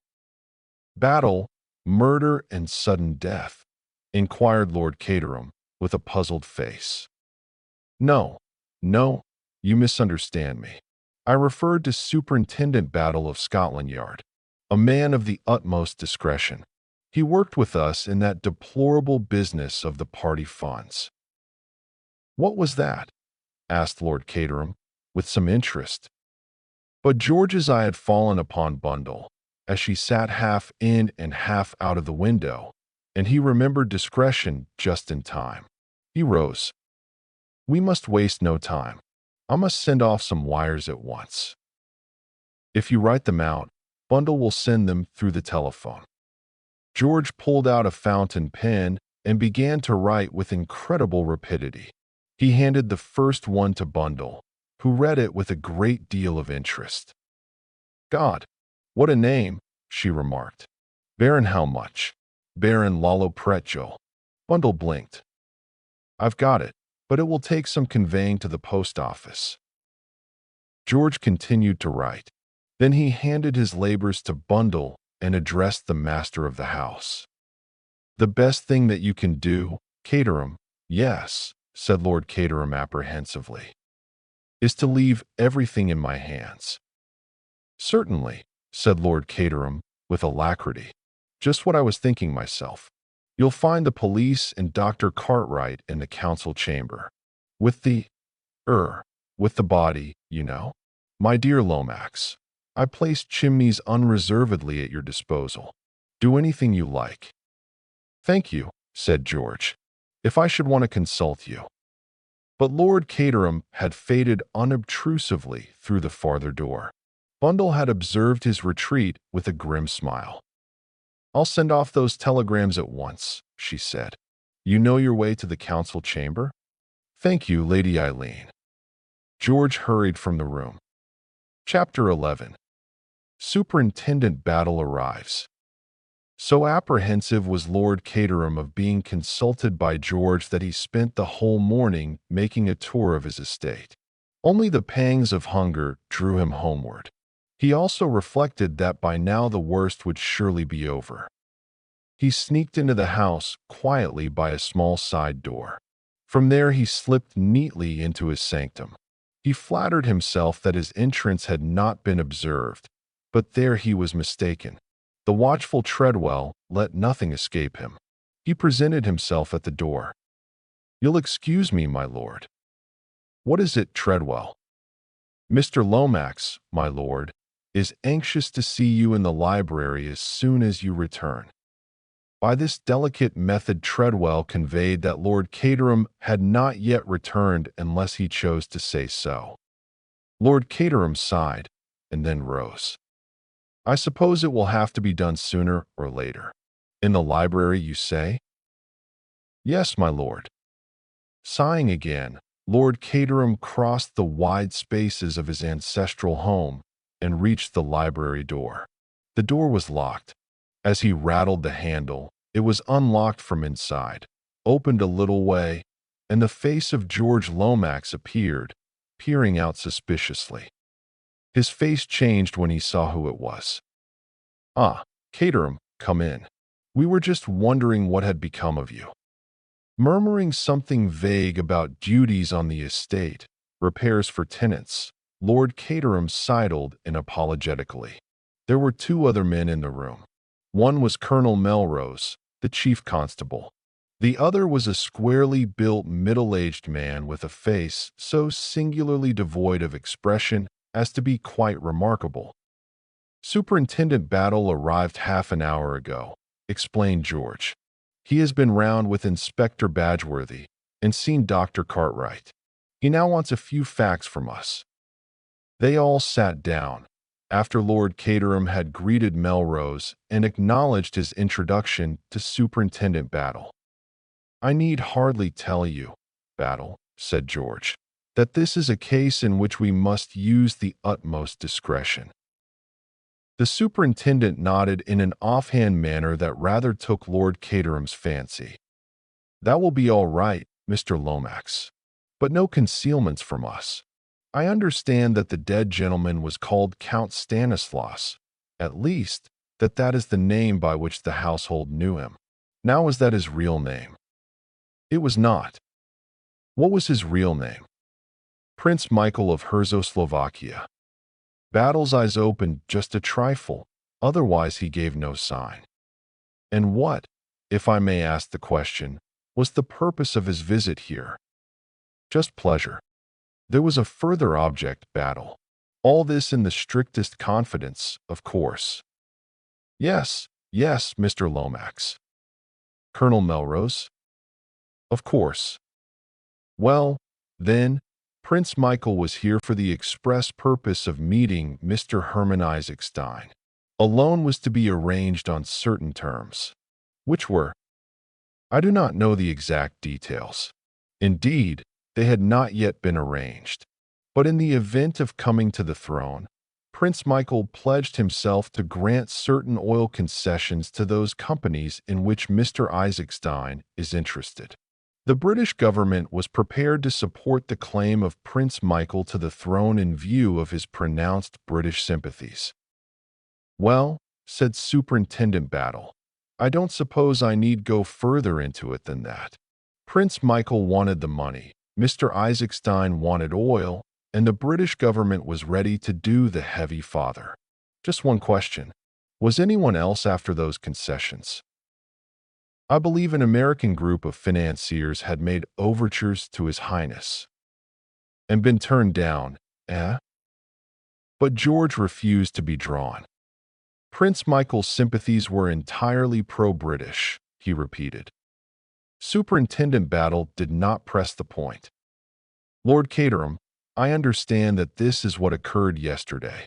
You met Prince Michael in town and journeyed down here in company with him. The prince was accompanied by his valet, a Herzoslovakian named Boris Anshalkov, but his equerry, Captain Andrusy, remained in town. The prince, on arriving, declared himself greatly fatigued and retired to the apartments set aside for him. Dinner was served to him there, and he did not meet the other members of the house party. Is that correct? Quite correct. This morning a housemaid discovered the body at approximately 7:45 a.m. Dr. Cartwright examined the dead man and found that death was the result of a bullet fired from a revolver. No revolver was found, and no one in the house seems to have heard the shot. On the other hand, the dead man's wristwatch was smashed by the fall and marks the crime as having been committed at exactly 11:45. Now, what time did you retire to bed last night? We went early. Somehow or other the party didn't seem to go. If you know what I mean, Superintendent.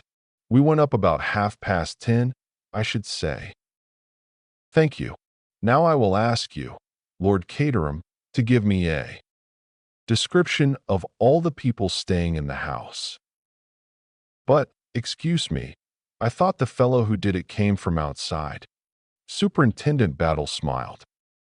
I dare say he did. I dare say he did. But all the same I've got to know who was in the house. Matter of routine, you know. Well, there was Prince Michael and his valet and Mr. Herman. Isaac Stein. You know all about them. Then there was Mr. Eversley, who works in my department, put in George condescendingly. And who was acquainted with the real reason of Prince Michael's being here? No, I should not say that, replied George weightily. Doubtless he realized that something was in the wind, but I did not think it necessary to take him fully into my confidence. I see. Will you go on, Lord Caterham? Let me see. There was Mr. Hiram Fish. Who is Mr. Hiram Fish? Mr. Fish is an American. He brought over a letter of introduction from Mr. Lucius Gott. You've heard of Lucius Gott? Superintendent Battle smiled acknowledgment. Who had not heard of Lucius C. Gott, the multimillionaire? He was specially anxious to see my first editions. Mr. Gott's collection is, of course, unequaled, but I've got several treasures myself. This Mr. Fish was an enthusiast. Mr. Lomax had suggested that I ask 1 or 2 extra people down here this weekend to make things seem more natural, so I took the opportunity of asking Mr. Fish. That finishes the men.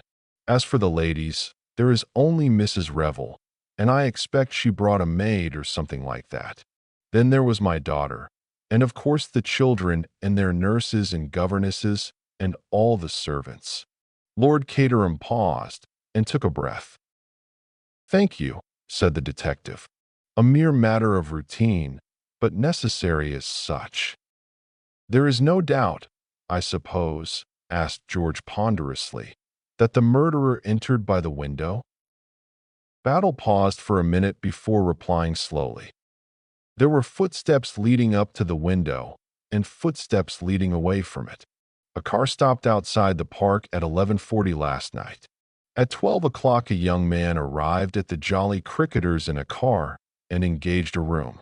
He put his boots outside to be cleaned. They were very wet and muddy, as though he had been walking through the long grass in the park." George leant forward eagerly. "Could not the boots be compared with the footprints?" "They were. Well, they exactly correspond." "That settles it," cried George. "We have the murderer. This young man, what is his name, by the way?" At the end he gave the name of Anthony Cade. "This Anthony Cade must be pursued at once and arrested."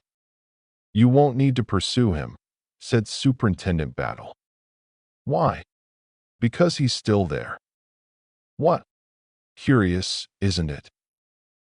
Colonel Melrose eyed him keenly. "What's in your mind, Battle? Out with it." "I just say it's curious, that's all. Here's a young man who ought to cut and run, but he doesn't cut and run.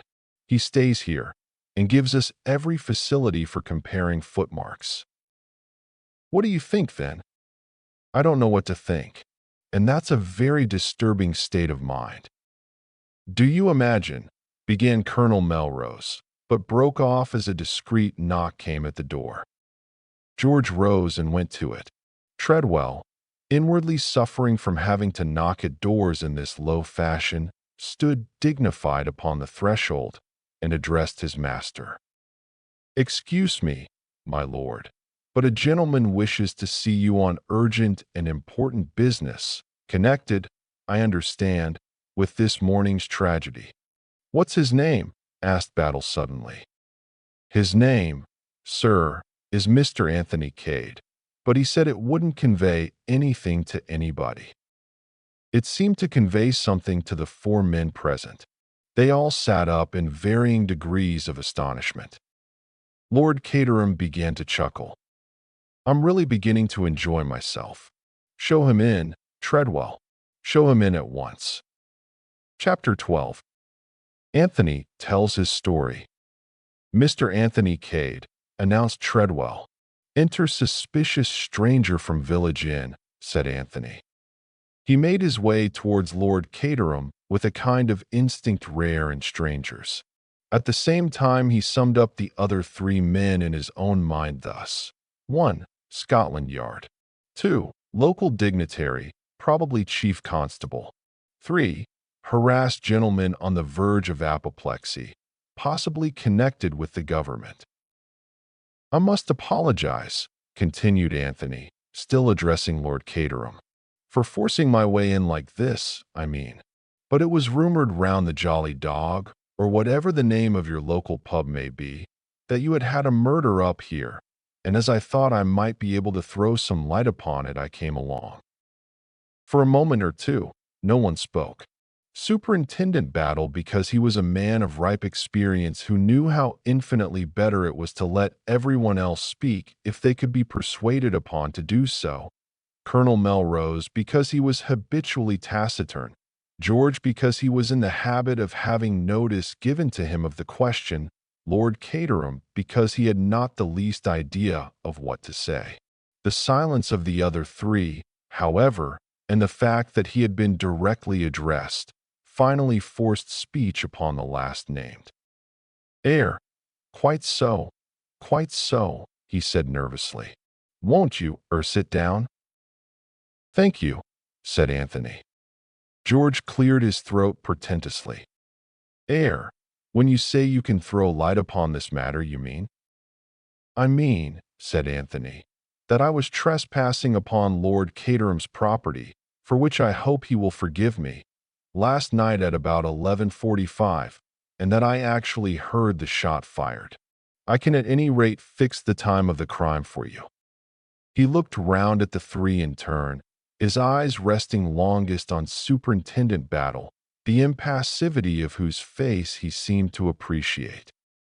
"But I hardly think that that's news to you," he added gently. "Meaning by that, Mr. Cade?" asked Battle. "Just this. I put on shoes when I got up this morning. Later, when I asked for my boots, I couldn't have them.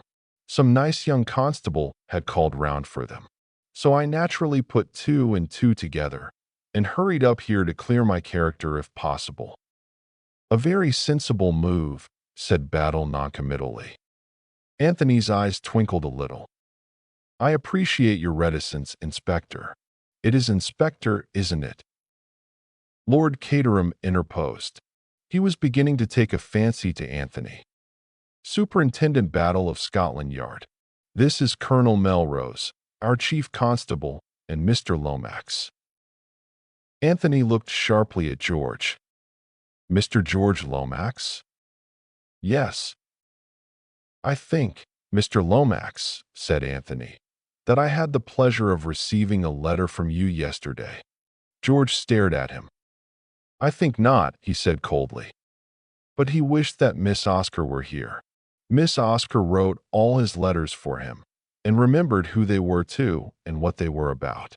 A great man like George could not possibly remember all these annoying details.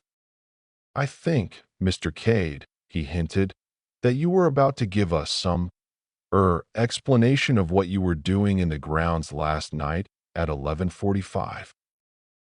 His tone said plainly, "And whatever it may be, we are not likely to believe it."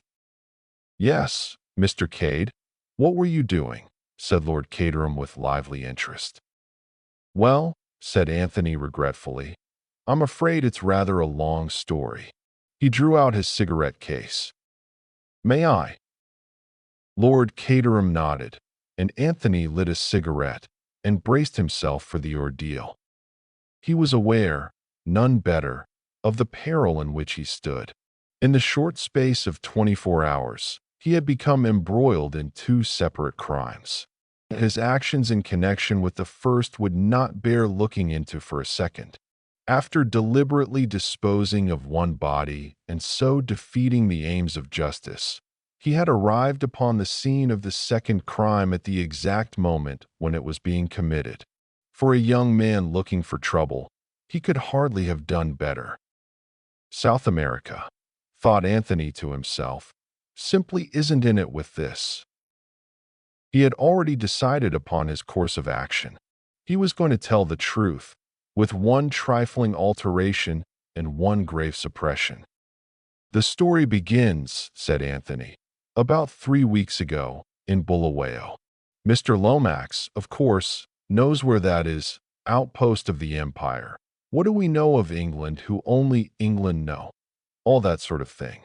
I was conversing with a friend of mine, a Mr. James McGrath." He brought out the name slowly, with a thoughtful eye on George.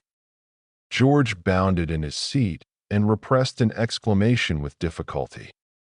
"The upshot of our conversation was that I came to England to carry out a little commission for Mr. McGrath, who was unable to go himself. Since the passage was booked in his name, I traveled as James McGrath. I don't know what particular kind of offense that was. The superintendent can tell me, I dare say, and run me in for so many months hard if necessary." "We'll get on with the story, if you please, sir," said Battle, but his eyes twinkled a little. "On arrival in London, I went to the Blitz Hotel, still as James McGrath. My business in London was to deliver a certain manuscript to a firm of publishers, but almost immediately I received deputations from the representatives of two political parties of a foreign kingdom. The methods of one were strictly constitutional, the methods of the other were not. I dealt with them both accordingly. But my troubles were not over. That night my room was broken into, and an attempt at burglary was made by one of the waiters at the hotel. That was not reported to the police, I think, said Superintendent Battle. You are right. It was not. Nothing was taken, you see. But I did report the occurrence to the manager of the hotel, and he will confirm my story and tell you that the waiter in question decamped rather abruptly in the middle of the night. The next day, the publishers rang me up and suggested that one of their representatives would call upon me and receive the manuscript. I agreed to this, and the arrangement was duly carried out on the following morning.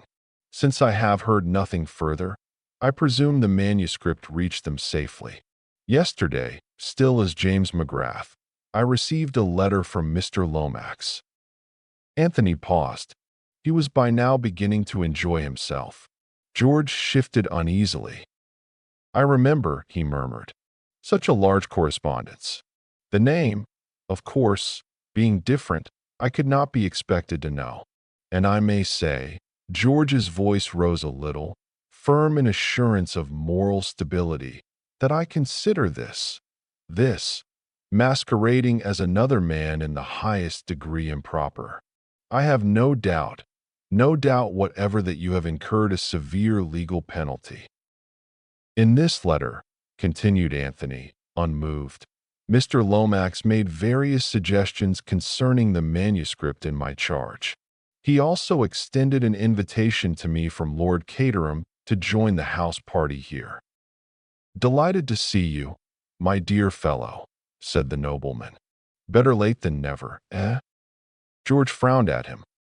Superintendent Battle bent an unmoved eye upon Anthony.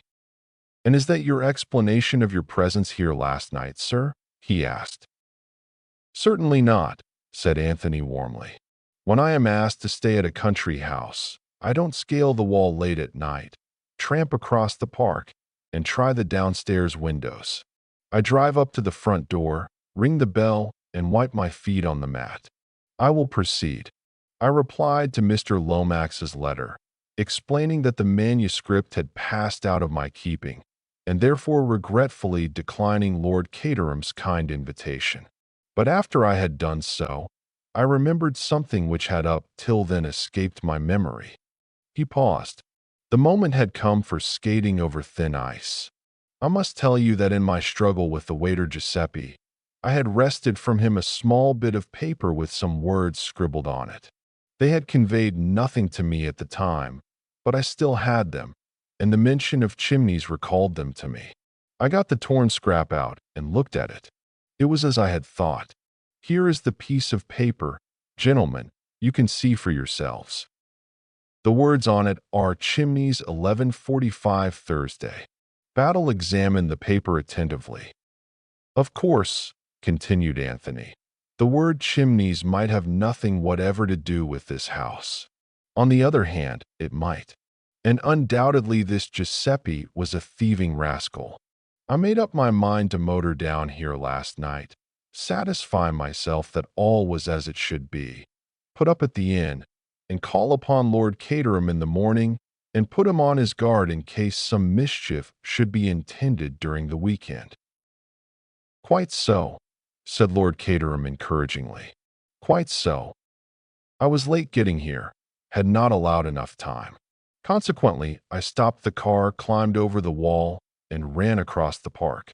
When I arrived on the terrace, the whole house was dark and silent. I was just turning away when I heard a shot. I fancied that it came from inside the house, and I ran back, crossed the terrace, and tried the windows. But they were fastened, and there was no sound of any kind from inside the house. I waited a while, but the whole place was as still as the grave, so I made up my mind that I had made a mistake, and that what I had heard was a stray poacher. Quite natural conclusion to come to under the circumstances, I think. Quite natural, said Superintendent Battle expressionlessly. I went on to the inn, put up as I said, and heard the news this morning. I realized, of course, that I was a suspicious character, bound to be under the circumstances, and came up here to tell my story, hoping it wasn't going to be handcuffs for one. There was a pause. Colonel Melrose looked sideways at Superintendent Battle. "I think the story seems clear enough," he remarked. "Yes," said Battle. "I don't think we'll be handing out any handcuffs this morning." "Any questions, Battle?" "There's one thing I'd like to know. What was this manuscript?" He looked across at George, and the latter replied with a trace of unwillingness. "The memoirs of the late Count Stilptich." "You see, you needn't say anything more," said Battle. "I see perfectly." He turned to Anthony. "Do you know who it was that was shot, Mr. Cade?" At the Jolly Dog it was understood to be a Count Stanislaus or some such name. "Tell him," said Battle laconically to George Lomax. George was clearly reluctant, but he was forced to speak. "The gentleman who was staying here incognito as Count Stanislaus was His Highness Prince Michael of Herzoslovakia." Anthony whistled. "That must be deuced awkward," he remarked. Superintendent Battle, who had been watching Anthony closely, gave a short grunt as though satisfied of something, and rose abruptly to his feet. "There are one or two questions I'd like to ask Mr. Cade," he announced. "I'll take him into the council chamber with me if I may." "Certainly, certainly," said Lord Caterham. "Take him anywhere you like." Anthony and the detective went out together. The body had been moved from the scene of the tragedy. There was a dark stain on the floor where it had lain, but otherwise there was nothing to suggest that a tragedy had ever occurred. The sun poured in through the 3 windows, flooding the room with light and bringing out the mellow tone of the old paneling. Anthony looked around him with approval. "Very nice," he commented. "Nothing much to beat old England, is there?" "Did it seem to you at first that it was in this room the shot was fired?" asked the superintendent, not replying to Anthony's eulogium. "Let me see." Anthony opened the window and went out on the terrace, looking up at the house. "Yes, that's the room all right," he said. "It's built out and occupies all the corner. If the shot had been fired anywhere else, it would have sounded from the left, but this was from behind me, or to the right if anything. That's why I thought of poachers. It's at the extremity of the wing, you see."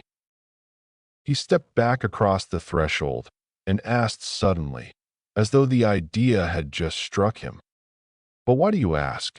You know he was shot here, don't you?" "Ah," said the superintendent. "We never know as much as we'd like to know. But, yes, he was shot here all right. Now you said something about trying the windows, didn't you?" "Yes, they were fastened from the inside." "How many of them did you try?" "All 3 of them."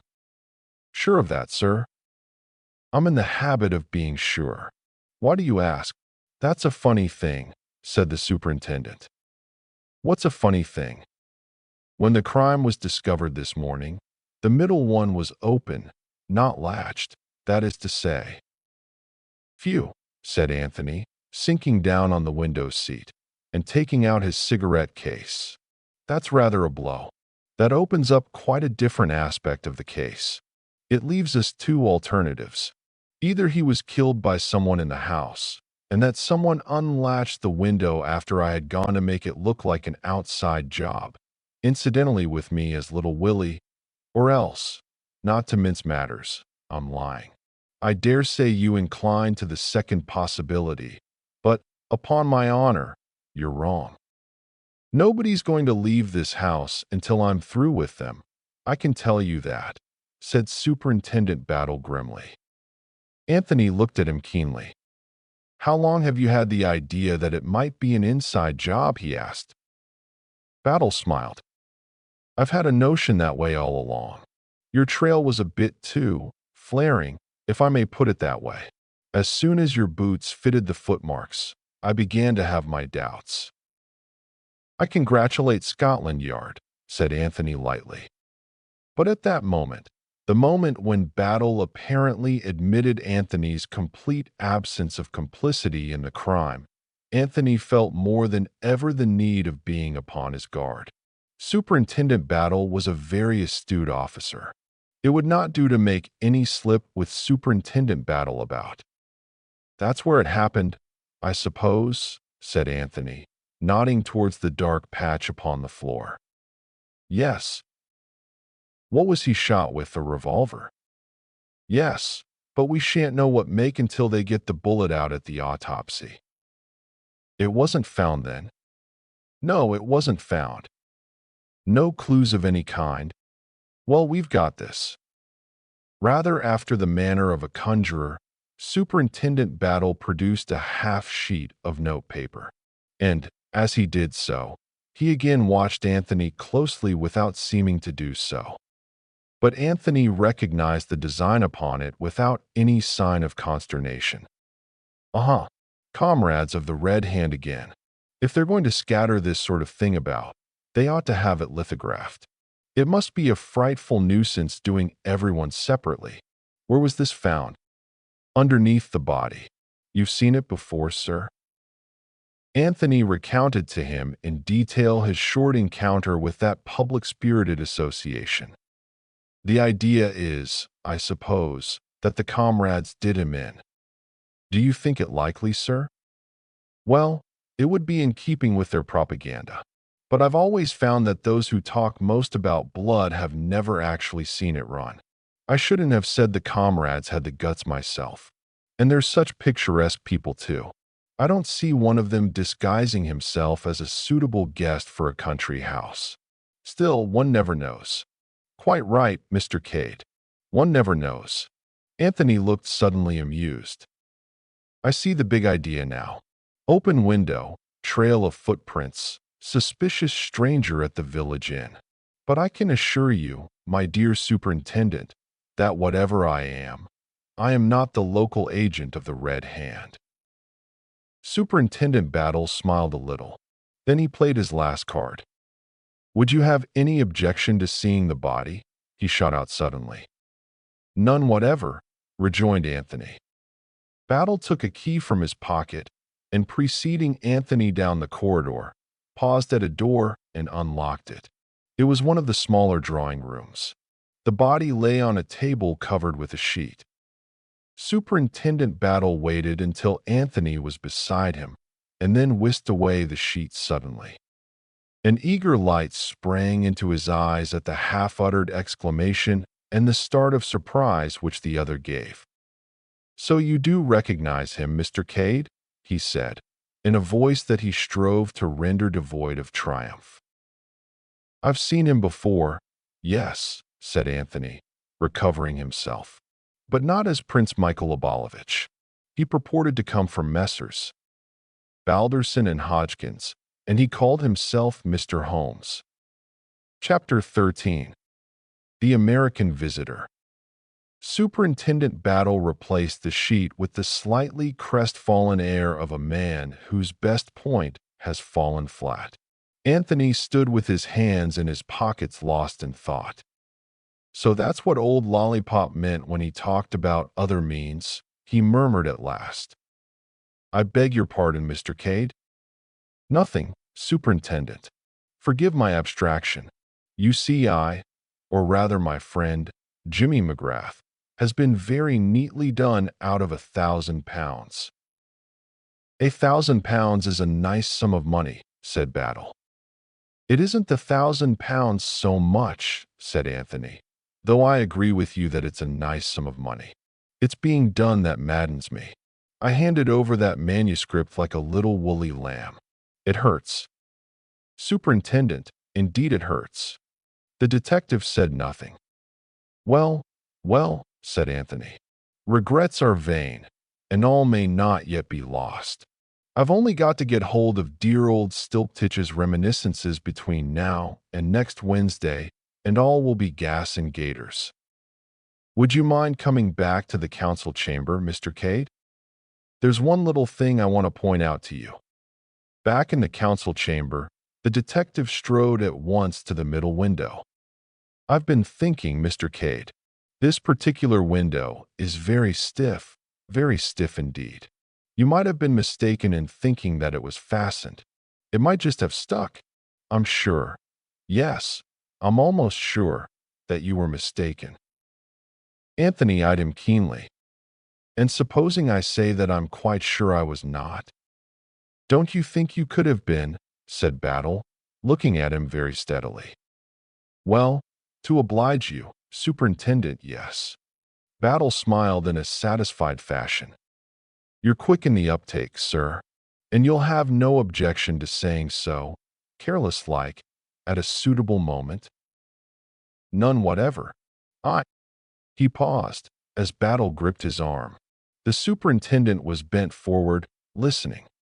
Enjoining silence on Anthony with a gesture, he tiptoed noiselessly to the door and flung it suddenly open. On the threshold stood a tall man with black hair neatly parted in the middle, china blue eyes with a particularly innocent expression, and a large placid face. Your pardon, gentlemen, he said in a slow, drawling voice with a pronounced transatlantic accent. But is it permitted to inspect the scene of the crime? I take it that you are both gentlemen from Scotland Yard? I have not that honor, said Anthony. But this gentleman is Superintendent Battle of Scotland Yard. Is that so? Said the American gentleman, with a great appearance of interest. Pleased to meet you, sir. My name is Hiram P. Fish of New York City. What was it you wanted to see, Mr. Fish? Asked the detective. The American walked gently into the room and looked with much interest at the dark patch on the floor. I am interested in crime, Mr. Battle. It is one of my hobbies. I have contributed a monograph to one of our weekly periodicals on the subject, degeneracy and the criminal.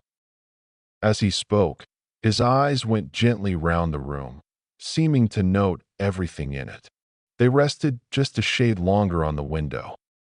The body, said Superintendent Battle, stating a self-evident fact, has been removed. Surely, said Mr. Fish. His eyes went on to the paneled walls. Some remarkable pictures in this room, gentlemen. A Holbein, 2 Van Dycks, and, if I am not mistaken, a Velázquez. I am interested in pictures, and likewise in first editions. It was to see his first editions that Lord Caterham was so kind as to invite me down here. He sighed gently. I guess that's all off now. It would show a proper feeling, I suppose, for the guests to return to town immediately. I'm afraid that can't be done, sir, said Superintendent Battle. Nobody must leave the house until after the inquest. Is that so? And when is the inquest? Maybe tomorrow, may not be until Monday. We've got to arrange for the autopsy and see the coroner. I get you, said Mr. Fish. Under the circumstances, though it will be a melancholy party. Battle led the way to the door. We'd best get out of here, he said. We're keeping it locked still. He waited for the other two to pass through, and then turned the key and removed it. I opine, said Mr. Fish, that you are seeking for fingerprints?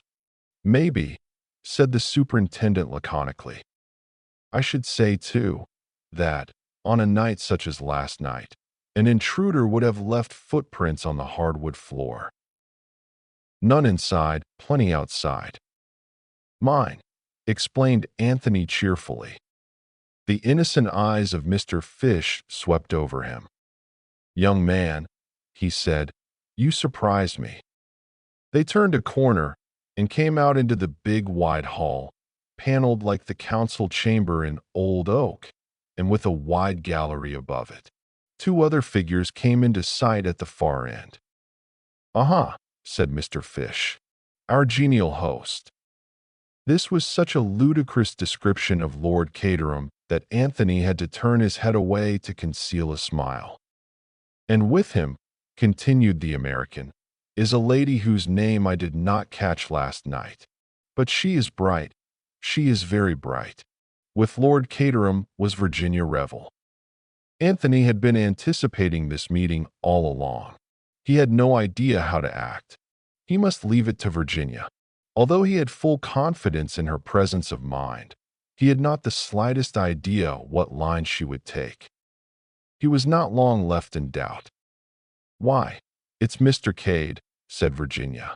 She held out both hands to him. "So you found you could come down after all?"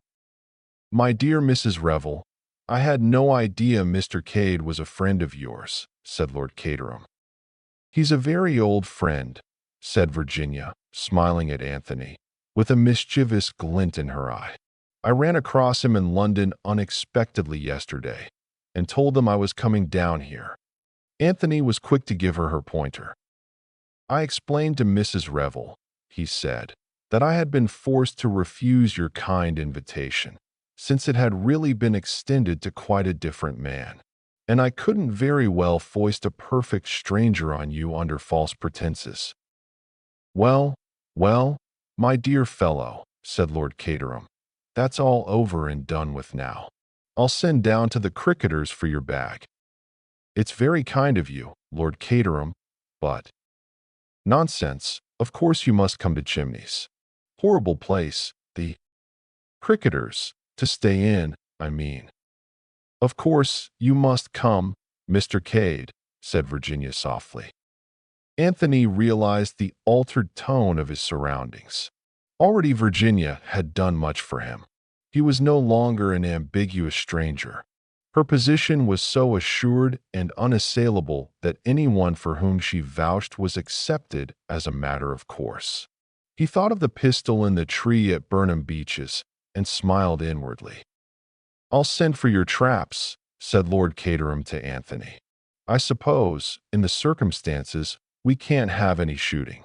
A pity, but there it is. And I don't know what the devil to do with Isaac Stein. It's all very unfortunate." The depressed Pierce sighed heavily. "That's settled, then," said Virginia. "You can begin to be useful right away, Mr. Cade, and take me out on the lake. It's very peaceful there and far from crime and all that sort of thing. Isn't it awful for poor Lord Caterham having a murder done in his house? But it's George's fault, really. This is George's party, you know." "Ah," said Lord Caterham, "but I should never have listened to him. He assumed the air of a strong man betrayed by a single weakness." "One can't help listening to George," said Virginia. "He always holds you so that you can't get away.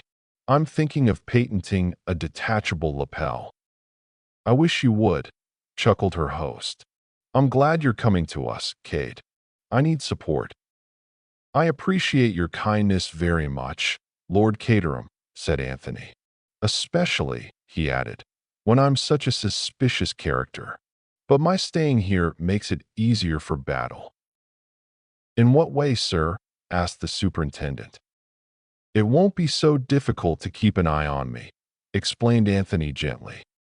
And by the momentary flicker of the superintendent's eyelids, he knew that his shot had gone home. Chapter 14. Mainly political and financial. Except for that involuntary twitch of the eyelids, Superintendent Battle's impassivity was unimpaired. If he had been surprised at Virginia's recognition of Anthony, he did not show it.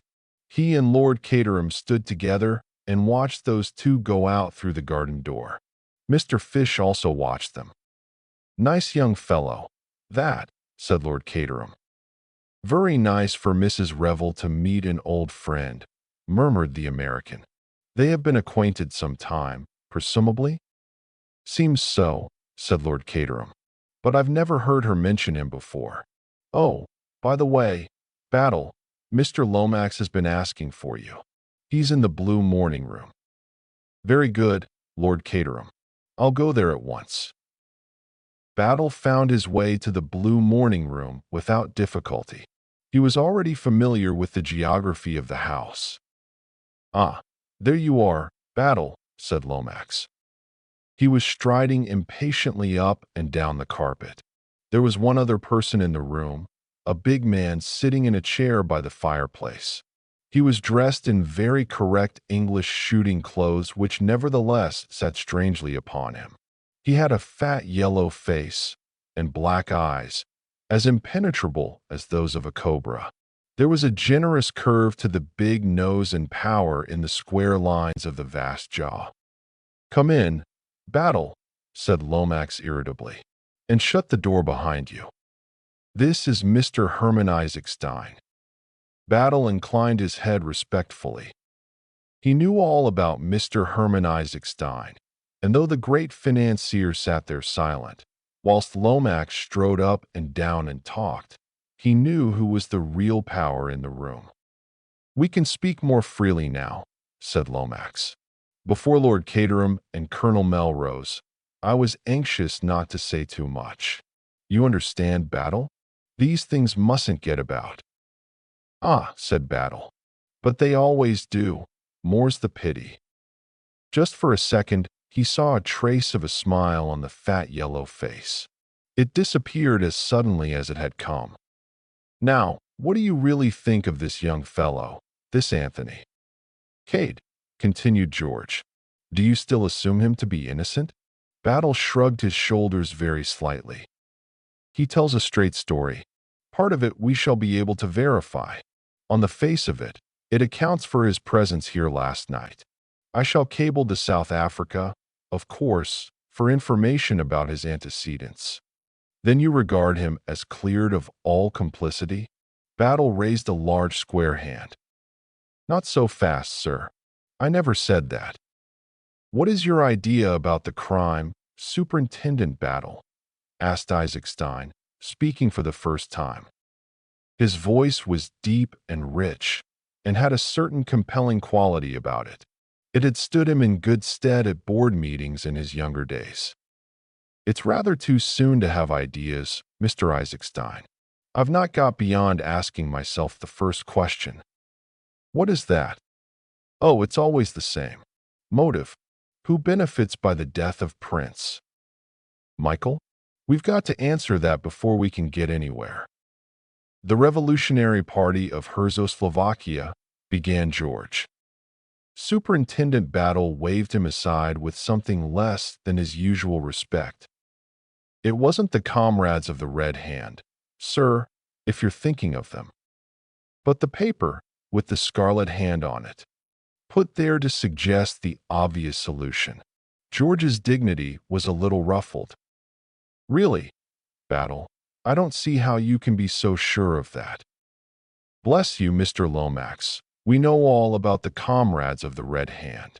We've had our eye on them ever since Prince Michael landed in England. That sort of thing is the elementary work of the department. They'd never be allowed to get within a mile of him." "I agree with Superintendent Battle," said Isaac Stein. "We must look elsewhere." "You see, sir," said Battle, encouraged by this support, "we do know a little about the case. If we don't know who gains by his death, we do know who loses by it." "Meaning?" said Isaac Stein. His black eyes were bent upon the detective. More than ever, he reminded Battle of a hooded cobra.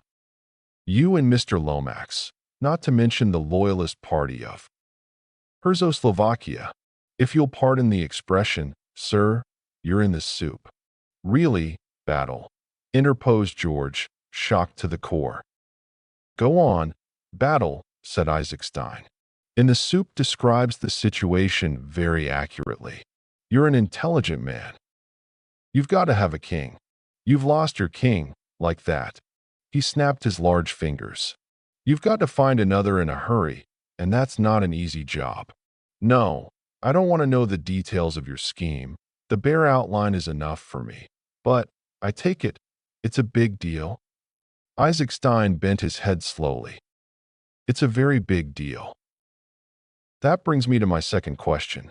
Who is the next heir to the throne of Czechoslovakia?" Isaac Stein looked across at Lomax.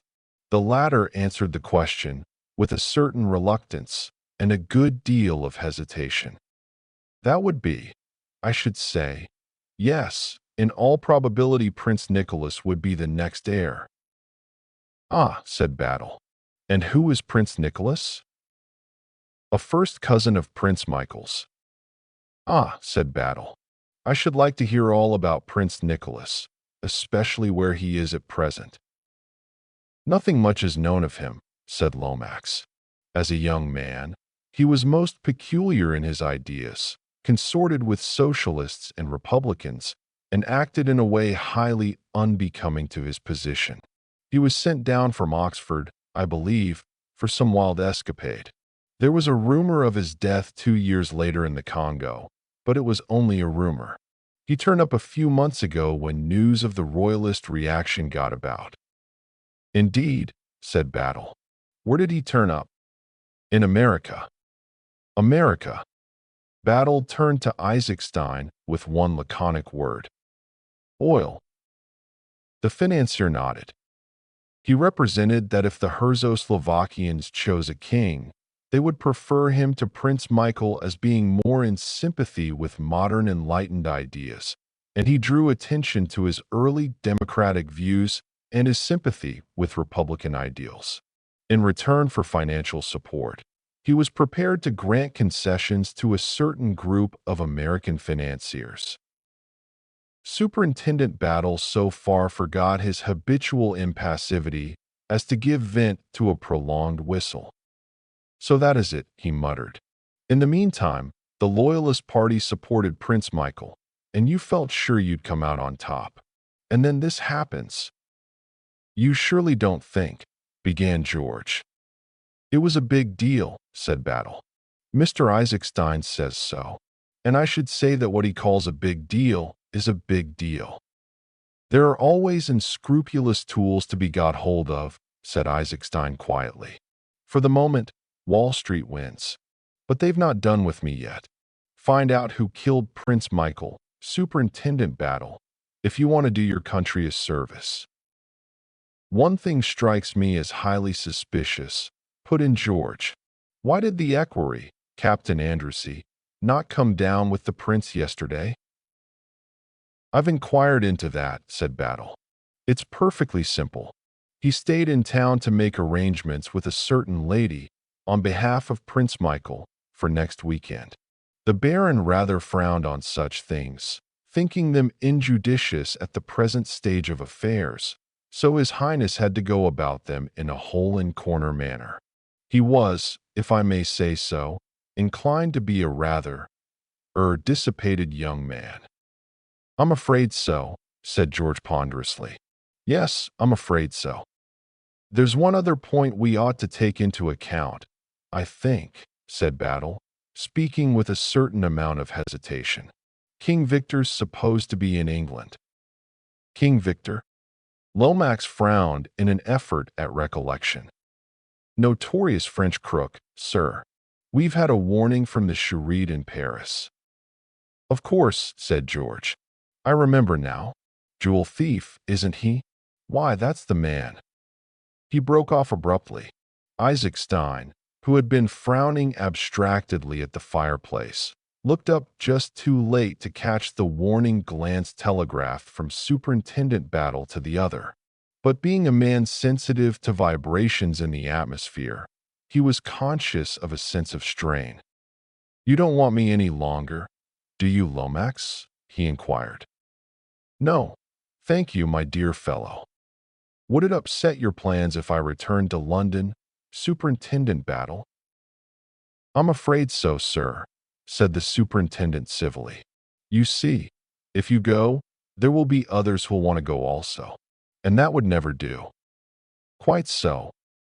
The great financier left the room, closing the door behind him. Splendid fellow, Isaacstein, murmured George Lomax perfunctorily. Very powerful personality, agreed Superintendent Battle. George began to pace up and down again.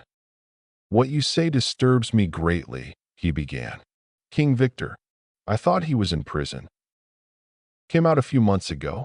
French police meant to keep on his heels, but he managed to give them the slip straight away. He would too. One of the coolest customers that ever lived. For some reason or other, they believe he's in England and have notified us to that effect. But what should he be doing in England?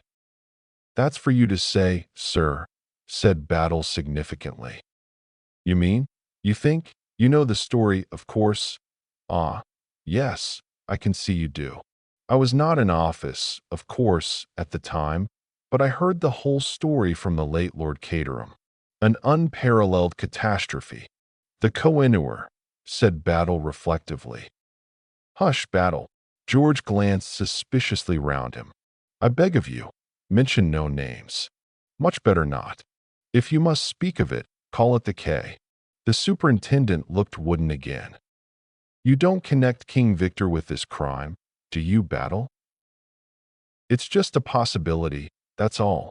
If you cast your mind back, sir, you'll remember that there were 4 places where certain royal visitor might have concealed the jewel. Chimneys was one of them. King Victor was arrested in Paris 3 days after the disappearance, if I may call it that, of the K. It was always hoped that he would someday lead us to the jewel. But Chimneys has been ransacked and overhauled a dozen times. Yes, said Battle sapiently, but it's never much good looking when you don't know where to look. Only suppose now that this King Victor came here to look for the thing, was surprised by Prince Michael, and shot him. It's possible, said George, a most likely solution of the crime. I wouldn't go as far as that. It's possible, but not much more. Why is that? Because King Victor has never been known to take a life, said Battle seriously. Oh, but a man like that, a dangerous criminal, but Battle shook his head in a dissatisfied manner. Criminals always act true to type, Mr. Lomax. It's surprising. All the same. Yes. I'd rather like to question the prince's servant. I've left him purposely to the last. We'll have him in here, sir, if you don't mind. George signified his assent. The superintendent rang the bell. Treadwell answered it and departed with his instructions. He returned shortly accompanied by a tall, fair man with high cheekbones and very deep-set blue eyes, and an impassivity of countenance which almost rivaled Battle's. Boris Anchaukov. Yes. You were valet to Prince Michael? I was His Highness valet, yes. The man spoke good English, though with a markedly harsh foreign accent. You know that your master was murdered last night? A deep snarl, like the snarl of a wild beast, was the man's only answer. It alarmed George, who withdrew prudently towards the window. When did you see your master last? His Highness retired to bed at 10:30. I slept, as always, in the anteroom next to him. He must have gone down to the room downstairs by the other door, the door that gave on the corridor.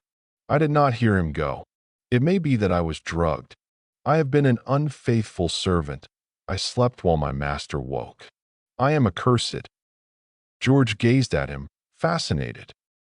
You loved your master? Said Battle, watching the man closely. Boris's features contracted painfully. He swallowed twice. Then his voice came, harsh with emotion. I say this to you, English policeman, I would have died for him. And since he is dead, and I still live, my eyes shall not know sleep, or my heart rest, until I have avenged him. Like a dog will I nose out his murderer, and when I have discovered him. His eyes lit up. Suddenly he drew an immense knife from beneath his coat and brandished it aloft. Not all at once will I kill him. Oh no. First I will slit his nose and cut off his ears and put out his eyes, and then, into his black heart, I will thrust this knife. Swiftly he replaced the knife and, turning, left the room. George Lomax, his eyes always protuberant, but now goggling almost out of his head, stared at the closed door. Purebred Herzoslovakian, of course, he muttered. Most uncivilized people. A race of brigands. Superintendent Battle rose alertly to his feet. Either that man's sincere, he remarked, or he's the best bluffer I've ever seen. And if it's the former, God help Prince Michael's murderer when that human bloodhound gets hold of him. Chapter 15. The French Stranger. Virginia and Anthony walked side by side down the path which led to the lake. For some minutes after leaving the house, They were silent.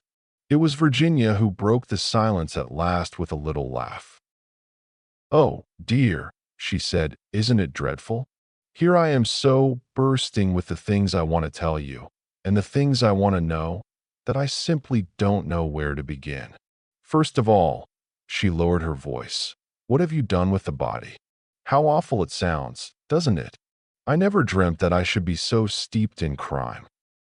"I suppose it's quite a novel sensation for you," agreed Anthony. "But not for you." "Well, I've never disposed of a corpse before, certainly." "Tell me about it." Briefly and succinctly, Anthony ran over the steps he had taken on the previous night. Virginia listened attentively. "I think you were very clever," she said approvingly when he had finished.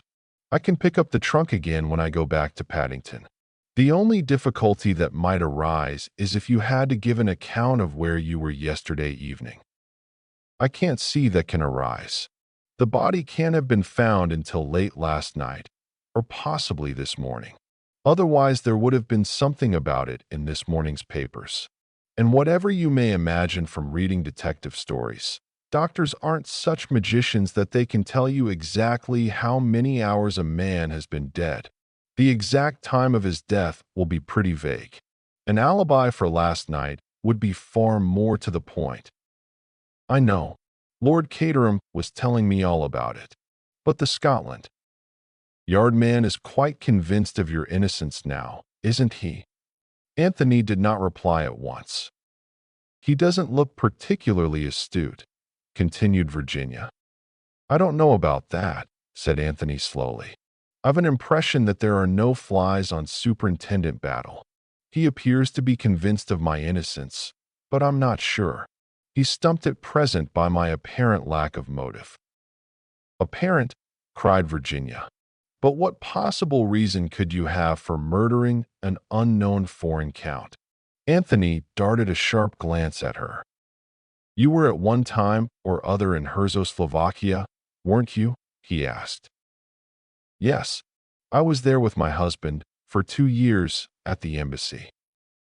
That was just before the assassination of the king and queen. Did you ever run across Prince Michael Obolovich?" "Michael? Of course I did. Horrid little wretch. He suggested, I remember, that I should marry him morganatically." "Did he really? And what did he suggest you should do about your existing husband?" "Oh, he had a sort of David and Uriah scheme all made out." "And how did you respond to this amiable offer?" "Well," said Virginia, "unfortunately one had to be diplomatic. So poor little Michael didn't get it as straight from the shoulder as he might have done. But he retired hurt all the same. Why all this interest about Michael? Something I'm getting at in my own blundering fashion. I take it that you didn't meet the murdered man." "No. To put it like a book, he retired to his own apartments immediately on arrival." "And of course you haven't seen the body." Virginia, eyeing him with a good deal of interest, shook her head. "Could you get to see it, do you think?" "By means of influence in high places, meaning Lord Caterham, I dare say I could." "Why? Is it an order?" "Good Lord, no," said Anthony, horrified. "Have I been as dictatorial as all that? No, it's simply this. Count Stanislaus was the incognito of Prince Michael of Slovakia." Virginia's eyes opened very wide. "I see." Suddenly her face broke into its fascinating one-sided smile. "I hope you don't suggest that Michael went to his room simply to avoid seeing me?" "Something of the kind," admitted Anthony.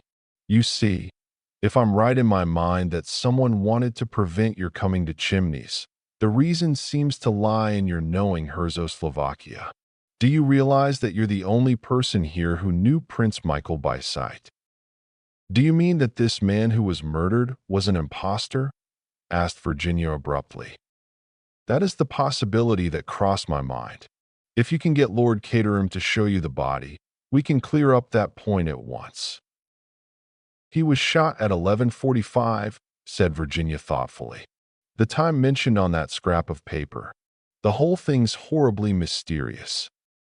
That reminds me, is that your window up there? The second from the end over the council chamber? No, my room is in the Elizabethan wing, the other side. Why? Simply because as I walked away last night, after thinking I heard a shot, the light went up in that room. How curious. I don't know who has that room, but I can find out by asking Bundle. Perhaps they heard the shot. If so, they haven't come forward to say so. I understood from Battle that nobody in the house heard the shot fired. It's the only clue of any kind that I've got, and I dare say it's a pretty rotten one, but I mean to follow it up for what it's worth. It's curious, certainly, said Virginia thoughtfully. They had arrived at the boathouse by the lake and had been leaning against it as they talked. And now for the whole story, said Anthony. We'll paddle gently about on the lake, secure from the prying ears of Scotland Yard, American visitors, and curious housemaids. I've heard something from Lord Caterham, said Virginia, but not nearly enough. To begin with, which are you really, Anthony Cade or Jimmy McGrath? For the second time that morning, Anthony unfolded the history of the last 6 weeks of his life, with this difference that the account given to Virginia needed no editing. He finished up with his own astonished recognition of Mr. Holmes. By the way, Mrs. Revel, he ended, I've never thanked you for imperiling your mortal soul by saying that I was an old friend of yours. Of course you're an old friend, cried Virginia. You don't suppose I'd lumber you with a corpse, and then pretend you were a mere acquaintance next time I met you? No, indeed. She paused. Do you know one thing that strikes me about all this? She went on. That there's some extra mystery about those memoirs that we haven't fathomed yet. I think you're right, agreed Anthony. There's one thing I'd like you to tell me, he continued. What's that? Why did you seem so surprised when I mentioned the name of Jimmy McGrath to you yesterday at Pont Street? Had you heard it before? I had, Sherlock Holmes. George, my cousin, George Lomax, you know, came to see me the other day and suggested a lot of frightfully silly things. His idea was that I should come down here and make myself agreeable to this man, McGrath, and Delilah the memoirs out of him somehow. He didn't put it like that, of course. He talked a lot of nonsense about English gentlewomen and things like that, but his real meaning was never obscure for a moment. It was just the sort of rotten thing poor old George would think of. And then I wanted to know too much, and he tried to put me off with lies that wouldn't have deceived a child of 2. Well, his plan seems to have succeeded. Anyhow, observed Anthony. Here am I, the James McGrath he had in mind, and here are you being agreeable to me. But alas, for poor old George, no memoirs. Now I've got a question for you. When I said I hadn't written those letters, you said you knew I hadn't. You couldn't know any such thing? Oh, yes, I could, said Anthony, smiling. I've got a good working knowledge of psychology. You mean your belief in the sterling worth of my moral character was such that? But Anthony was shaking his head vigorously. Not at all. I don't know anything about your moral character. You might have a lover, and you might write to him, but you'd never lie down to be blackmailed. The Virginia Revel of those letters was scared stiff. You'd have fought. I wonder who the real Virginia Revel is. Where she is, I mean. It makes me feel as though I had a double somewhere. Anthony lit a cigarette. You know that one of the letters was written from Chimneys? He asked at last. What? Virginia was clearly startled. When was it written? It wasn't dated. But it's odd, isn't it? I'm perfectly certain no other Virginia Revel has ever stayed at Chimneys. Bundle or Lord Caterham would have said something about the coincidence of the name if she had. Yes, it's rather queer. Do you know, Mrs. Revel, I am beginning to disbelieve profoundly in this other Virginia Revel. She's very elusive, agreed Virginia. Extraordinarily elusive. I am beginning to think that the person who wrote those letters deliberately used your name. But why? Cried Virginia. Why should they do such a thing? Ah, that's just the question. There's the devil of a lot to find out about everything. Who do you really think killed Michael? Asked Virginia suddenly. The comrades of the Red Hand. I suppose they might have done so, said Anthony in a dissatisfied voice. Pointless killing would be rather characteristic of them. Let's get to work, said Virginia. I see Lord Caterham and Bundle strolling together. The first thing to do is to find out definitely whether the dead man is Michael or not. Anthony paddled to shore, and a few moments later they had joined Lord Caterham and his daughter. Lunch is late, said his lordship in a depressed voice. Battle has insulted the cook, I expect. This is a friend of mine, Bundle, said Virginia. Be nice to him. Bundle looked earnestly at Anthony for some minutes, and then addressed a remark to Virginia as though he had not been there. Where do you pick up these nice-looking men, Virginia? How do you do it? Says she enviously. You can have him, said Virginia generously. I want Lord Caterham. She smiled upon the flattered peer, slipped her hand through his arm, and they moved off together. Do you talk? Asked Bundle. Or are you just strong and silent? Talk, said Anthony. I babble. I murmur. I burble, like the running brook, you know. Sometimes I even ask questions. As for instance, who occupies the second room on the left from the end? He pointed to it as he spoke. What an extraordinary question, said Bundle. You intrigue me greatly. Let me see. Yes, that's Mademoiselle Brun's room, the French governess. She endeavors to keep my young sisters in order. Dulcie and Daisy, like the song, you know. I dare say they'd have called the next one Dorothy May. But Mother got tired of having nothing but girls and died.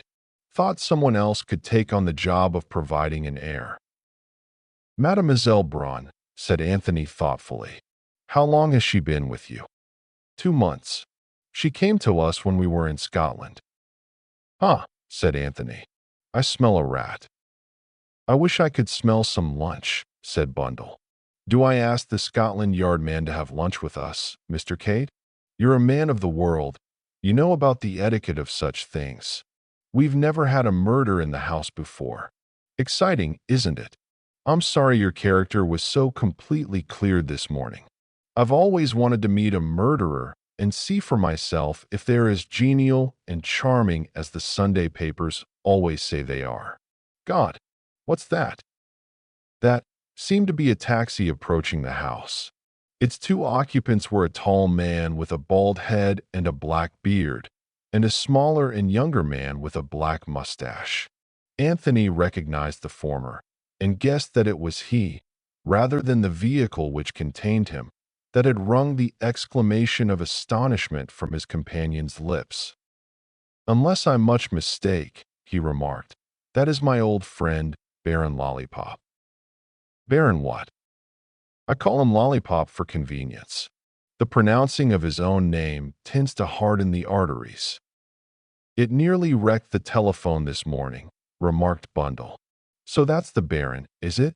I foresee he'll be turned on to me this afternoon, and I've had Isaac Stein all the morning. Let George do his own dirty work, say I, and to hell with politics. Excuse me leaving you, Mr. Cade, but I must stand by poor old father. Bundle retreated rapidly to the house. Anthony stood looking after her for a minute or two and thoughtfully lighted a cigarette. As he did so, his ear was caught by a stealthy sound quite near him. He was standing by the boathouse, and the sound seemed to come from just round the corner. The mental picture conveyed to him was that of a man vainly trying to stifle a sudden sneeze. Now I very much wonder who's behind the boathouse, said Anthony to himself. We'd better see, I think. Suiting the action to the word, he threw away the match he had just blown out and ran lightly and noiselessly round the corner of the boathouse. He came upon a man who had evidently been kneeling on the ground and was just struggling to rise to his feet. He was tall, wore a light-colored overcoat and glasses, and for the rest, had a short pointed black beard and slightly foppish manner. He was between 30 and 40 years of age, and altogether of a most respectable appearance. "What are you doing here?" asked Anthony. He was pretty certain that the man was not one of Lord Caterham's guests. "I ask your pardon," said the stranger, with a marked foreign accent and what was meant to be an engaging smile. "It is that I wish to return to the Jolly Cricketers, and I have lost my way. Would monsieur be so good as to direct me?" "Certainly," said Anthony. "But you don't go there by water, you know." "Eh," said the stranger, with the air of one at a loss. "I said," repeated Anthony, with a meaning glance at the boathouse, "that you won't get there by water. There's a right-of-way across the park, some distance away, but all this is the private part. You're trespassing." "I am most sorry," said the stranger. "I lost my direction entirely. I thought I would come up here and inquire." Anthony refrained from pointing out that kneeling behind a boathouse was a somewhat peculiar manner of prosecuting inquiries. He took the stranger kindly by the arm. "You go this way," he said. "Right round the lake and straight on. You can't miss the path. When you get on it, turn to the left, and it will lead you to the village. You're staying at the Cricketers, I suppose?" "I am, monsieur. Since this morning. Many thanks for your kindness in directing me." "Don't mention it," said Anthony. "I hope you haven't caught cold." "Eh," said the stranger. "From kneeling on the damp ground, I mean," explained Anthony. "I fancied I heard you sneezing." "I may have sneezed," admitted the other. "Quite so," said Anthony. "But you shouldn't suppress a sneeze, you know. One of the most eminent doctors said so only the other day. It's frightfully dangerous. I don't remember exactly what it does to you, whether it's an inhibition or whether it hardens your arteries, but you must never do it. Good morning." "Good morning, and thank you, monsieur, for setting me on the right road." "Second suspicious stranger from Village Inn," murmured Anthony to himself, as he watched the other's retreating form. "And one that I can't place, either. Appearance that of a French commercial traveler. I don't quite see him as a comrade of the Red Hand. Does he represent yet a third party in the harassed state of Czechoslovakia? The French governess has the second window from the end. A mysterious Frenchman is found slinking round the grounds, listening to conversations that are not meant for his ears. I'll bet my hat there's something in it." Musing thus, Anthony retraced his steps to the house. On the terrace, he encountered Lord Caterham, looking suitably depressed, and two new arrivals. He brightened a little at the sight of Anthony. "Ah, there you are," he remarked. "Let me introduce you to Baron and Captain Andrassy, Mr. Anthony Cade." The Baron stared at Anthony with growing suspicion. "Mr. Cade," he said stiffly. "I think not." "A word alone with you, Baron," said Anthony. "I can explain everything." The Baron bowed, and the two men walked down the terrace together. "Baron," said Anthony, "I must throw myself upon your mercy. I have so far strained the honor of an English gentleman as to travel to this country under an assumed name. I represented myself to you as Mr. James McGrath, but you must see for yourself that the deception involved was infinitesimal. You are doubtless acquainted with the works of Shakespeare and his remarks about the unimportance of the nomenclature of roses. This case is the same. The man you wanted to see was the man in possession of the memoirs. I was that man. As you know only too well, I am no longer in possession of them. A neat trick, Baron, a very neat trick. Who thought of it? You or your principal? His Highness' own idea it was, and for anyone but him to carry it out he would not permit." "He did it jolly well," said Anthony, with approval. I never took him for anything but an Englishman. The education of an English gentleman did the prince receive, explained the baron. The custom of Herzoslovakia, it is. No professional could have pinched those papers better, said Anthony. May I ask, without indiscretion, what has become of them? Between gentlemen, began the baron.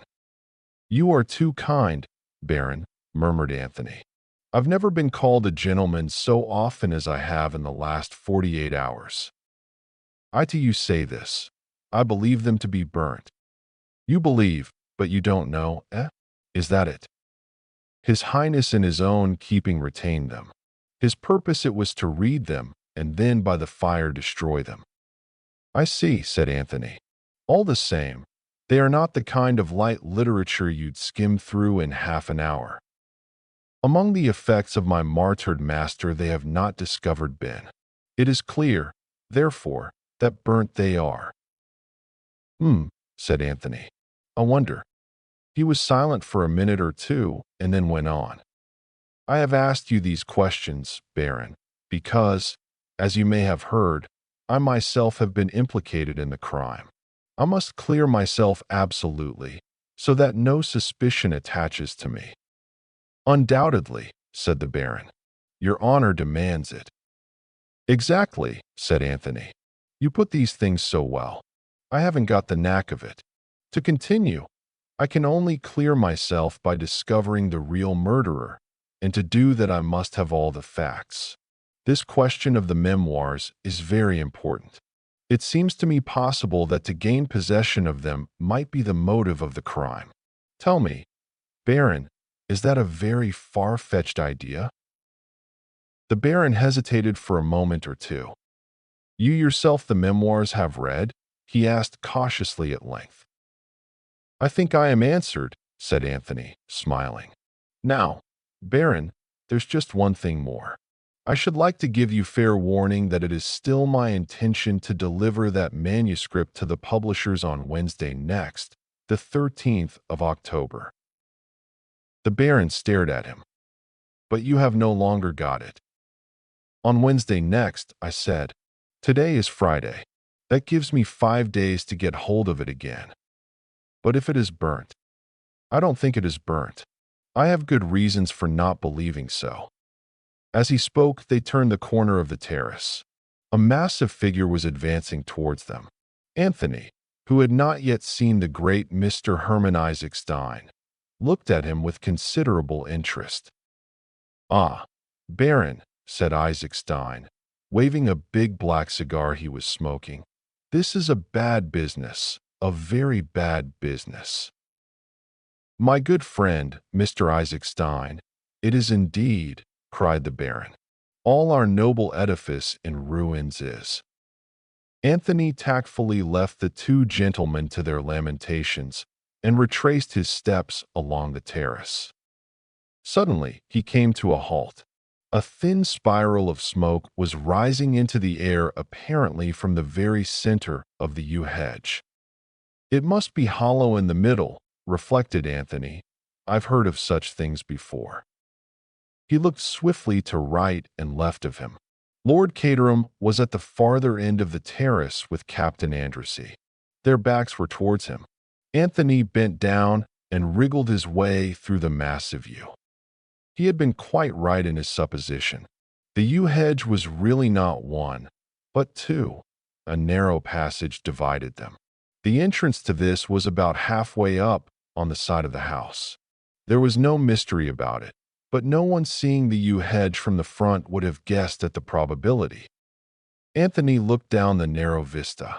About halfway down, a man was reclining in a basket chair. A half-smoked cigar rested on the arm of the chair, and the gentleman himself appeared to be asleep. Said Anthony to himself. Evidently, Mr. Hiram Fish prefers sitting in the shade. Chapter 16. Tea in the schoolroom. Anthony regained the terrace with the feeling uppermost in his mind that the only safe place for private conversations was the middle of the lake. The resonant boom of a gong sounded from the house. and Treadwell appeared in a stately fashion from a side door. "Luncheon is served, my lord." "Ah," said Lord Caterham, brisking up a little. "Lunch." At that moment, two children burst out of the house. They were high-spirited young women of 12 and 10, and though their names might be Dulcie and Daisy, as Bundle had affirmed, they appeared to be more generally known as Guggle and Winkle. They executed a kind of war dance, interspersed with shrill whoops till Bundle emerged and quelled them. "Where's Mademoiselle?" she demanded. "She's got the migraine. The migraine. The migraine," chanted Winkle. "Hurrah," said Guggle, joining in. Lord Caterham had succeeded in shepherding most of his guests into the house. Now he laid a restraining hand on Anthony's arm. "Come to my study," he breathed. "I've got something rather special there." Slinking down the hall, far more like a thief than like the master of the house, Lord Caterham gained the shelter of his sanctum. Here he unlocked a cupboard and produced various bottles. "Talking to foreigners always makes me so thirsty," he explained apologetically. "I don't know why it is." There was a knock on the door, and Virginia popped her head round the corner of it. "Got a special cocktail for me?" she demanded. "Of course," said Lord Caterham hospitably. "Come in." The next few minutes were taken up with serious rites. "I needed that," said Lord Caterham with a sigh, as he replaced his glass on the table. "As I said just now, I find talking to foreigners particularly fatiguing. I think it's because they're so polite. Come along. Let's have some lunch."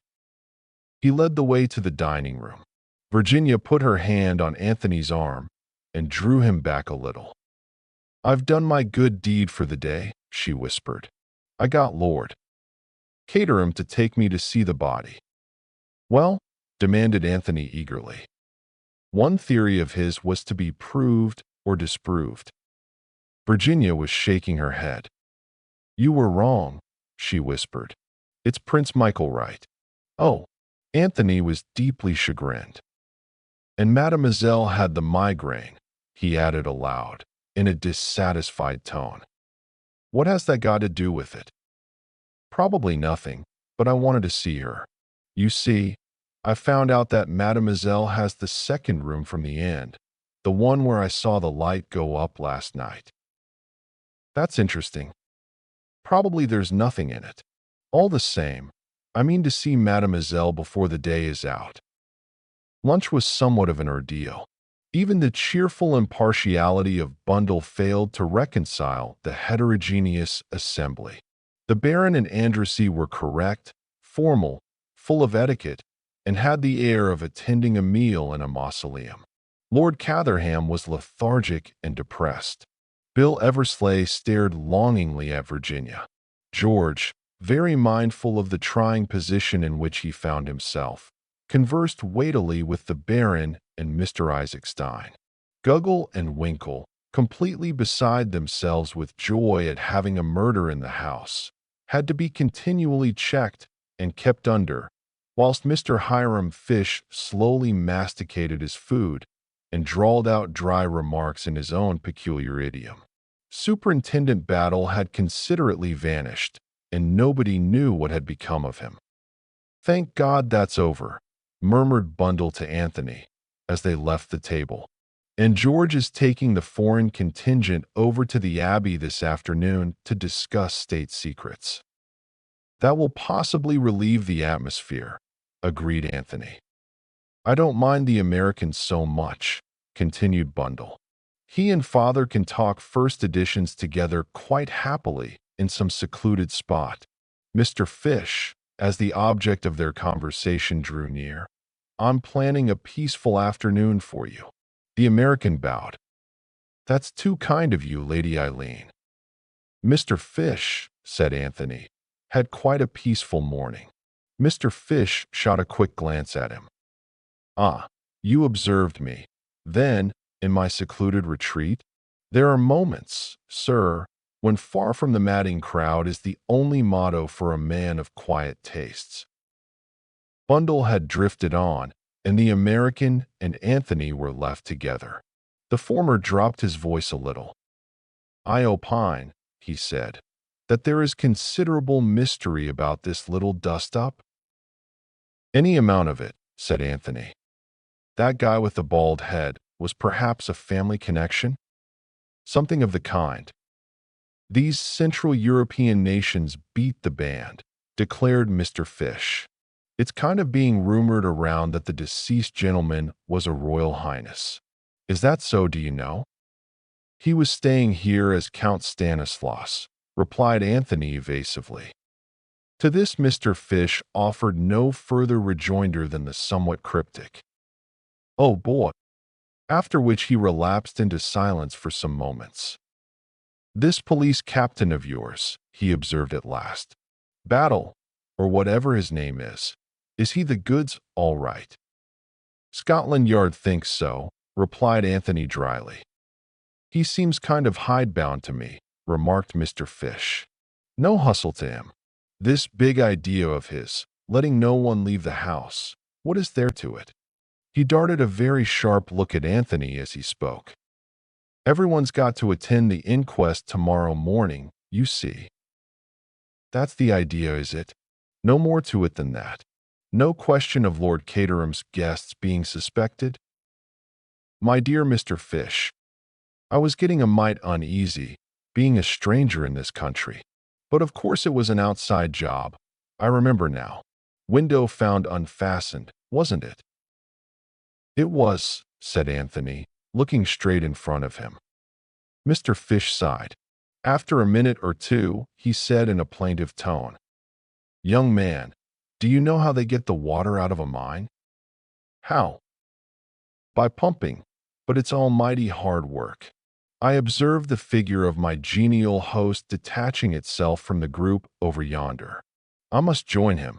Mr. Fish walked gently away, and Bundle drifted back again. "Funny fish, isn't he?" she remarked. "He is." "It's no good looking for Virginia," said Bundle sharply. "I wasn't." "You were. I don't know how she does it. It isn't what she says. I don't even believe it's what she looks.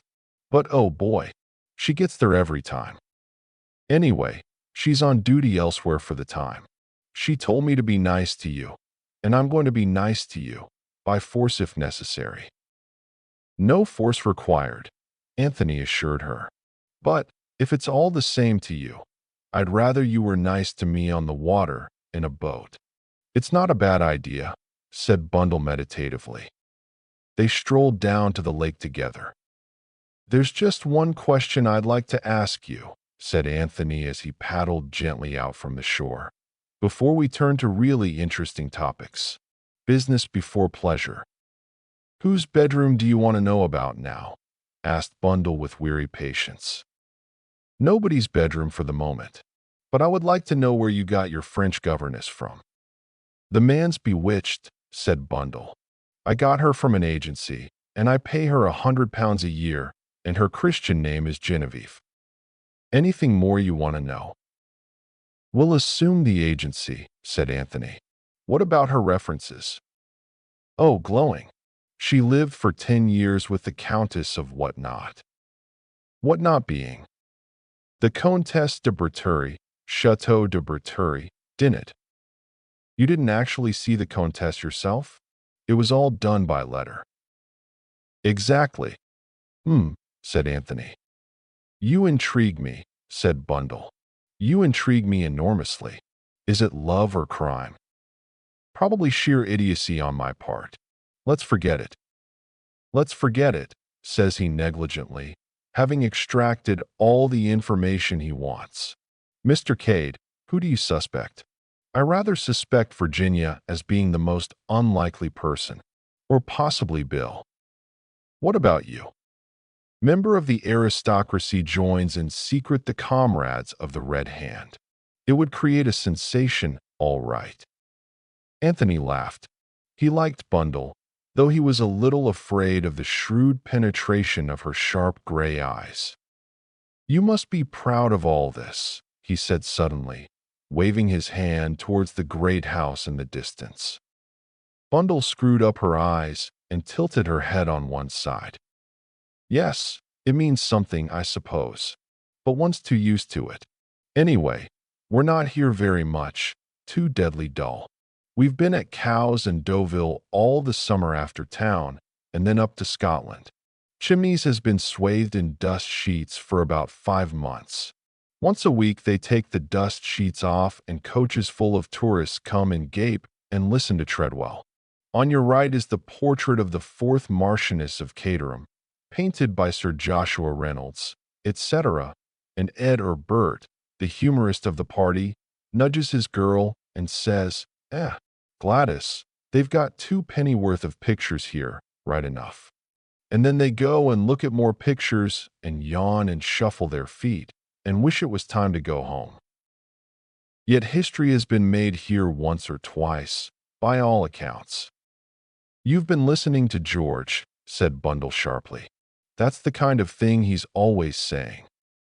But Anthony had raised himself on his elbow and was staring at the shore. Is that a third suspicious stranger I see standing disconsolately by the boathouse? Or is it one of the house party? Bundle lifted her head from the scarlet cushion. It's Bill, she said. He seems to be looking for something. He's probably looking for me, said Bundle, without enthusiasm. Shall we row quickly in the opposite direction? That's quite the right answer, but it should be delivered with more enthusiasm. I shall row with double vigor after that rebuke. Not at all, said Bundle. I have my pride. Row me to where that young ass is waiting. Somebody's got to look after him, I suppose. Virginia must have given him the slip. One of these days, inconceivable as it seems, I might want to marry George, so I might as well practice being one of our well-known political hostesses. Anthony pulled obediently towards the shore. And what's to become of me? I should like to know, he complained. I refuse to be the unwanted third. Is that the children I see in the distance? Yes. Be careful, or they'll rope you in. I'm rather fond of children, said Anthony. I might teach them some nice, quiet intellectual game. Well, don't say I didn't warn you.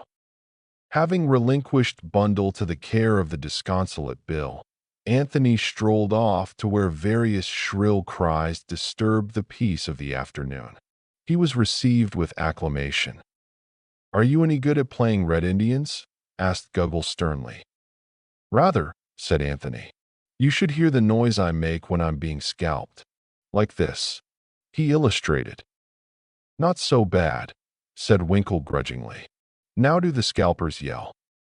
Anthony obliged with a blood-curdling noise. In another minute the game of Red Indians was in full swing. About an hour later, Anthony wiped his forehead and ventured to inquire after Mademoiselle's migraine. He was pleased to hear that that lady had entirely recovered. So popular had he become that he was urgently invited to come and have tea in the schoolroom. And then you can tell us about the man you saw hung, urged Guggle. Did you say you'd got a bit of the rope with you? Asked Winkle. It's in my suitcase, said Anthony solemnly. You shall each have a piece of it. Winkle immediately let out a wild Indian yell of satisfaction. We'll have to go and get washed, I suppose, said Guggle gloomily. You will come to tea, won't you? You won't forget. Anthony swore solemnly that nothing should prevent him keeping the engagement. Satisfied, the youthful pair beat a retreat towards the house. Anthony stood for a minute looking after them, and, as he did so, he became aware of a man leaving the other side of a little copse of trees and hurrying away across the park. He felt almost sure that it was the same black-bearded stranger he had encountered that morning. Whilst he was hesitating whether to go after him or not, the trees just ahead of him were parted, and Mr. Hiram Fish stepped out into the open. He started slightly when he saw Anthony. "A peaceful afternoon, Mr. Fish?" inquired the latter. "I thank you, yes." Mr. Fish did not look as peaceful as usual, however. His face was flushed, and he was breathing hard as though he had been running. He drew out his watch and consulted it. "I guess," he said softly, "it's just about time for your British institution of afternoon tea." Closing his watch with a snap, Mr. Fish ambled gently away in the direction of the house. Anthony stood in a brown study and awoke with a start to the fact that Superintendent Battle was standing beside him. Not the faintest sound had heralded his approach, and he seemed literally to have materialized from space. "Where did you spring from?" asked Anthony irritably. With a slight jerk of his head, Battle indicated the little copse of trees behind them. "It seems a popular spot this afternoon," remarked Anthony. "You were very lost in thought, Mr. Cade." "I was indeed. Do you know what I was doing, Battle? I was trying to put 2 and 1 and 5 and 3 together so as to make 4. And it can't be done, Battle. It simply can't be done." "There's difficulties that way," agreed the detective. "But you're just the man I wanted to see. Battle, I want to go away. Can it be done?" True to his creed, Superintendent Battle showed neither emotion nor surprise. His reply was easy and matter-of-fact. "That depends, sir, as to where you want to go." "I'll tell you exactly, Battle. I'll lay my cards upon the table. I want to go dined to the chateau of Madame la Comtesse de Berteury. Can it be done?" "When do you want to go, Mr. Cade?" "Say tomorrow after the inquest. I could be back here by Sunday evening." "I see," said the superintendent, with peculiar solidity. "Well, what about it?" "I've no objection, provided you go where you say you're going and come straight back here." "You're a man in 1,000, Battle. Either you have taken an extraordinary fancy to me, or else you're extraordinarily deep. Which is it?" Superintendent Battle smiled a little, but did not answer. "Well, well," said Anthony, "I expect you'll take your precautions. Discreet minions of the law will follow my suspicious footsteps. So be it. But I do wish I knew what it was all about." "I don't get you, Mr. Cade." "The memoirs, what all the fuss is about. Were they only memoirs? Or have you got something up your sleeve?" Battle smiled again. "Take it like this. I'm doing you a favor because you've made a favorable impression on me, Mr. Cade. I'd like you to work in with me over this case. The amateur and the professional, they go well together. The one has the intimacy, so to speak, and the other the experience." "Well," said Anthony slowly, "I don't mind admitting that I've always wanted to try my hand at unraveling a murder mystery." "Any ideas about the case at all, Mr. Cade?" "Plenty of them," said Anthony, "but they're mostly questions." "As for instance?" "Who steps into the murdered Michael's shoes? It seems to me that that is important." A rather wry smile came over Superintendent Battle's face. "I wondered if you'd think of that, sir. Prince Nicholas Abalovich is the next heir, first cousin of this gentleman." "And where is he at the present moment?" asked Anthony, turning away to light a cigarette. "Don't tell me you don't know, Battle, because I shan't believe you. We've reason to believe that he's in the United States. He was until quite lately, at all events, raising money on his expectations." Anthony gave vent to a surprised whistle. "I get you," said Anthony. "Michael was backed by England, Nicholas by America. In both countries, a group of financiers are anxious to obtain the oil concessions. The Loyalist Party adopted Michael as their candidate. Now they'll have to look elsewhere." Gnashing of teeth on the part of Isaac Stein and Company and Mr. George Lomax. Rejoicings in Wall Street. Am I right?" "You're not far off," said Superintendent Battle. Said Anthony. "I almost dare swear that I know what you were doing in that copse." The detective smiled, but made no reply. "International politics are very fascinating," said Anthony, "but I fear I must leave you. I have an appointment in the schoolroom." he strode briskly away towards the house. Inquiries of the dignified Treadwell showed him the way to the schoolroom. He tapped on the door and entered, to be greeted by squeals of joy. Guggle and Winkle immediately rushed at him and bore him in triumph to be introduced to Mademoiselle. For the first time, Anthony felt a qualm. Mademoiselle Brun was a small, middle-aged woman with a sallow face, pepper and salt hair, and a budding mustache. As the notorious foreign adventuress, she did not fit into the picture at all. "I believe," said Anthony to himself, "I'm making the most utter fool of myself. Never mind, I must go through with it now." He was extremely pleasant to Mademoiselle, and she, on her part, was evidently delighted to have a good-looking young man invade her schoolroom. The meal was a great success. But that evening, alone in the charming bedchamber that had been allotted to him, Anthony shook his head several times. "I'm wrong," he said to himself. "For the second time, I'm wrong. Somehow or other, I can't get the hang of this thing." He stopped in his pacing of the floor. "What the devil?" began Anthony. The door was being softly opened. In another minute a man had slipped into the room and stood deferentially by the door. He was a big, fair man, squarely built, with high Slavonic cheekbones and dreamy, fanatic eyes. "Who the devil are you?" asked Anthony, staring at him. The man replied in perfect English. "I am Boris Anchaukov, Prince Michael's servant." "That is so. I serve my master. He is dead. Now I serve you." "It's very kind of you," said Anthony, "but I don't happen to want a valet. You are my master now. I will serve you faithfully." "Yes, but look here, I don't need a valet. I can't afford one." Boris Anchaukov looked at him with a touch of scorn. "I do not ask for money. I serve my master. So will I serve you, to the death." Stepping quickly forward, he dropped on one knee, caught Anthony's hand, and placed it on his forehead. Then he rose swiftly and left the room as suddenly as he had come. Anthony stared after him, his face a picture of astonishment.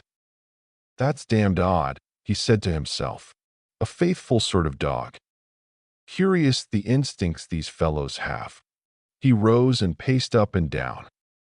"All the same," he muttered, "it's awkward, damned awkward, just at present." Chapter 17. A Midnight Adventure. The inquest took place on the following morning. It was extraordinarily unlike the inquests as pictured in sensational fiction. It satisfied even George Lomax in its rigid suppression of all interesting details. Superintendent Battle and the coroner, working together with the support of the chief constable, had reduced the proceedings to the lowest level of boredom. Immediately after the inquest, Anthony took an unostentatious departure. His departure was the one bright spot in the day for Bill Eversley. George Lomax, obsessed with the fear that something damaging to his department might leak out, had been exceedingly trying. Miss Oscar and Bill had been in constant attendance. Everything useful and interesting had been done by Miss Oscar. Bill's part had been to run to and fro with countless messages, to decode telegrams, and to listen by the hour to George's repeating himself. It was a completely exhausted young man who retired to bed on Saturday night. He had had practically no chance to talk to Virginia all day, owing to George's exactions, and he felt injured and ill-used. Thank goodness, that colonial fellow had taken himself off. He had monopolized far too much of Virginia's society, anyway. And of course, if George Lomax went on making an ass of himself like this, his mind seething with resentment, Bill fell asleep. And, in dreams, came consolation, for he dreamt of Virginia. It was an heroic dream, a dream of burning timbers in which he played the part of the gallant rescuer. He brought down Virginia from the topmost story in his arms. She was unconscious. He laid her on the grass. Then he went off to find a packet of sandwiches. It was most important that he should find that packet of sandwiches. George had it, but instead of giving it up to Bill, he began to dictate telegrams. They were now in the vestry of a church, and any minute Virginia might arrive to be married to him. Horror! He was wearing pajamas. He must get home at once and find his proper clothes. He rushed out to the car. The car would not start. No petrol in the tank. He was getting desperate. And then a big general bus drew up and Virginia got out of it on the arm of the bald-headed Baron. She was deliciously cool and exquisitely dressed in gray. She came over to him and shook him by the shoulders playfully. "Bill," she said. "Oh, Bill." She shook him harder. "Bill," she said. "Wake up. Oh, do wake up." Very dazed, Bill woke up. He was in his bedroom at Chimneys. But part of the dream was with him still. Virginia was leaning over him and was repeating the same words with variations. "Wake up, Bill. Oh, do wake up, Bill." "Hello," said Bill, sitting up in bed. "What's the matter?" Virginia gave a sigh of relief. "Thank goodness. I thought you'd never wake up. I've been shaking you and shaking you. Are you properly awake now?" "I think so," said Bill doubtfully. "You great lump," said Virginia. "The trouble I've had. My arms are aching." "These insults are uncalled for," said Bill, with dignity. "Let me say, Virginia, that I consider your conduct most unbecoming. Not at all that of a pure young widow. Don't be an idiot, Bill. Things are happening." "What kind of things?" "Queer things. In the council chamber. I thought I heard a door bang somewhere, and I came down to see. And then I saw a light in the council chamber. I crept along the passage and peeped through the crack of the door. I couldn't see much, but what I could see was so extraordinary that I felt I must see more. And then, all of a sudden, I felt that I should like a nice, big, strong man with me. And you were the nicest and biggest and strongest man I could think of, so I came in and tried to wake you up quietly.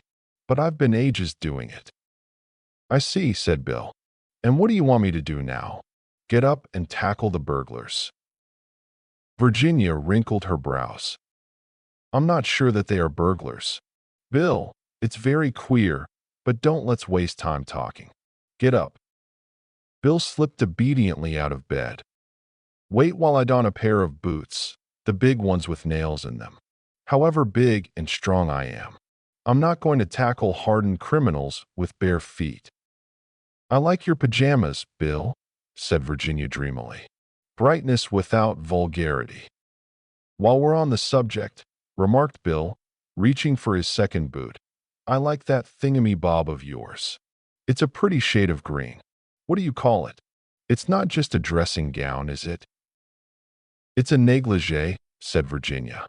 "I'm glad you've led such a pure life." "Bill." "I haven't," said Bill indignantly. "You've just betrayed the fact. You're very nice, Bill, and I like you. I dare say that tomorrow morning, say about 10 o'clock, a good safe hour for not unduly exciting the emotions, I might even kiss you." "I always think these things are best carried out on the spur of the moment," suggested Bill. "We've other fish to fry," said Virginia. "If you don't want to put on a gas mask and a shirt of chainmail, shall we start?" "I'm ready," said Bill. He wriggled into a lurid silk dressing gown and picked up a poker. "The orthodox weapon," he observed. "Come on," said Virginia, "and don't make a noise." They crept out of the room and along the corridor, and then down the wide double staircase.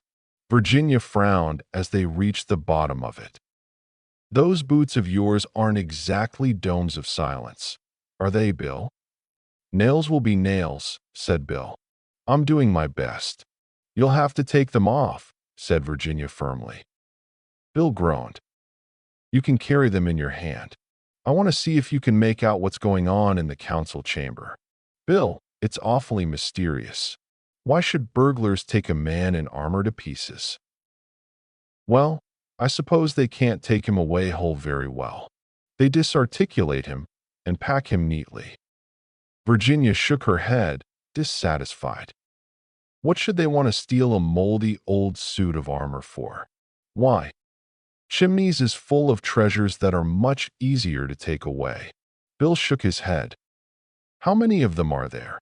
He asked, taking a firmer grip of his poker. I couldn't see properly. You know what a keyhole is. And they only had a flashlight. I expect they've gone by now, said Bill hopefully. He sat on the bottom stair and drew off his boots. Then, holding them in his hand, he crept along the passage that led to the council chamber, Virginia close behind him. They halted outside the massive oak door. All was silent within, but suddenly Virginia pressed his arm, and he nodded. A bright light had shone for a minute through the keyhole. Bill went down on his knees and applied his eye to the orifice. What he saw was confusing in the extreme. The scene of the drama that was being enacted inside was evidently just to the left, out of his line of vision. A subdued chink every now and then seemed to point to the fact that the invaders were still dealing with the figure in armor. There were two of these, Bill remembered. They stood together by the wall just under the Holbein portrait. The light of the electric torch was evidently being directed upon the operations in progress. It left the rest of the room nearly in darkness. Once a figure flitted across Bill's line of vision, but there was not sufficient light to distinguish anything about it. It might have been that of a man or a woman. In a minute or two it flitted back again, and then the subdued chinking sounded again. Presently there came a new sound, a faint tap-tap as of knuckles on wood. Bill sat back on his heels suddenly. "What is it?" whispered Virginia. "Nothing. It's no good going on like this. We can't see anything, and we can't guess what they're up to. I must go in and tackle them." He drew on his boots and stood up. "Now, Virginia, listen to me. We'll open the door as softly as possible. You know where the switch of the electric light is?" "Yes, just by the door." "I don't think there are more than two of them. There may be only one. I want to get well into the room. Then, when I say go, I want you to switch on the lights. Do you understand?" "Perfectly. And don't scream or faint or anything. I won't let anyone hurt you." "My hero," murmured Virginia. Bill peered at her suspiciously through the darkness. He heard a faint sound which might have been either a sob or a laugh. Then he grasped the poker firmly and rose to his feet. He felt that he was fully alive to the situation. Very softly, he turned the handle of the door. It yielded and swung gently inwards. Bill felt Virginia close beside him. Together they moved noiselessly into the room. At the farther end of the room, the torch was playing upon the Holbein picture.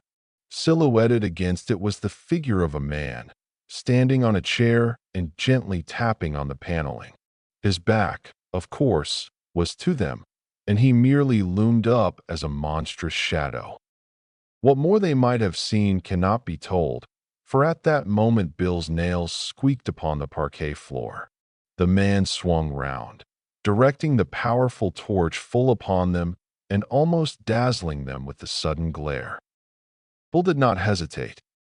"Go," he roared to Virginia, and sprang for his man, as she obediently pressed down the switch of the electric lights. The big chandelier should have been flooded with light, but instead, all that happened was the click of the switch. The room remained in darkness. Virginia heard Bill curse freely. The next minute the air was filled with panting, scuffling sounds. The torch had fallen to the ground and extinguished itself in the fall.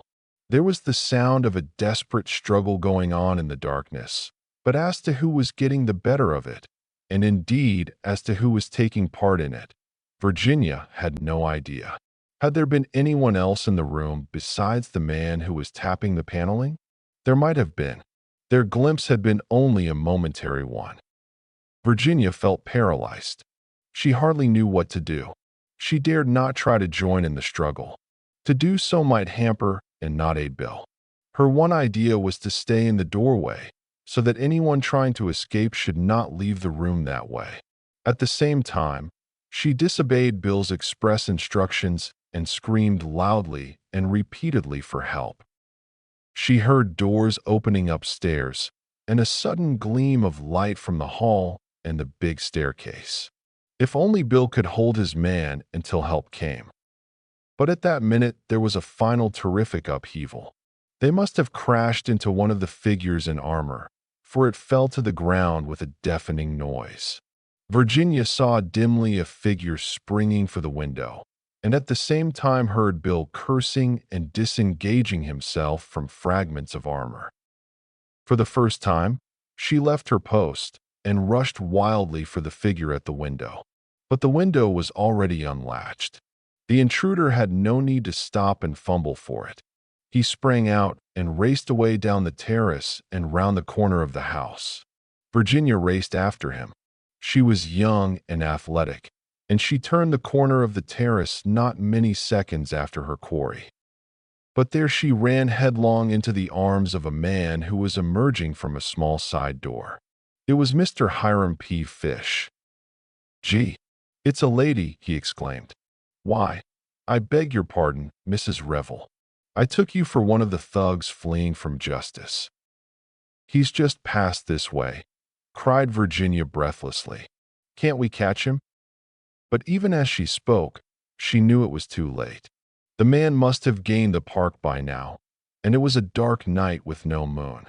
She retraced her steps to the council chamber, Mr. Fish by her side, discoursing in a soothing monotone upon the habits of burglars in general, of which he seemed to have a wide experience. Lord Caterham, Bundle, and various frightened servants were standing in the doorway of the council chamber. "What the devil's the matter?" asked Bundle. "Is it burglars? What are you and Mr. Fish doing, Virginia? Taking a midnight stroll?" Virginia explained the events of the evening. "How frightfully exciting," commented Bundle.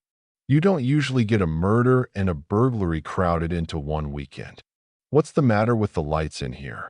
They're all right everywhere else." That mystery was soon explained. The bulbs had simply been removed and laid in a row against the wall.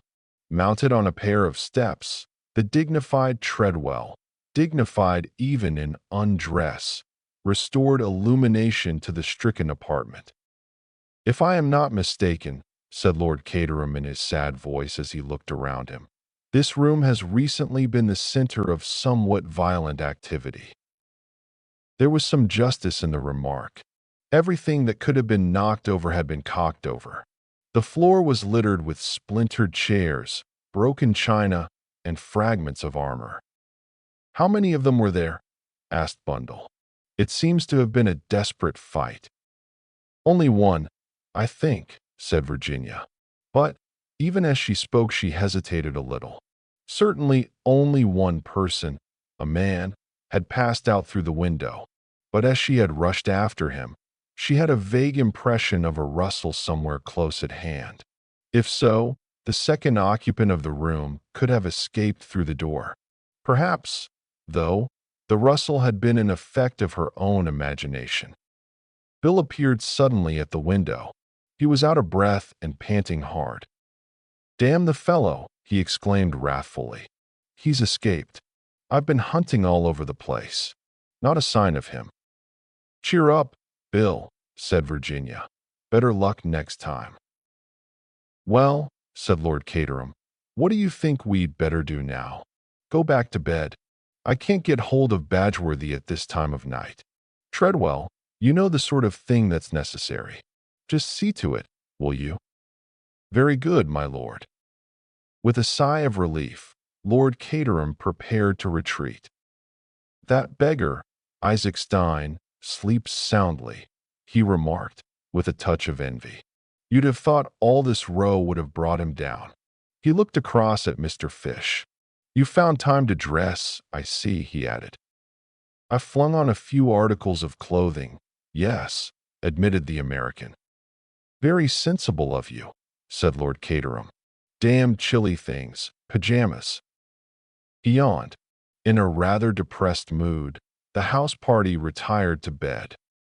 Chapter 18. Second Midnight Adventure. The first person that Anthony saw as he alighted from his train on the following afternoon was Superintendent Battle. His face broke into a smile. "I've returned according to contract," he remarked. "Did you come down here to assure yourself of the fact?" Battle shook his head. "I wasn't worrying about that, Mr. Cade. I happen to be going to London, that's all." "You have such a trustful nature, Battle." "Do you think so, sir?" "No. I think you're deep, very deep. Still waters, you know, and all that sort of thing. So you're going to London?" "I am, Mr. Cade." "I wonder why." The detective did not reply. "You're so chatty," remarked Anthony. "That's what I like about you." A far-off twinkle showed in Battle's eyes. "What about your own little job, Mr. Cade?" he inquired. "How did that go off?" "I've drawn blank, Battle. For the second time I've been proved hopelessly wrong. Galling, isn't it?" "What was the idea, sir, if I may ask?" "I suspected the French governess, Battle. A. Upon the grounds of her being the most unlikely person, according to the canons of the best fiction. B. Because there was a light in her room on the night of the tragedy." "That wasn't much to go upon." "You are quite right. It was not.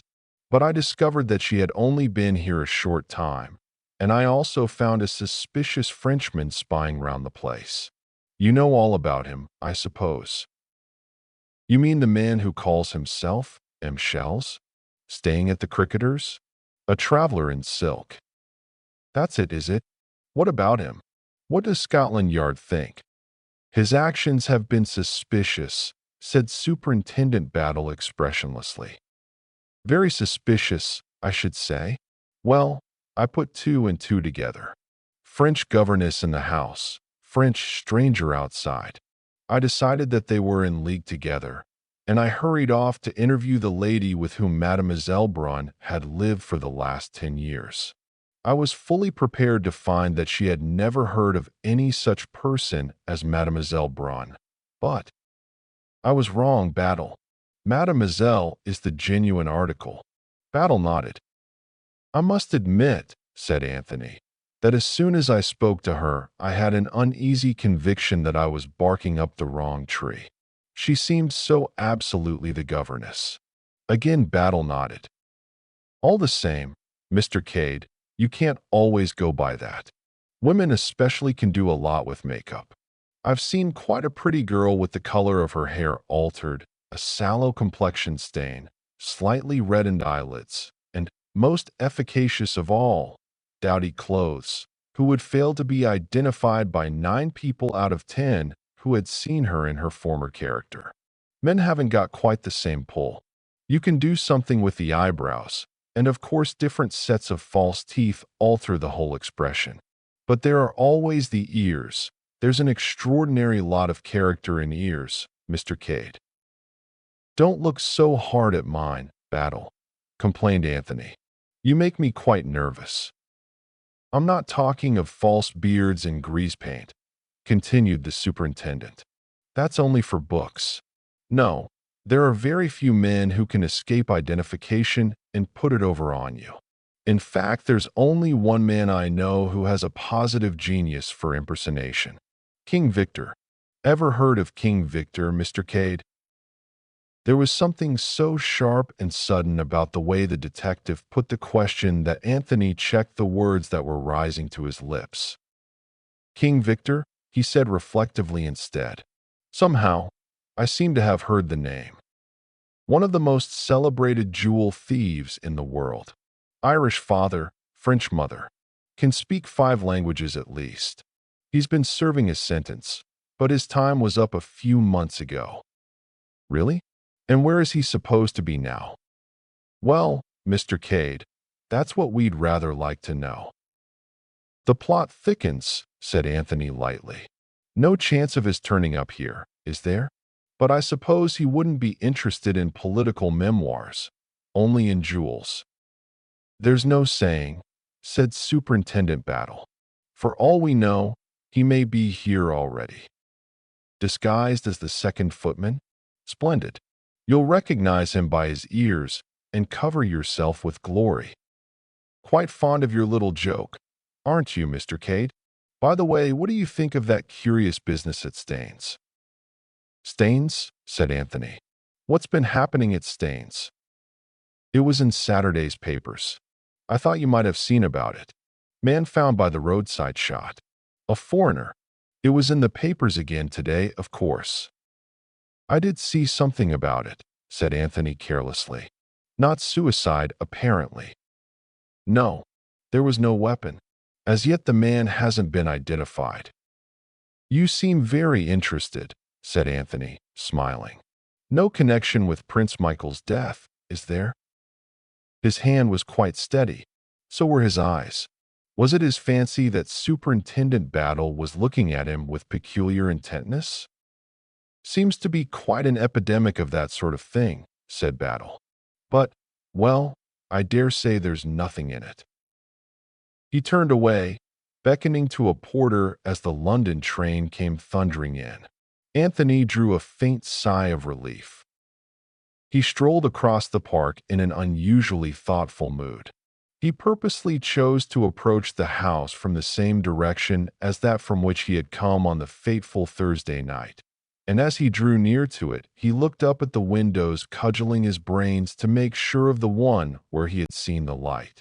Was he quite sure that it was the second from the end? And, doing so, he made a discovery.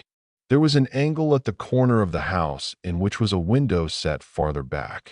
Standing on one spot, you counted this window as the first, and the first one built out over the council chamber as the second, but move a few yards to the right, and the part built out over the council chamber appeared to be the end of the house. The first window was invisible, and the two windows of the rooms over the council chamber would have appeared the first and second from the end. Where exactly had he been standing when he had seen the light flash up? Anthony found the question very hard to determine. A matter of a yard or so made all the difference. But one point was made abundantly clear. It was quite possible that he had been mistaken in describing the light as occurring in the second room from the end. It might equally well have been the third. Now who occupied the third room? Anthony was determined to find that out as soon as possible. Fortune favored him. In the hall, Treadwell had just set the massive silver urn in its place on the tea tray. Nobody else was there. "Hello, Treadwell," said Anthony. "I wanted to ask you something. Who has the third room from the end on the west side? Over the council chamber, I mean." Treadwell reflected for a minute or two. "That would be the American gentleman's room, sir. Mr. Fish." "Oh, is it? Thank you." "Not at all, sir." Treadwell prepared to depart, then paused. The desire to be the first to impart news makes even pontifical butlers human. "Perhaps you have heard, sir, of what occurred last night?" "Not a word," said Anthony. "What did occur last night?" "An attempt at robbery, sir." "Not really? Was anything taken?" "No, sir. The thieves were dismantling the suits of armor in the council chamber when they were surprised and forced to flee. Unfortunately, they got clear away." "That's very extraordinary," said Anthony. "The council chamber again. Did they break in that way?" "It is supposed, sir, that they forced the window." Satisfied with the interest his information had aroused, Treadwell resumed his retreat, but brought up short with a dignified apology. "I beg your pardon, sir. I didn't hear you come in, and didn't know you were standing just behind me." Mr. Isaac Stein, who had been the victim of the impact, waved his hand in a friendly fashion. "No harm done, my good fellow. I assure you no harm done." Treadwell retired looking contemptuous, and Isaac Stein came forward and dropped into an easy chair. "Hello, Cade. So you're back again. Been hearing all about last night's little show?" "Yes," said Anthony. "Rather an exciting weekend, isn't it? I should imagine that last night was the work of local men, said Isaac Stein. It seems a clumsy, amateurish affair. Is there anyone about here who collects armor? Asked Anthony. It seems a curious thing to select. Very curious, agreed Mr. Isaac Stein. He paused a minute, and then said slowly, the whole position here is very unfortunate. There was something almost menacing in his tone. I don't quite understand, said Anthony. Why are we all being kept here in this way? The inquest was over yesterday. The prince's body will be removed to London, where it is being given out that he died of heart failure. And still nobody is allowed to leave the house. Mr. Lomax knows no more than I do. He refers me to Superintendent Battle. Superintendent Battle has something up his sleeve, said Anthony thoughtfully. And it seems the essence of his plan that nobody should leave. But, excuse me, Mr. Cade, you have been away. With a string tied to my leg. I've no doubt that I was shadowed the whole time. I shouldn't have been given a chance of disposing of the revolver or anything of that kind. Ah, the revolver, said Isaac Stein thoughtfully. That has not yet been found, I think. Not yet. Possibly thrown into the lake in passing. Very possibly. Where is Superintendent Battle? I have not seen him this afternoon. He's gone to London. I met him at the station. Gone to London? Really? Did he say when he would be back? Early tomorrow, so I understand. Virginia came in with Lord Caterham and Mr. Fish. She smiled a welcome at Anthony. So you're back, Mr. Cade. Have you heard all about our adventures last night? Why, truly, Mr. Cade, said Hiram Fish. It was a night of strenuous excitement. Did you hear that I mistook Mrs. Revel for one of the thugs? And in the meantime, said Anthony, the thug got clear away, said Mr. Fish mournfully. Do pour out, said Lord Caterham to Virginia. I don't know where. Bundleus. Virginia officiated. Then she came and sat down near Anthony. Come to the boathouse after tea, she said in a low voice. Bill and I have got a lot to tell you. Then she joined lightly in the general conversation. The meeting at the boathouse was duly held. Virginia and Bill were bubbling over with their news. They agreed that a boat in the middle of the lake was the only safe place for confidential conversation.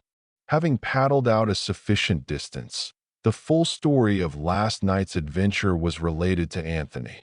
Bill looked a little sulky. He wished Virginia would not insist on bringing this colonial fellow into it. It's very odd, said Anthony, when the story was finished. What do you make of it? He asked Virginia. I think they were looking for something, she returned promptly. The burglar idea is absurd. They thought the something, whatever it was, might be concealed in the suits of armor. That's clear enough. But why tap the paneling? That looks more as though they were looking for a secret staircase, or something of that kind. There's a priest's hole at Chimneys, I know, said Virginia. And I believe there's a secret staircase as well. Lord Caterham would tell us all about it. What I want to know is, what can they have been looking for? It can't be the memoirs, said Anthony. They're a great bulky package. It must have been something small. George knows, I expect, said Virginia. I wonder whether I could get it out of him. All along I felt there was something behind all this. You say there was only one man, pursued Anthony, but that there might possibly be another, as you thought you heard someone going towards the door as you sprang to the window. The sound was very slight, said Virginia. It might have been just my imagination. That's quite possible. But in case it wasn't your imagination, the second person must have been an inmate of the house. I wonder now, what are you wondering at? Asked Virginia. The thoroughness of Mr. Hiram Fish, who dresses himself completely when he hears screams for help downstairs. There's something in that, agreed Virginia.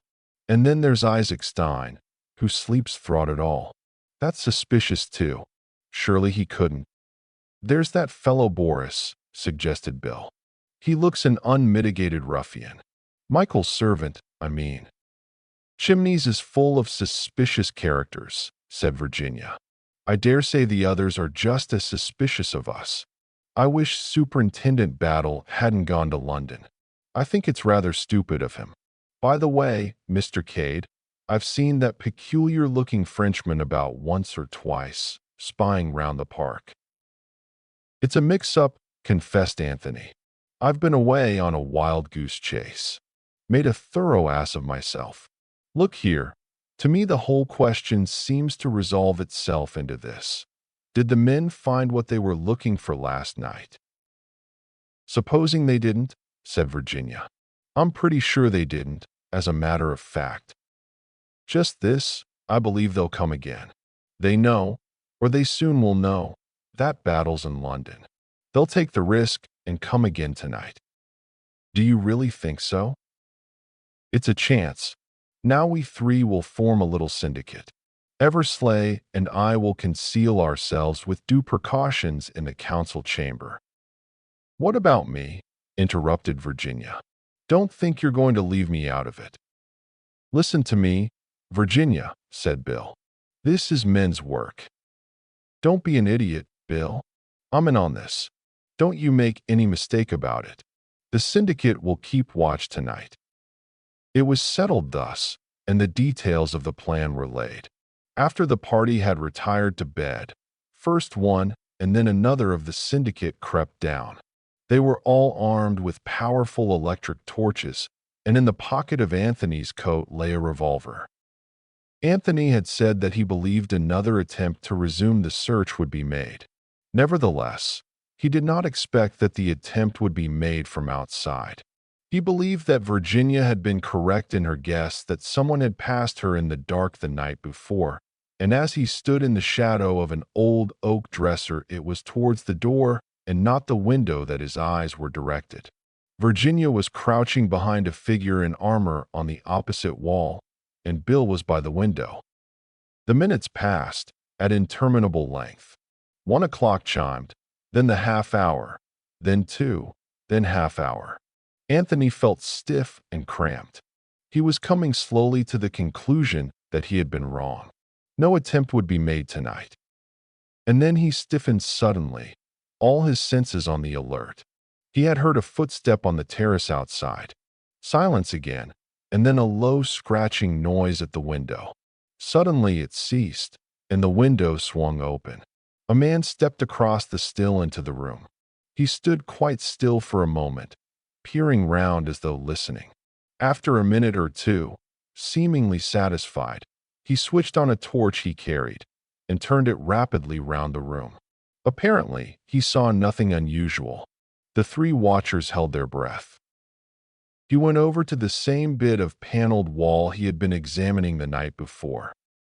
And then a terrible knowledge smote Bill. He was going to sneeze.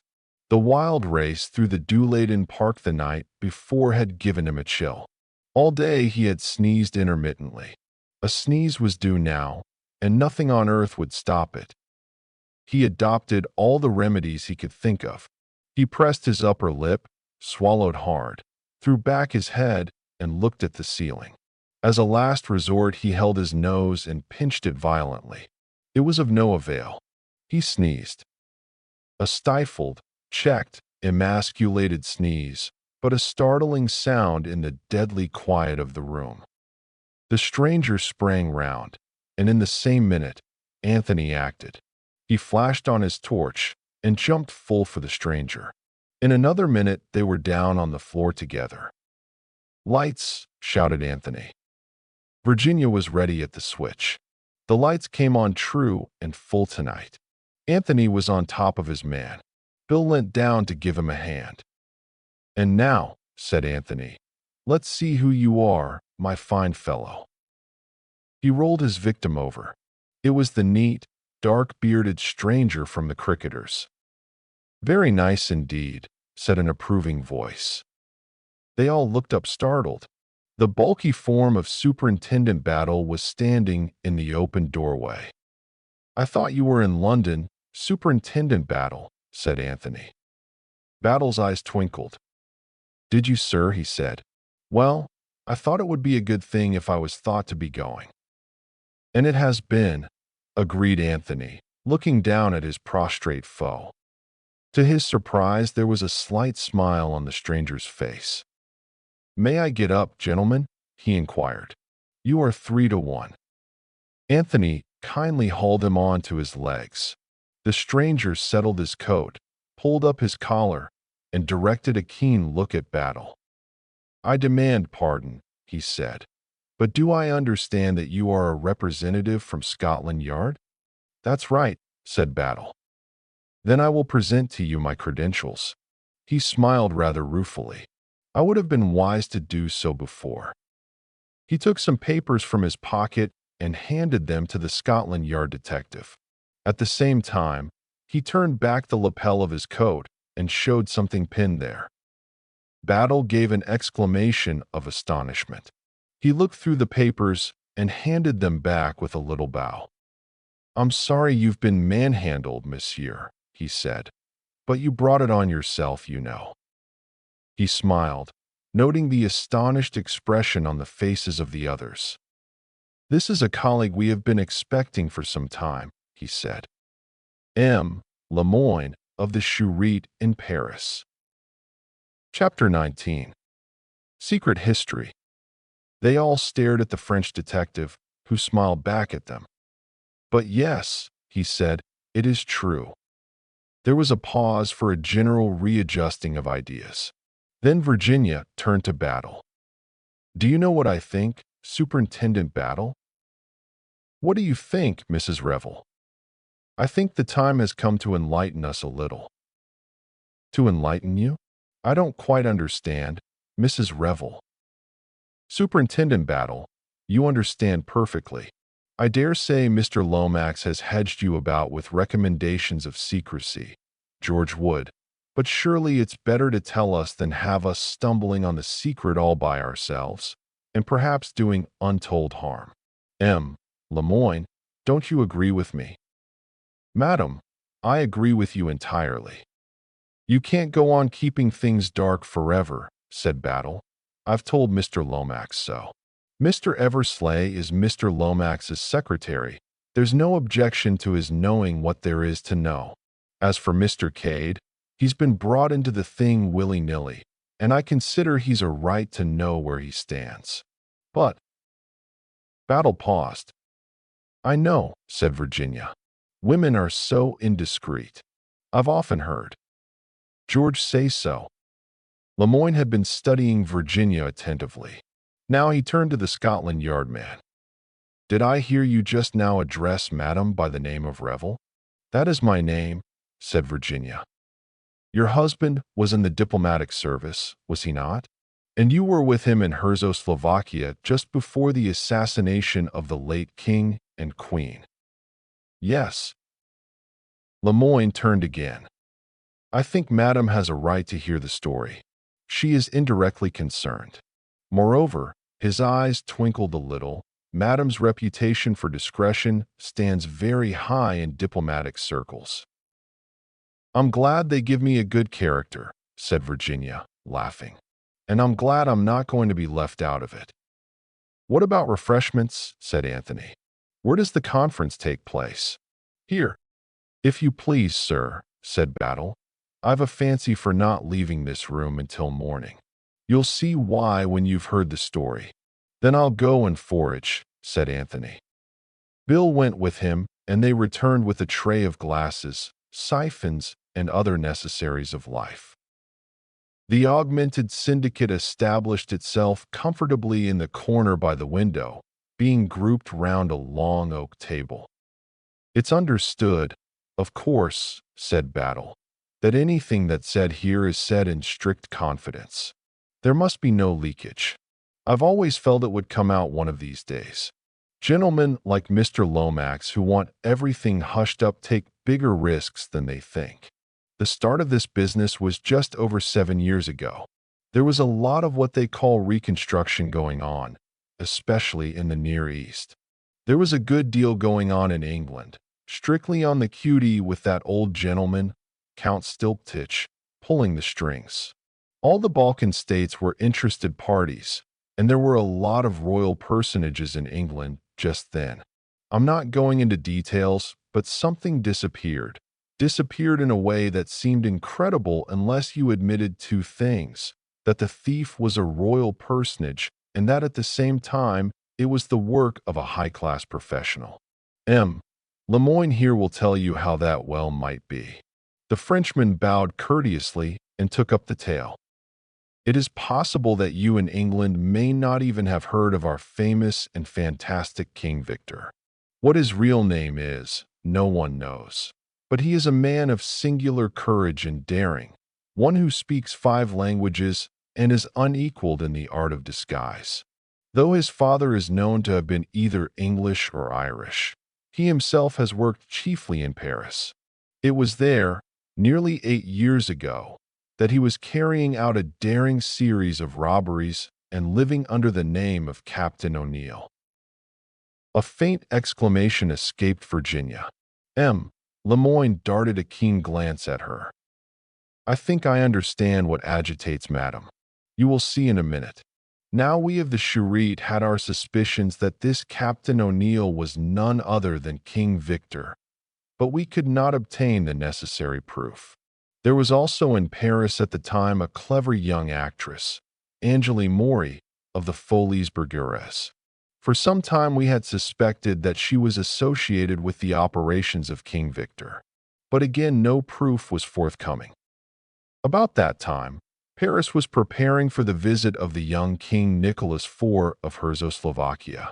At the Charite, we were given special instructions as to the course to be adopted to ensure the safety of His Majesty.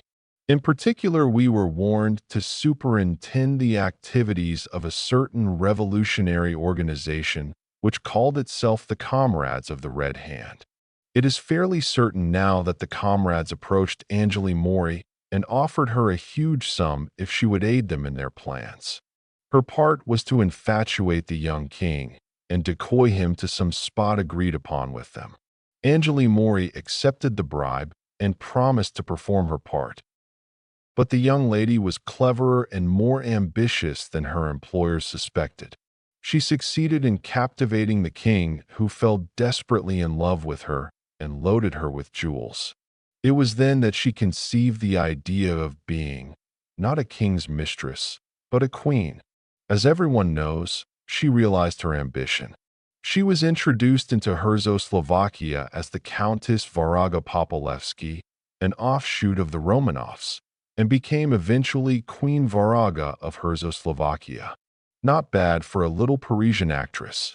I have always heard that she played the part extremely well. But her triumph was not to be long-lived. The Comrades of the Red Hand, furious at her betrayal, twice attempted her life. Finally, they worked up the country to such a pitch that a revolution broke out, in which both the king and queen perished.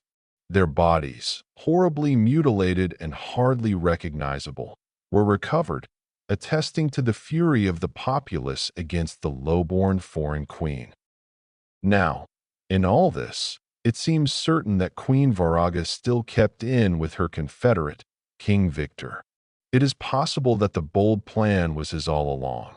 What is known is that she continued to correspond with him, in a secret code, from the court of Czechoslovakia. For safety, the letters were written in English and signed with the name of an English lady then at the embassy. If any inquiry had been made, and the lady in question had denied her signature, it is possible that she would not have been believed, for the letters were those of a guilty woman to her lover. It was your name she used, Mrs. Revel. I know, said Virginia. Her color was coming and going unevenly. So that is the truth of the letters. I have wondered and wondered. What a blackguardly trick, cried Bill indignantly. The letters were addressed to Captain O'Neill at his rooms in Paris, and their principal purpose may have light shed upon it by a curious fact which came to light later. After the assassination of the king and queen, many of the crown jewels which had fallen, of course, into the hands of the mob, found their way to Paris, and it was discovered that in 9 cases out of 10 the principal stones had been replaced by paste. And mind you, there were some very famous stones among the jewels of Czechoslovakia. So as a queen, Angeli Mori still practiced her former activities. You see now where we have arrived. Nicholas IV and Queen Varaga came to England and were the guests of the late Marquis of Caterham, then Secretary of State for Foreign Affairs. Czechoslovakia is a small country, but it could not be left out.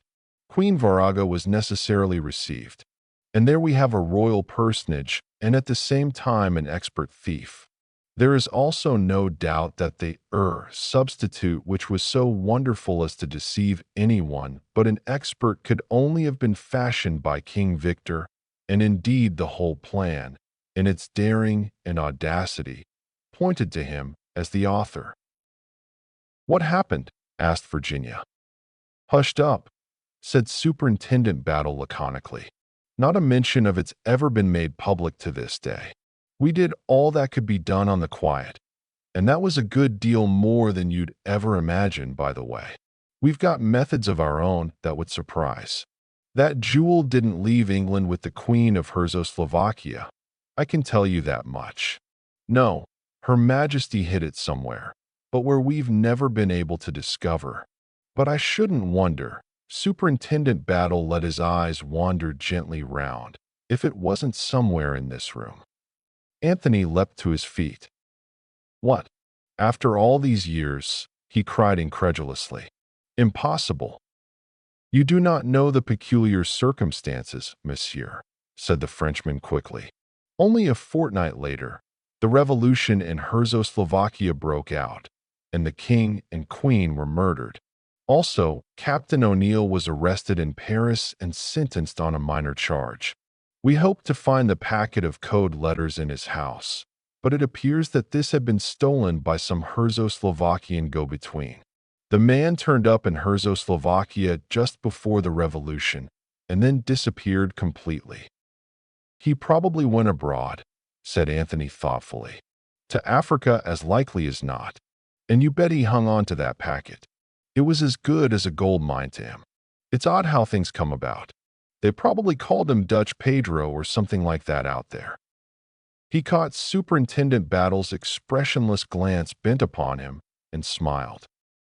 "It's not really clairvoyance, Battle," he said, "though it sounds like it. I'll tell you presently." "There is one thing that you have not explained," said Virginia. "Where does this link up with the memoirs? There must be a link, surely?"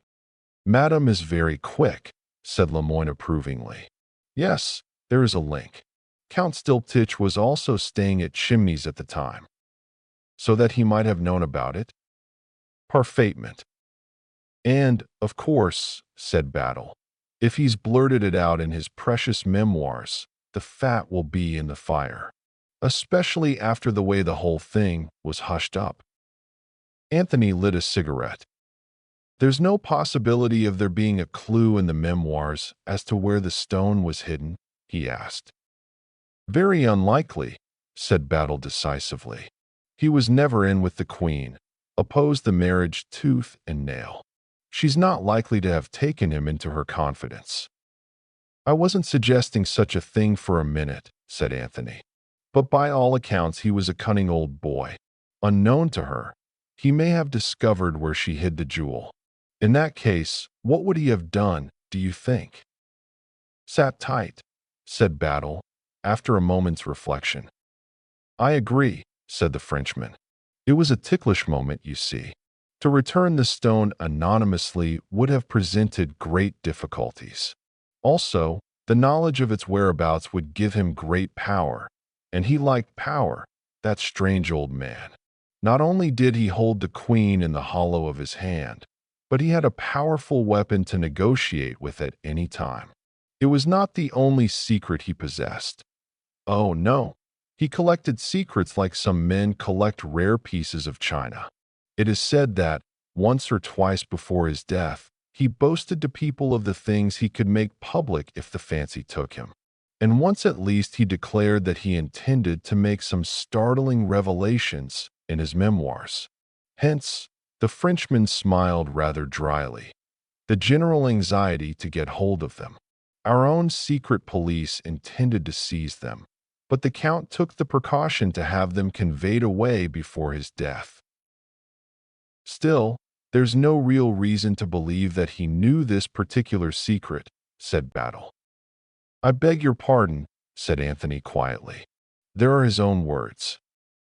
What? Both detectives stared at him as though unable to believe their ears. When Mr. McGrath gave me that manuscript to bring to England, he told me the circumstances of his one meeting with Count Stilptich. It was in Paris, at some considerable risk to himself. Mr. McGrath rescued the Count from a band of Apaches. He was, I understand, shall we say a trifle, exhilarated? Being in that condition, he made two rather interesting remarks. One of them was to the effect that he knew where the Kohinoor was, a statement to which my friend paid very little attention.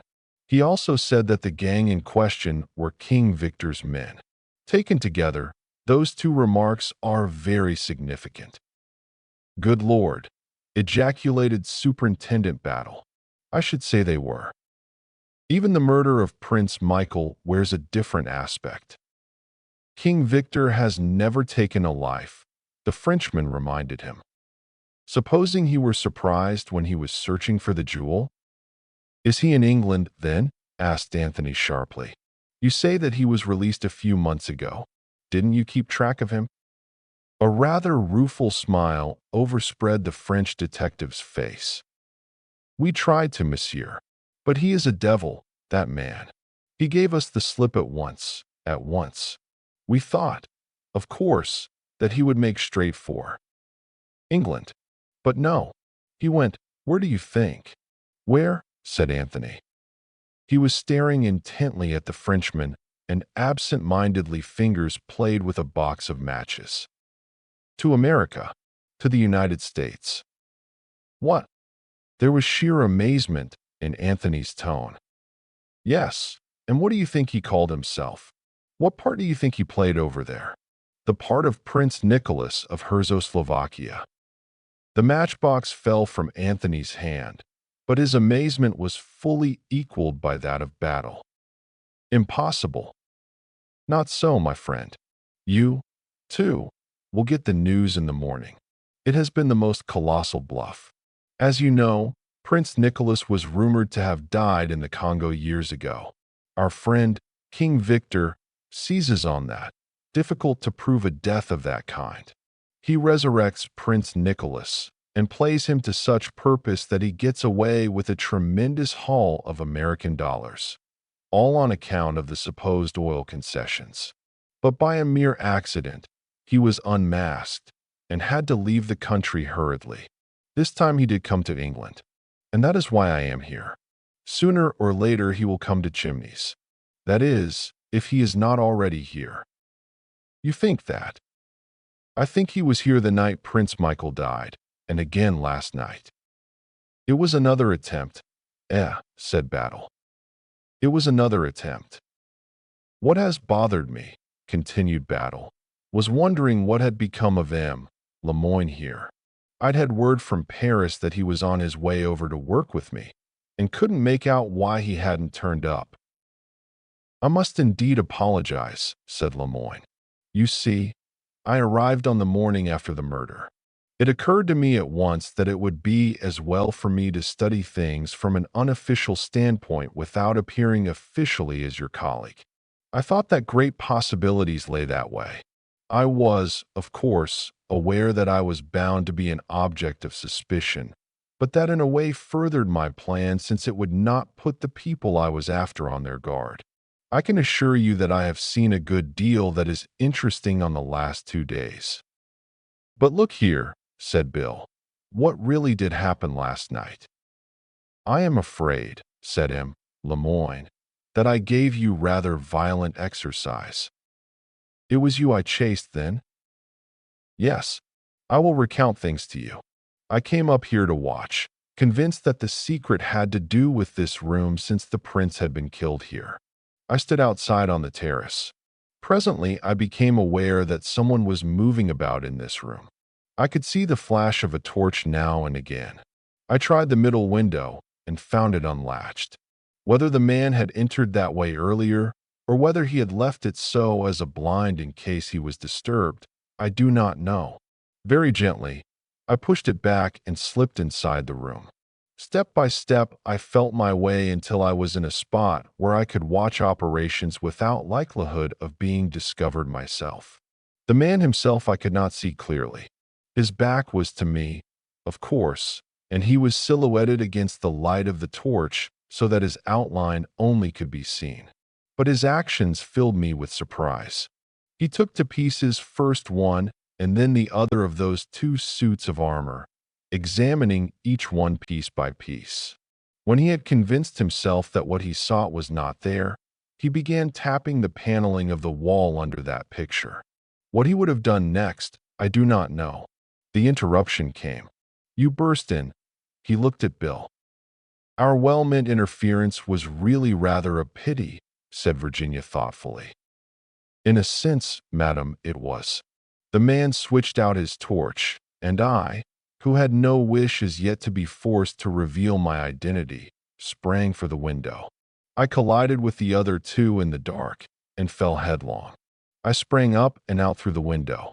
Mr. Eversley, taking me for his assailant, followed. I followed you first, said Virginia. Bill was only second in the race. And the other fellow had the sense to stay still and sneak out through the door. I wonder he didn't meet the rescuing crowd. That would present no difficulties, said Lemoyne. He would be a rescuer in advance of the rest, that was all. Do you really think this Arsène Lupin fellow is actually among the household now? Asked Bill, his eyes sparkling. Why not? Said Lemoyne. He could pass perfectly as a servant. For all we may know, he may be Boris Anchaukov, the trusted servant of the late Prince Michael. He is an odd-looking bloke, agreed Bill. But Anthony was smiling. That's hardly worthy of you, M. Lemoyne, he said gently. The Frenchman smiled too. You've taken him on as your valet now, haven't you, Mr. Cade? Asked Superintendent Battle. Battle, I take off my hat to you. You know everything. But just as a matter of detail, he's taken me on, not I him. Why was that, I wonder, Mr. Cade? I don't know, said Anthony lightly. It's a curious taste, but perhaps he may have liked my face. Or he may think I murdered his master and wish to establish himself in a handy position for executing revenge upon me. He rose and went over to the windows, pulling the curtains. Daylight, he said, with a slight yawn. There won't be any more excitements now. Lemoyne rose also. I will leave you, he said. We shall perhaps meet again later in the day. With a graceful bow to Virginia, he stepped out of the window. Bed, said Virginia, yawning. It's all been very exciting. Come on, Bill, go to bed like a good little boy. The breakfast table will see us not, I fear. Anthony stayed at the window looking after the retreating form of M. Lemoyne. You wouldn't think it, said Battle behind him, but that's supposed to be the cleverest detective in France. I don't know that I wouldn't, said Anthony thoughtfully. I rather think I would. Well, said Battle, he was right about the excitements of this night being over. By the way, do you remember my telling you about that man they'd found shot near Staines? Yes. What? Nothing. They've identified him. That's all. It seems he was called Giuseppe Manueli. He was a waiter at the Blitz in London. Curious, isn't it? Chapter 20. Battle and Anthony confer. Anthony said nothing. He continued to stare out of the window. Superintendent Battle looked for some time at his motionless back. Well, good night, sir, he said at last, and moved to the door. Anthony stirred. Wait a minute, Battle. The superintendent halted obediently. Anthony left the window. He drew out a cigarette from his case and lighted it. Then, between two puffs of smoke, he said, "You seem very interested in this business at Staines." "I wouldn't go as far as that, sir. It's unusual, that's all." "Do you think the man was shot where he was found? Or do you think he was killed elsewhere and the body brought to that particular spot afterwards?" "I think he was shot somewhere else, and the body brought there in a car." "I think so too," said Anthony. Something in the emphasis of his tone made the detective look up sharply. "Any ideas of your own, sir? Do you know who brought him there?" "Yes," said Anthony. "I did." He was a little annoyed at the absolutely unruffled calm preserved by the other. "I must say you take these shocks very well, Battle," he remarked. "Never display emotion. That was a rule that was given to me once, and I found it very useful." "You live up to it, certainly," said Anthony. "I can't say I've ever seen you ruffled. Well, do you want to hear the whole story?" "If you please, Mr. Cade." Anthony pulled up two of the chairs. Both men sat down, and Anthony recounted the events of the preceding Thursday night. Battle listened immovably. There was a far-off twinkle in his eyes as Anthony finished. "You know, sir," he said, "you'll get into trouble one of these days." Then, for the second time, "I'm not to be taken into custody?" "We always like to give a man plenty of rope," said Superintendent Battle. "Very delicately put," said Anthony, without unduly stressing the end of the proverb. "What I can't make out, sir," said Battle, "is why you decided to come across with this now." "It's rather difficult to explain," said Anthony. "You see, Battle, I've come to have really a very high opinion of your abilities. When the moment comes, you're always there. Look at tonight.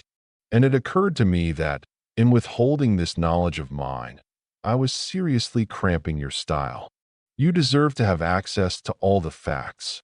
I've done what I could, and up to now I've made a mess of things.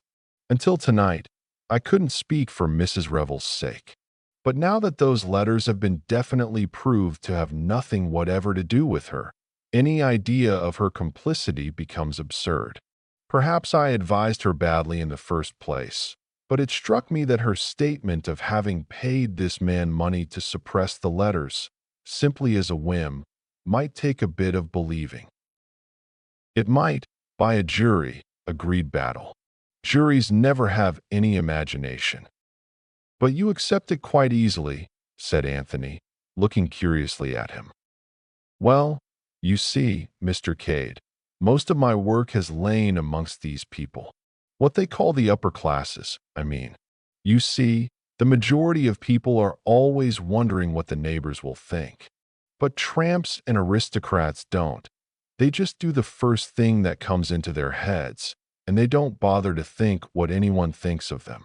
I'm not meaning just the idle rich, the people who give big parties, and so on. I mean those that have had it born and bred in them for generations that nobody else's opinion counts but their own. I've always found the upper classes the same: fearless, truthful, and sometimes extraordinarily foolish." "This is a very interesting lecture, Battle. I suppose you'll be writing your reminiscences one of these days. They ought to be worth reading too." The detective acknowledged the suggestion with a smile, but said nothing. "I'd like rather to ask you one question," continued Anthony. "Did you connect me at all with the Staines affair? I fancied, from your manner, that you did." "Quite right. I had a hunch that way, but nothing definite to go upon. Your manner was very good, if I may say so, Mr. Cade. You never overdid the carelessness." "I'm glad of that," said Anthony. "I've a feeling that ever since I met you, you've been laying little traps for me. On the whole, I've managed to avoid falling into them, but the strain has been acute." Battle smiled grimly. "That's how you get a crook in the end, sir. Keep him on the run, to and fro, turning and twisting. Sooner or later, his nerve goes, and you've got him." "You're a cheerful fellow, Battle. When will you get me, I wonder?" Plenty of rope, sir, quoted the superintendent. Plenty of rope. In the meantime, said Anthony, I am still the amateur assistant. That's it, Mr. Cade. Watson to your Sherlock, in fact. Detective stories are mostly bunkum, said Battle unemotionally. But they amuse people, he added, as an afterthought. And they're useful sometimes. In what way? Asked Anthony curiously. They encourage the universal idea that the police are stupid. When we get an amateur crime, such as a murder, that's very useful indeed. Anthony looked at him for some minutes in silence. Battle sat quite still, blinking now and then, with no expression whatsoever on his square, placid face. Presently he rose. Not much good going to bed now, he observed. As soon as he's up, I want to have a few words with his lordship. Anyone who wants to leave the house can do so now. At the same time, I should be much obliged to his lordship if he'll extend an informal invitation to his guests to stay on. You'll accept it, sir, if you please, and Mrs. Revel also. Have you ever found the revolver? Asked Anthony suddenly. You mean the one Prince Michael was shot with? No, I haven't. Yet it must be in the house or grounds. I'll take a hint from you, Mr. Cade, and send some boys up birds nesting. If I could get hold of the revolver, we might get forward a bit. That, and the bundle of letters.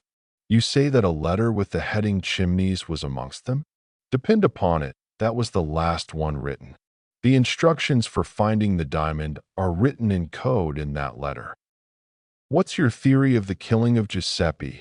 Asked Anthony. I should say he was a regular thief, and that he was got hold of, either by King Victor or by the comrades of the Red Hand, and employed by them. I shouldn't wonder at all if the comrades and King Victor aren't working together. The organization has plenty of money and power, but it isn't very strong in brain. Giuseppe's task was to steal the memoirs. They couldn't have known that you had the letters. It's a very odd coincidence that you should have, by the way. I know, said Anthony. It's amazing when you come to think of it. Giuseppe gets hold of the letters instead, is at first vastly chagrined, then sees the cutting from the paper and has the brilliant idea of turning them to account on his own by blackmailing the lady. He has, of course, no idea of their real significance. The comrades find out what he is doing, believe that he is deliberately double-crossing them, and decree his death. They're very fond of executing traitors. It has a picturesque element which seems to appeal to them. What I can't quite make out is the revolver with Virginia engraved upon it. There's too much finesse about that for the comrades. As a rule, they enjoy plastering their red hand sign about, in order to strike terror into other would-be traitors.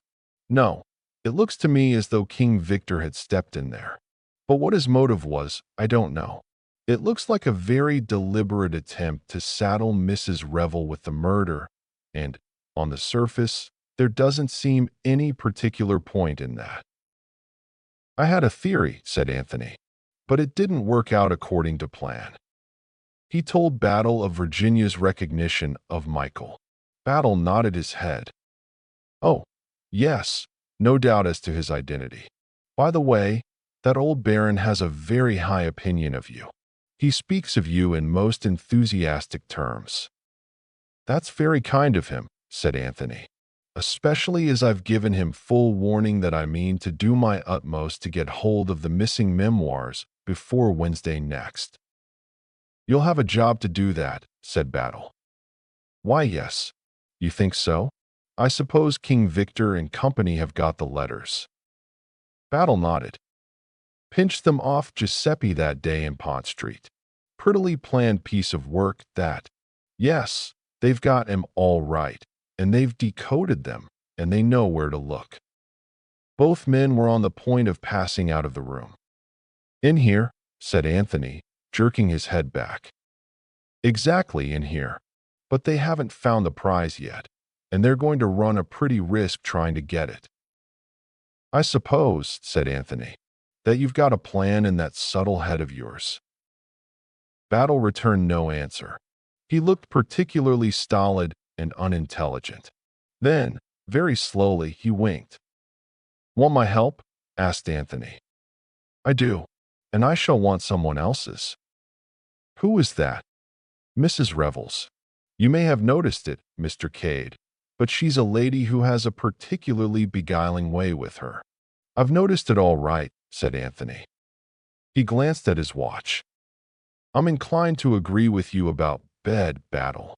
A dip in the lake and a hearty breakfast will be far more to the point." He ran lightly upstairs to his bedroom. Whistling to himself, he discarded his evening clothes and picked up a dressing gown and a bath towel.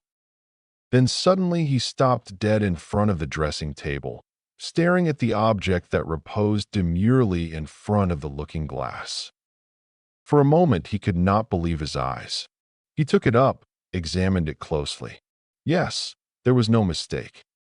It was the bundle of letters signed Virginia Revel. They were intact, not one missing. Anthony dropped into a chair, the letters in his hand. "My brain must be cracking," he murmured. "I can't understand a quarter of what is going on in this house. Why should the letters reappear like a damned conjuring trick? Who put them on my dressing table? Why?" And to all these very pertinent questions, he could find no satisfactory reply. Chapter 21. Mr. Is's suitcase. At 10 o'clock that morning, Lord Caterham and his daughter were breakfasting. Bundle was looking very thoughtful. "Father," she said at last. Lord Caterham, absorbed in the Times, did not reply. "Father," said Bundle again, more sharply. Lord Caterham, torn from his interested perusal of forthcoming sales of rare books, looked up absent-mindedly. "Ah," he said. "Did you speak?" "Yes. Who is it who's had breakfast?" She nodded towards a place that had evidently been occupied. The rest were all expectant. "Oh, what's his name?" "Fat Ike." Bundle and her father had enough sympathy between them to comprehend each other's somewhat misleading observations. "That's it. Did I see you talking to the detective this morning before breakfast?" Lord Caterham sighed. "Yes, he buttonholed me in the hall. I do think the hours before breakfast should be sacred. I shall have to go abroad. The strain on my nerves." Bundle interrupted unceremoniously. "What did he say?" "Said everyone who wanted to could clear out." "Well," said Bundle, "that's all right. That's what you've been wanting." "I know, but he didn't leave it at that. He went on to say that nevertheless he wanted me to ask everyone to stay on." "I don't understand," said Bundle, wrinkling her nose. "So confusing and contradictory," complained Lord Caterham. "And before breakfast, too." "What did you say?" "Oh, I agreed, of course. It's never any good arguing with these people, especially before breakfast," continued Lord Caterham, reverting to his principal grievance. "Who have you asked so far?" "Cade. He was up very early this morning. He's going to stop on. I don't mind that. I can't quite make the fellow out, but I like him. I like him very much." "So does Virginia," said Bundle, drawing a pattern on the table with her fork. "Eh. And so do I, but that doesn't seem to matter." "And I asked Isaac Stein," continued Lord Caterham. "Well, but fortunately he's got to go back to town. Don't forget to order the car for the 10:50, by the way." "All right. Now if I can only get rid of Fish too," continued Lord Caterham, his spirits rising. "I thought you liked talking to him about your moldy old books." So I do. So I did, rather. But it gets monotonous when one finds that one is always doing all the talking. Fish is very interested, but he never volunteers any statements of his own. "It's better than doing all the listening," said Bundle, "like one does with George Lomax." Lord Caterham shuddered at the remembrance. George is all very well on platforms, said Bundle. I've clapped him myself, though of course I know all the time that he's talking balderdash. And anyway, I'm a socialist. I know, my dear, I know, said Lord Caterham hastily. It's all right, said Bundle. I'm not going to bring politics into the home. That's what George does, public speaking in private life. It ought to be abolished by Act of Parliament. Quite so, said Lord Caterham. What about Virginia? Asked Bundle. Is she to be asked to stop on? Battle said everybody. Says he firmly. Have you asked her to be my stepmate yet? I don't think it would be any good, said Lord Caterham mournfully, although she did call me a darling last night. But that's the worst of these attractive young women with affectionate dispositions. They'll say anything, and they mean absolutely nothing by it. No, agreed Bundle. It would have been much more hopeful if she'd thrown a boot at you or tried to bite you. You modern young people seem to have such unpleasant ideas about lovemaking, said Lord Caterham plaintively. It comes from reading the Sheik, said Bundle. Desert love, throw her about, etc. What is the Sheik? Asked Lord Caterham simply. Is it a poem? Bundle looked at him with commiserating pity. Then she rose and kissed the top of his head. Dear old daddy, she remarked, and sprang lightly out of the window. Lord Caterham went back to the sailrooms. He jumped when addressed suddenly by Mr. Hiram Fish, who had made his usual noiseless entry. Good morning, Lord Caterham. Oh, good morning, said Lord Caterham. Good morning. Nice day. The weather is delightful, said Mr. Fish. He helped himself to coffee. By way of food, he took a piece of dry toast. Do I hear correctly that the embargo is removed? He asked after a minute or two. That we are all free to depart. Yes. Yes, said Lord Caterham, as a matter of fact. I mean, that I shall be delighted. His conscience drove him on. Only too delighted if you will stay on for a little. Why, Lord Caterham? It's been a beastly visit, I know, Lord Caterham hurried on. Too bad. Shan't blame you for wanting to run away. You misjudge me, Lord Caterham. The associations have been painful, no one could deny that point. But the English country life, as lived in the mansions of the great, has a powerful attraction for me. I am interested in the study of those conditions. It is a thing we lack completely in Mercia. I shall be only too delighted to accept your very kind invitation and stay on. Oh, well, said Lord Caterham, that's that. Absolutely delighted, my dear fellow, absolutely delighted. Spurring himself on to a false geniality of manner, Lord Caterham murmured something about having to see his bailiff and escaped from the room. In the hall, he saw Virginia just descending the staircase. Shall I take you into breakfast? Asked Lord Caterham tenderly. I've had it in bed. Thank you. I was frightfully sleepy this morning. She yawned. Had a bad night, perhaps? Not exactly a bad night. From one point of view, decidedly a good night. Oh, Lord Caterham. She slipped her hand inside his arm and gave it a squeeze. I am enjoying myself. You were a darling to ask me down. You'll stop on for a bit then, won't you? Battle is lifting the embargo, but I want you to stay particularly. So does Bundle. Of course I'll stay. It's sweet of you to ask me.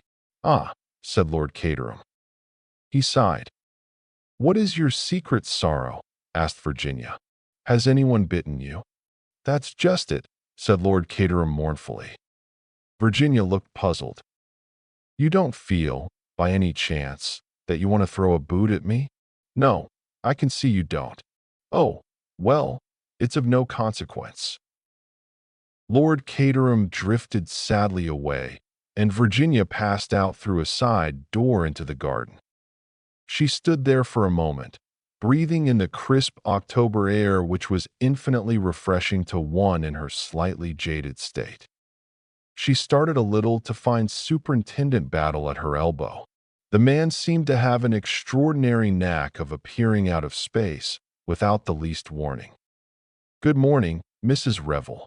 Not too tired, I hope." Virginia shook her head. "It was a most exciting night," she said. "Well worth the loss of a little sleep. The only thing is, today seems a trifle dull after it." "There's a nice shady place down under that cedar tree," remarked the superintendent. "Shall I take a chair down to it for you?" "If you think it's the best thing for me to do," said Virginia solemnly. "You're very quick, Mrs. Revel." "Yes, it's quite true. I do want a word with you." He picked up a long wicker chair and carried it down the lawn. Virginia followed him with a cushion under her arm. "Very dangerous place, that terrace," remarked the detective. "That is, if you want to have a private conversation."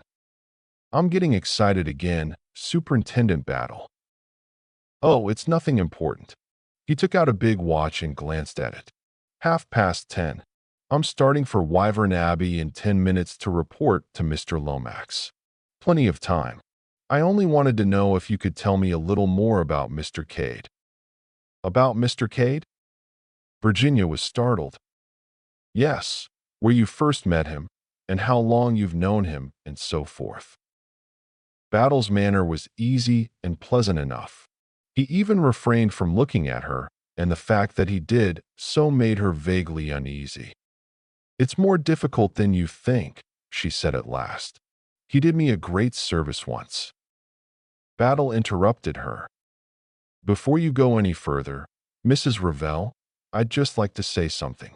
Last night, after you and Mr. Eversley had gone to bed, Mr. Cade told me all about the letters and the man who was killed in your house." "He did?" gasped Virginia. "Yes, and very wisely too. It clears up a lot of misunderstanding. There's only one thing he didn't tell me: how long he had known you. Now I've a little idea of my own about that. You shall tell me if I'm right or wrong.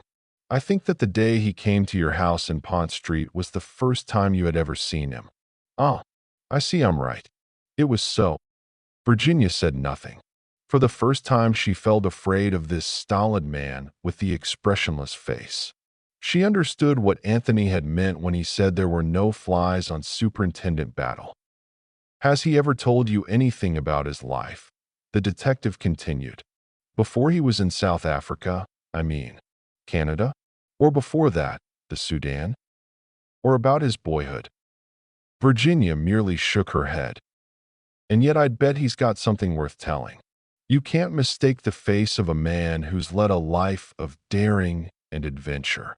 He could tell you some interesting tales if he cared to. If you want to know about his past life, why don't you cable to that friend of his, Mr. McGrath?" Virginia asked. "Oh, we have. But it seems he's up country somewhere. Still, there's no doubt Mr. Cade was in Bulawayo when he said he was. But I wondered what he'd been doing before he came to South Africa. He'd only had that job with Castles about a month." He took out his watch again. "I must be off. The car will be waiting." Virginia watched him retreat to the house. But she did not move from her chair. She hoped that Anthony might appear and join her. Instead came Bill Eversley, with a prodigious yawn. "Thank God, I've got a chance to speak to you at last, Virginia," he complained. "Well, speak to me very gently, Bill darling, or I shall burst into tears." "Has someone been bullying you?" "Not exactly bullying me. Getting inside my mind and turning it inside out. I feel as though I'd been jumped on by an elephant." "Not Battle?" "Yes, Battle. He's a terrible man, really." "Well, never mind Battle. I say, Virginia, I do love you so awfully." "Not this morning, Bill. I'm not strong enough. Anyway, I've always told you the best people don't propose before lunch." "Good Lord," said Bill. "I could propose to you before breakfast." Virginia shuddered. "Bill, Be sensible and intelligent for a minute. I want to ask your advice. If you'd once make up your mind to it and say you'd marry me, you'd feel miles better, I'm sure. Happier, you know, and more settled down. Listen to me, Bill. Proposing to me is your idée fixe. All men propose when they're bored and can't think of anything to say. Remember my age and my widowed state, and go and make love to a pure young girl. My darling Virginia, oh blast, here's that French idiot bearing down on us. It was indeed M. Lemoyne, black-bearded and correct of demeanor as ever. Good morning, madam. You are not fatigued, I trust. Not in the least. That is excellent. Good morning, Mr. Eversley. How would it be if we promenade ourselves a little, the three of us, suggested the Frenchman. How about it, Bill? Said Virginia. Oh, all right, said the unwilling young gentleman by her side. He heaved himself up from the grass, and the three of them walked slowly along. Virginia between the two men.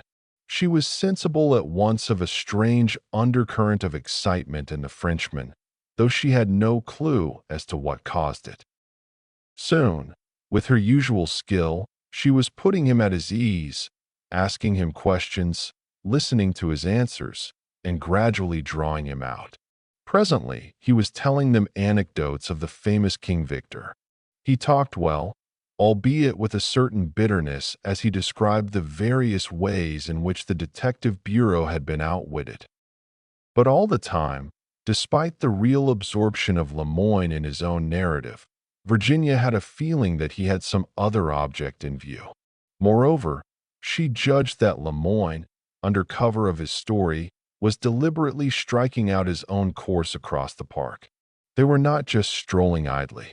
He was deliberately guiding them in a certain direction. Suddenly, he broke off his story and looked round.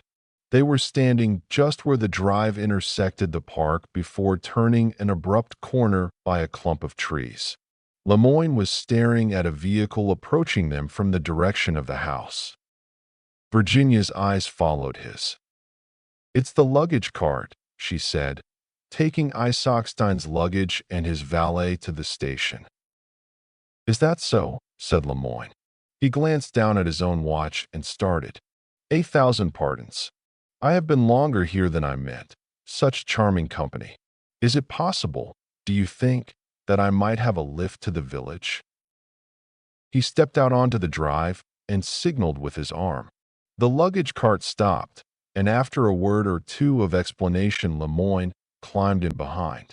He raised his hat politely to Virginia and drove off. The other two stood and watched the cart disappearing with puzzled expressions. Just as the cart swung round the bend, a suitcase fell off into the drive. The cart went on. "Come on," said Virginia to Bill. "We're going to see something interesting." That suitcase was thrown out. "Nobody's noticed it," said Bill. They ran down the drive towards the fallen piece of luggage. Just as they reached it, Lemoyne came round the corner of the bend on foot. He was hot from walking fast. "I was obliged to descend," he said pleasantly. "I found that I had left something behind." "This?" said Bill, indicating the suitcase. It was a handsome case of heavy pigskin with the initials H.I. on it. "What a pity," said Lemoyne gently. "It must have fallen out. Shall we lift it from the road?" Without waiting for a reply, he picked up the suitcase and carried it over to the belt of trees. He stooped over it. Something flashed in his hand, and the lock slipped back. He spoke, and his voice was totally different, quick and commanding. "The car will be here in a minute," he said. "Is it in sight?" Virginia looked back towards the house. "No." "Good." With deft fingers, he tossed the things out of the suitcase. Gold-topped bottle, silk pajamas, a variety of socks. Suddenly his whole figure stiffened. He caught up what appeared to be a bundle of silk underwear and unrolled it rapidly. A slight exclamation broke from Bill. In the center of the bundle was a heavy revolver. "I hear the horn," said Virginia. Like lightning, Lemoyne repacked the suitcase. The revolver he wrapped in a silk handkerchief of his own and slipped into his pocket. He snapped the locks of the suitcase and turned quickly to Bill. "Take it. Madam will be with you. Stop the car and explain that it fell off the luggage cart. Do not mention me." Bill stepped quickly down to the drive just as the big Lanchester limousine with Isaac Stein inside it came round the corner. The chauffeur slowed down, and Bill swung the suitcase up to him. "Fell off the luggage cart," he explained. "We happened to see it." He caught a momentary glimpse of a startled yellow face as the financier stared at him, and then the car swept on again. They went back to Lemoyne. He was standing with the revolver in his hand and a look of gloating satisfaction in his face. "A long shot," he said. "A very long shot. But it came off." Chapter 22. The Red Signal. Superintendent Battle was standing in the library at Wyvern Abbey. George Lomax, seated before a desk overflowing with papers, was frowning portentously. Superintendent Battle had opened proceedings by making a brief and businesslike report. Since then, the conversation had lain almost entirely with George, and Battle had contented himself with making brief and usually monosyllabic replies to the other's questions. On the desk, in front of George, was the packet of letters Anthony had found on his dressing table. "I can't understand it at all," said George irritably, as he picked up the packet. "They're in code, you say?" "Just so, Mr. Lomax." "And where does he say he found them?" "On his dressing table." Battle repeated, word for word, Anthony Cade's account of how he had come to regain possession of the letters. "And he brought them at once to you?" "That was quite proper, quite proper. But who could have placed them in his room?" Battle shook his head. "That's the sort of thing you ought to know," complained George. "It sounds to me very fishy indeed. What do we know about this man Cade, anyway? He appears in a most mysterious manner, under highly suspicious circumstances, and we know nothing whatever about him. I may say that I, personally, don't care for his manner at all. You've made inquiries about him, I suppose." Superintendent Battle permitted himself a patient smile. "We wired at once to South Africa, and his story has been confirmed on all points. He was in Bulawayo with Mr. McGrath at the time he stated. Previous to their meeting, he was employed by Messrs. Castle, the tourist agents." "Just what I should have expected," said George. "He has the kind of cheap assurance that succeeds in a certain type of employment. But about these letters, steps must be taken at once, at once." The great man puffed himself out and swelled importantly. Superintendent Battle opened his mouth, but George forestalled him. "There must be no delay. These letters must be decoded without any loss of time. Let me see, who is the man? There is a man connected with the British Museum. Knows all there is to know about ciphers. Ran the department for us during the war. Where is Miss Oscar? She will know. Name something like Win-Win." "Professor Winwood," said Battle. "Exactly. I remember perfectly now. He must be wired to immediately. I have done so, Mr. Lomax, an hour ago. He will arrive by the 12:10. "Oh, very good, very good. Thank heaven, something is off my mind. I shall have to be in town today. You can get along without me, I suppose." "I think so, sir." "Well, do your best, Battle, do your best. I am terribly rushed just at present." "Just so, sir. By the way, why did not Mr. Eversley come over with you?" "He was still asleep, sir. We've been up all night, as I told you." "Oh, quite so. I am frequently up nearly the whole night myself. To do the work of 36 hours and 24. That is my constant task. Send Mr. Eversley over at once when you get back," Will you, Battle? I will give him your message, sir. Thank you, Battle. I realize perfectly that you had to repose a certain amount of confidence in him. But do you think it was strictly necessary to take my cousin, Mrs. Revel, into your confidence also? In view of the names signed to those letters, I do, Mr. Lomax. An amazing piece of effrontery, murmured George, his brow darkened as he looked at the bundle of letters. I remember the late king of Herzoslovakia, a charming fellow, but weak, deplorably weak, a tool in the hands of an unscrupulous woman. Have you any theory as to how these letters came to be restored to Mr. Cade? It's my opinion, said Battle, that if people can't get a thing one way, they try another. I don't quite follow you, said George.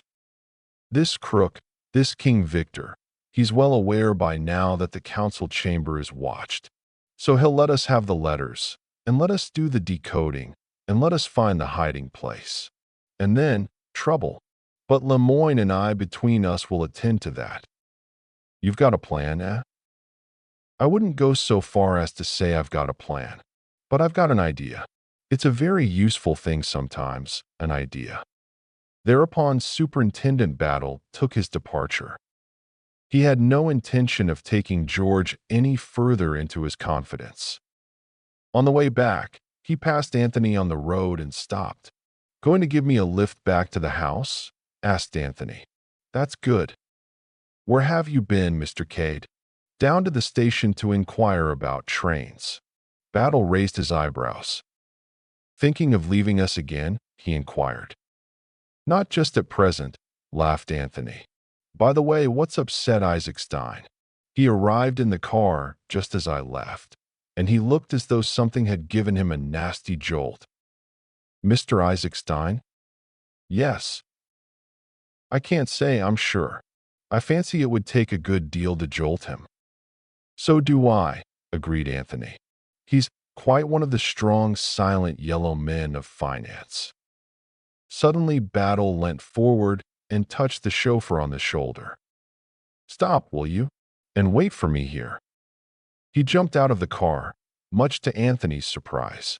But in a minute or two, the latter perceived him, Lemoyne advancing to meet the English detective, and gathered that it was a signal from him which had attracted Battle's attention. There was a rapid colloquy between them, and then the superintendent returned to the car and jumped in again, bidding the chauffeur drive on. His expression had completely changed. They've found the revolver, he said suddenly and curtly. What? Anthony gazed at him in great surprise. Where? In Isaac Stein's suitcase. Oh, impossible. Nothing's impossible, said Battle. I ought to have remembered that. He sat perfectly still, tapping his knee with his hand. Who found it? Battle jerked his head over his shoulder. Lemoyne. Clever chap. They think no end of him at the Charite. But doesn't this upset all your ideas? No, said Superintendent Battle very slowly. I can't say it does. It was a bit of a surprise, I admit, at first, but it fits in very well with one idea of mine. Which is? But the superintendent branched off onto a totally different subject. I wonder if you'd mind finding Mr. Eversley for me, sir? There's a message for him from Mr. Lomax. He's to go over to the Abbey at once. All right, said Anthony. The car had just drawn up at the great door. He's probably in bed still. I think not, said the detective. If you'll look, you'll see him walking under the trees there with Mrs. Revel. Wonderful eyes you have, haven't you, Battle? Said Anthony as he departed on his errand. He delivered the message to Bill, who was duly disgusted. Damn it all, grumbled Bill to himself as he strode off to the house. Why can't cottars sometimes leave me alone? And why can't these blasted colonials stay in their colonies? What do they want to come over here for and pick out all the best girls? I'm fed up to the teeth with everything. Have you heard about the revolver? Asked Virginia breathlessly as Bill left them. Battle told me. Rather staggering, isn't it? Isaac Stein was in a frightful state yesterday to get away, but I thought it was just nerves. He's about the one person I'd have pitched upon as being above suspicion. Can you see any motive for his wanting Prince Michael out of the way? It certainly doesn't fit in, agreed Virginia thoughtfully. Nothing fits in anywhere, said Anthony discontentedly. I rather fancied myself as an amateur detective to begin with, and so far all I've done is to clear the character of the French governess at vast trouble and some little expense. Is that what you went to France for? Inquired Virginia. Yes, I went to Dinant and had an interview with the Comtesse de Breteuil, awfully pleased with my own cleverness, and fully expecting to be told that no such person as Mademoiselle Brun had ever been heard of. Instead of which I was given to understand that the lady in question had been the mainstay of the household for the past 7 years. So, unless the Comtesse is also a crook, that ingenious theory of mine falls to the ground. Virginia shook her head. Madame de Breteuil is quite above suspicion. I know her quite well, and I fancy I must have come across Mademoiselle at the chateau. I certainly knew her face quite well. In that vague way one does know governesses and companions, and people one sits opposite to in trains. It's awful, but I never really look at them properly. Do you? Only if they're exceptionally beautiful, admitted Anthony. Well, in this case, she broke off. What's the matter? Anthony was staring at a figure which detached itself from the clump of trees and stood there rigidly at attention.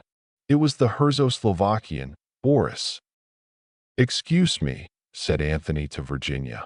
I must just speak to my dog a minute. He went across to where Boris was standing. What's the matter? What do you want? Master, said Boris, bowing. Yes, that's all very well, but you mustn't keep following me about like this. It looks odd. Without a word, Boris produced a soiled scrap of paper, evidently torn from a letter, and handed it to Anthony. What's this? Said Anthony. There was an address scrawled on the paper, nothing else. He dropped it, said Boris. I bring it to the master. Who dropped it? The foreign gentleman. But why bring it to me? Boris looked at him reproachfully. Well, anyway, go away now, said Anthony. I'm busy. Boris saluted, turning sharply on his heel, and marched away. Anthony rejoined Virginia, thrusting the piece of paper into his pocket. What did he want? She asked curiously. And why do you call him your dog? Because he acts like one, said Anthony, answering the last question first. He must have been a retriever in his last incarnation, I think. He's just brought me a piece of a letter which he says the foreign gentleman dropped. I suppose he means Lemoyne. I suppose so, acquiesced Virginia. He's always following me round, continued Anthony. Just like a dog. Says next to nothing. Just looks at me with his big round eyes. I can't make him out. Perhaps he meant Isaac Stein, suggested Virginia.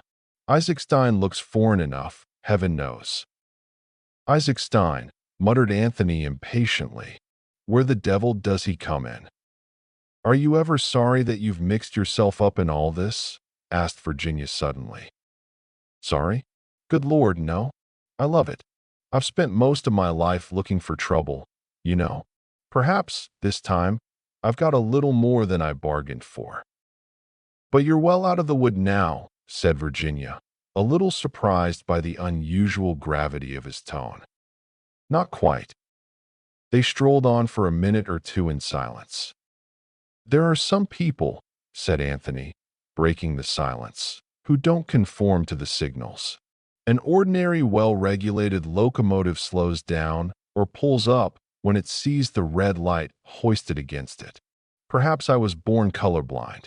When I see the red signal, I can't help forging ahead. And in the end, you know, that spells disaster. Bound to. And quite right, really. That sort of thing is bad for traffic generally. He still spoke very seriously. I suppose, said Virginia, that you have taken a good many risks in your life? Pretty nearly everyone there is, except marriage. That's rather cynical. It wasn't meant to be. Marriage, the kind of marriage I mean, would be the biggest adventure of the lot. I like that, said Virginia, flushing eagerly. There's only one kind of woman I'd want to marry, the kind who is worlds removed from my type of life. What would we do about it? Is she to lead my life, or am I to lead hers? If she loved you. Sentimentality, Mrs. Revel. You know it is. Love isn't a drug that you take to blind you to your surroundings. You can make it that. Yes, but it's a pity. Love can be a lot more than that. What do you think the king and his beggar maid thought of married life after they'd been married a year or two? Didn't she regret her rags and her bare feet and her carefree life? You bet she did. Would it have been any good his renouncing his crown for her sake?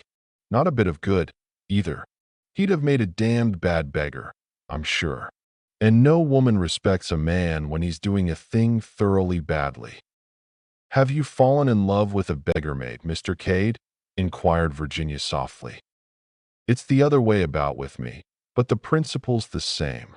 And there's no way out? Asked Virginia. There's always a way out, said Anthony gloomily. I've got a theory that one can always get anything one wants if one will pay the price. And do you know what the price is, 9 times out of 10? Compromise. A beastly thing, compromise, but it steals upon you as you near middle age. It's stealing upon me now.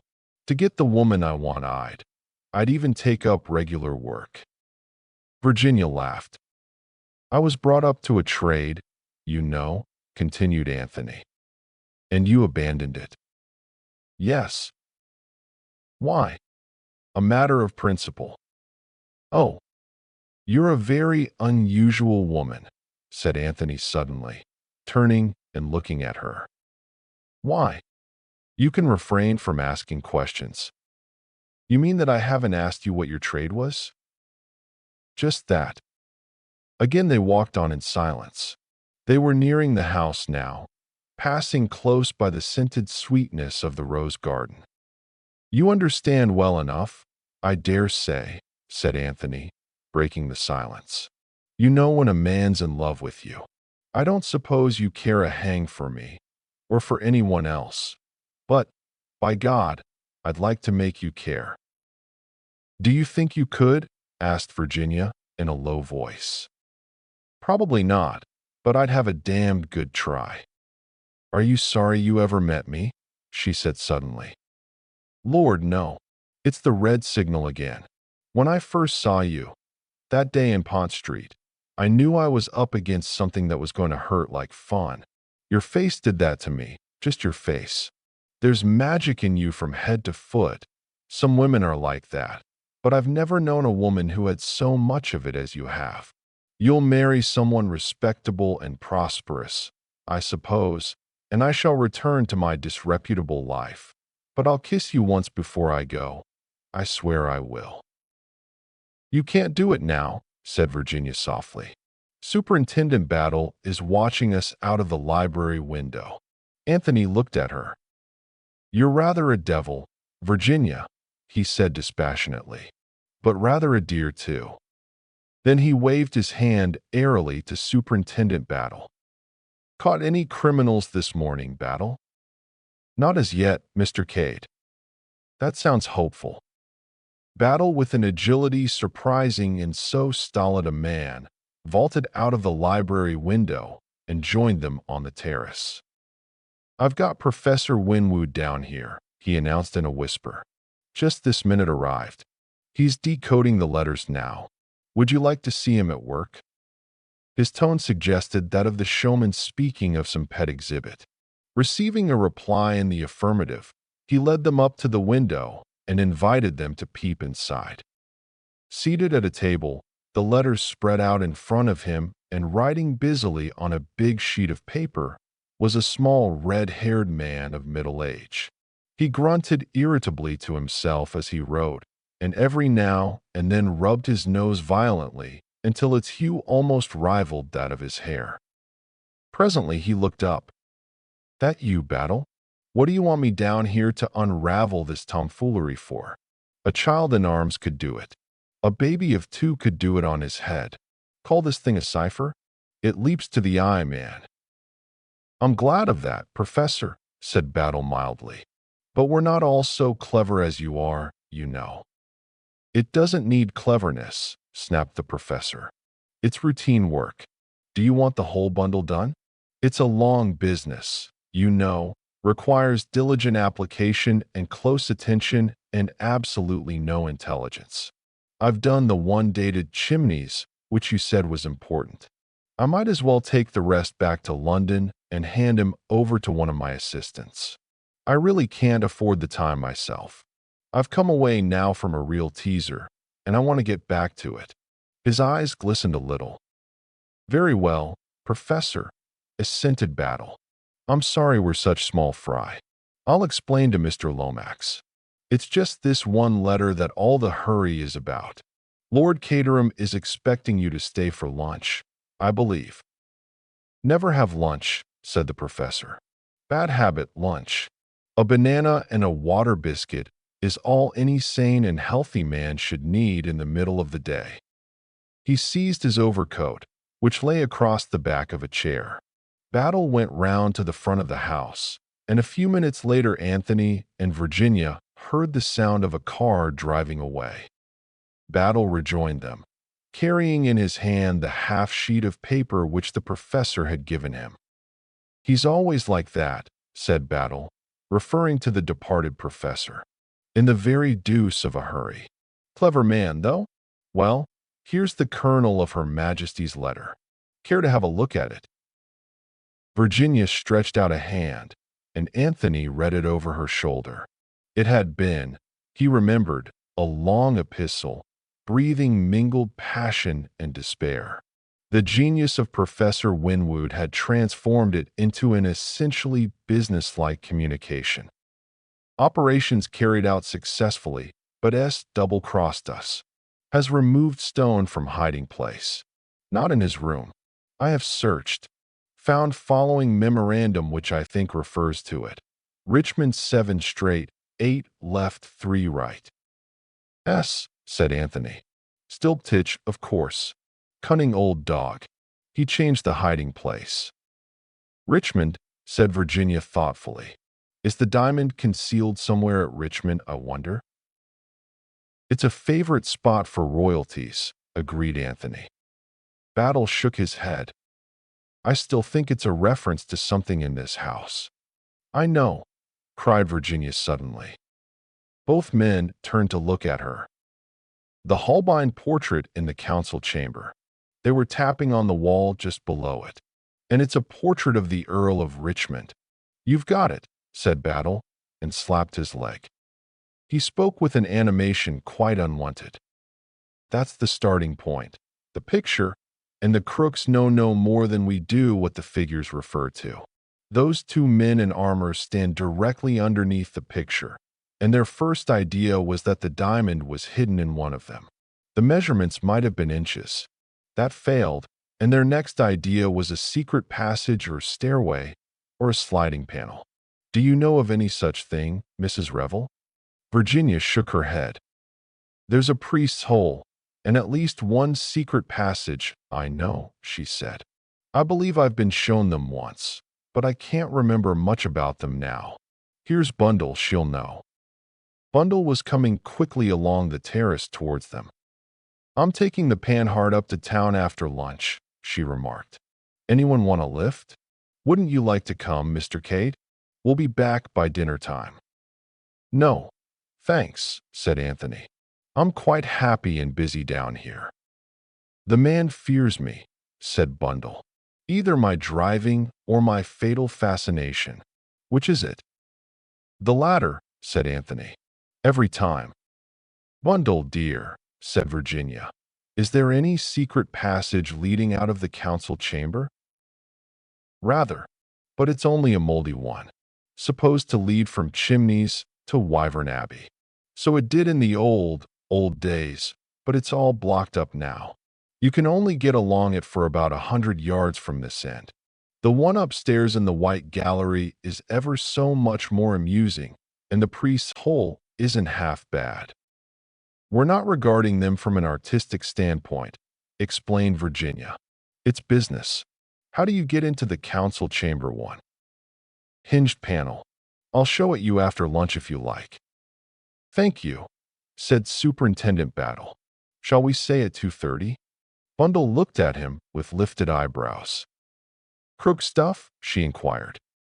Treadwell appeared on the terrace. Luncheon is served, my lady, he announced. Chapter 23. Encounter in the Rose Garden. At 2:30 a.m., little party met together in the council chamber. Bundle, Virginia, Superintendent Battle, M. Lemoyne, and Anthony Cade. No good waiting until we can get hold of Mr. Lomax, said Battle. This is the kind of business one wants to get on with quickly. If you've got any idea that Prince Michael was murdered by someone who got in this way, you're wrong, said Bundle. It can't be done. The other end's blocked completely. There is no question of that, milady, said Lemoyne quickly. It is quite a different search that we make. Looking for something, are you? Asked Bundle quickly. Not the historic whatnot, by any chance. Lemoyne looked puzzled.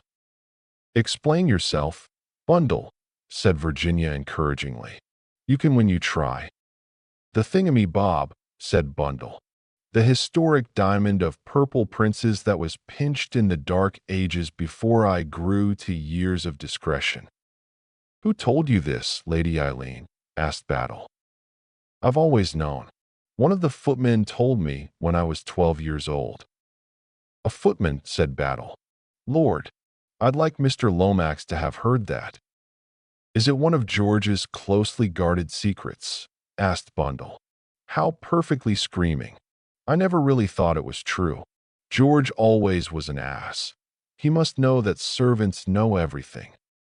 She went across to the Holbein portrait, touched a spring concealed somewhere at the side of it, and immediately, with a creaking noise, a section of the paneling swung inwards, revealing a dark opening. Entrez, Messrs. E.T. Mesdames, said Bundle dramatically. Walk up, walk up, walk up, dearies. Best show of the season, and only a tanner. Both Lemoyne and Battle were provided with torches. They entered the dark aperture first, the others close on their heels. Air's nice and fresh, remarked Battle. Must be ventilated somehow. He walked on ahead. The floor was rough, uneven stone, but the walls were bricked. As Bundle had said, the passage extended for a bare 100 yards. Then it came to an abrupt end with a fallen heap of masonry. Battle satisfied himself that there was no way of egress beyond, and then spoke over his shoulder. We'll go back, if you please. I wanted just to spy out the land, so to speak. In a few minutes they were back again at the paneled entrance. We'll start from here, said Battle. 7 straight, 8 left, 3 right. Take the first as paces. He paced 7 steps carefully, and bending down examined the ground. About right, I should fancy. At one time or another, there's been a chalk mark made here. Now then, 8 left. That's not paces. The passage is only wide enough to go Indian file anyway. Say it in bricks, suggested Anthony. Quite right, Mr. Cade. 8 bricks from the bottom or the top on the left-hand side. Try from the bottom first. It's easier. He counted up 8 bricks. Now 3 to the right of that. 1, 2, 3. Hello, hello, what's this? I shall scream in a minute, said Bundle. I know I shall. What is it? Superintendent Battle was working at the brick with the point of his knife. His practiced I had quickly seen that this particular brick was different from the rest. A minute or two's work, and he was able to pull it right out. Behind was a small dark cavity. Battle thrust in his hand. Everyone waited in breathless expectancy. Battle drew out his hand again. He uttered an exclamation of surprise and anger. The others crowded round and stared uncomprehendingly at the 3 articles he held. For a moment it seemed as though their eyes must have deceived them. A card of small pearl buttons, a square of coarse knitting, and a piece of paper on which were inscribed a row of capital E's. "Well," said Battle, I'm Dongate. What's the meaning of this?" "Mon Dieu," muttered the Frenchman. C'est un peu trop fort." "But what does it mean?" cried Virginia, bewildered. "Mean?" said Anthony. "There's only one thing it can mean. The late Count Stilptich must have had a sense of humor. This is an example of that humor. I may say that I don't consider it particularly funny myself." "Do you mind explaining your meaning a little more clearly, sir?" said the Superintendent Battle. "Certainly. This was the Count's little joke. He must have suspected that his memorandum had been read. When the crooks came to recover the jewel, they were to find instead this extremely clever conundrum. It's the sort of thing you pin on to yourself at book teas, when people have to guess what you are." "It has a meaning, then?" "I should say, undoubtedly. If the Count had meant to be merely offensive, he would have put a placard with 'sold' on it, or a picture of a donkey, or something crude like that." "A bit of knitting, some capital E's, and a lot of buttons," muttered Battle discontentedly. "C'est ennuyeux," said Lemoyne angrily. "Cipher number 2, said Anthony. "I wonder whether Professor Winwood would be any good at this one." "When was this passage last used, m'lady?" asked the Frenchman of Bundle. Bundle reflected. "I don't believe anyone's been into it for over 2 years. The Priest's Hole is the show exhibit for Americans and tourists generally." "Curious," murmured the Frenchman. "Why curious?" Lemoyne stooped and picked up a small object from the floor. "Because of this," he said.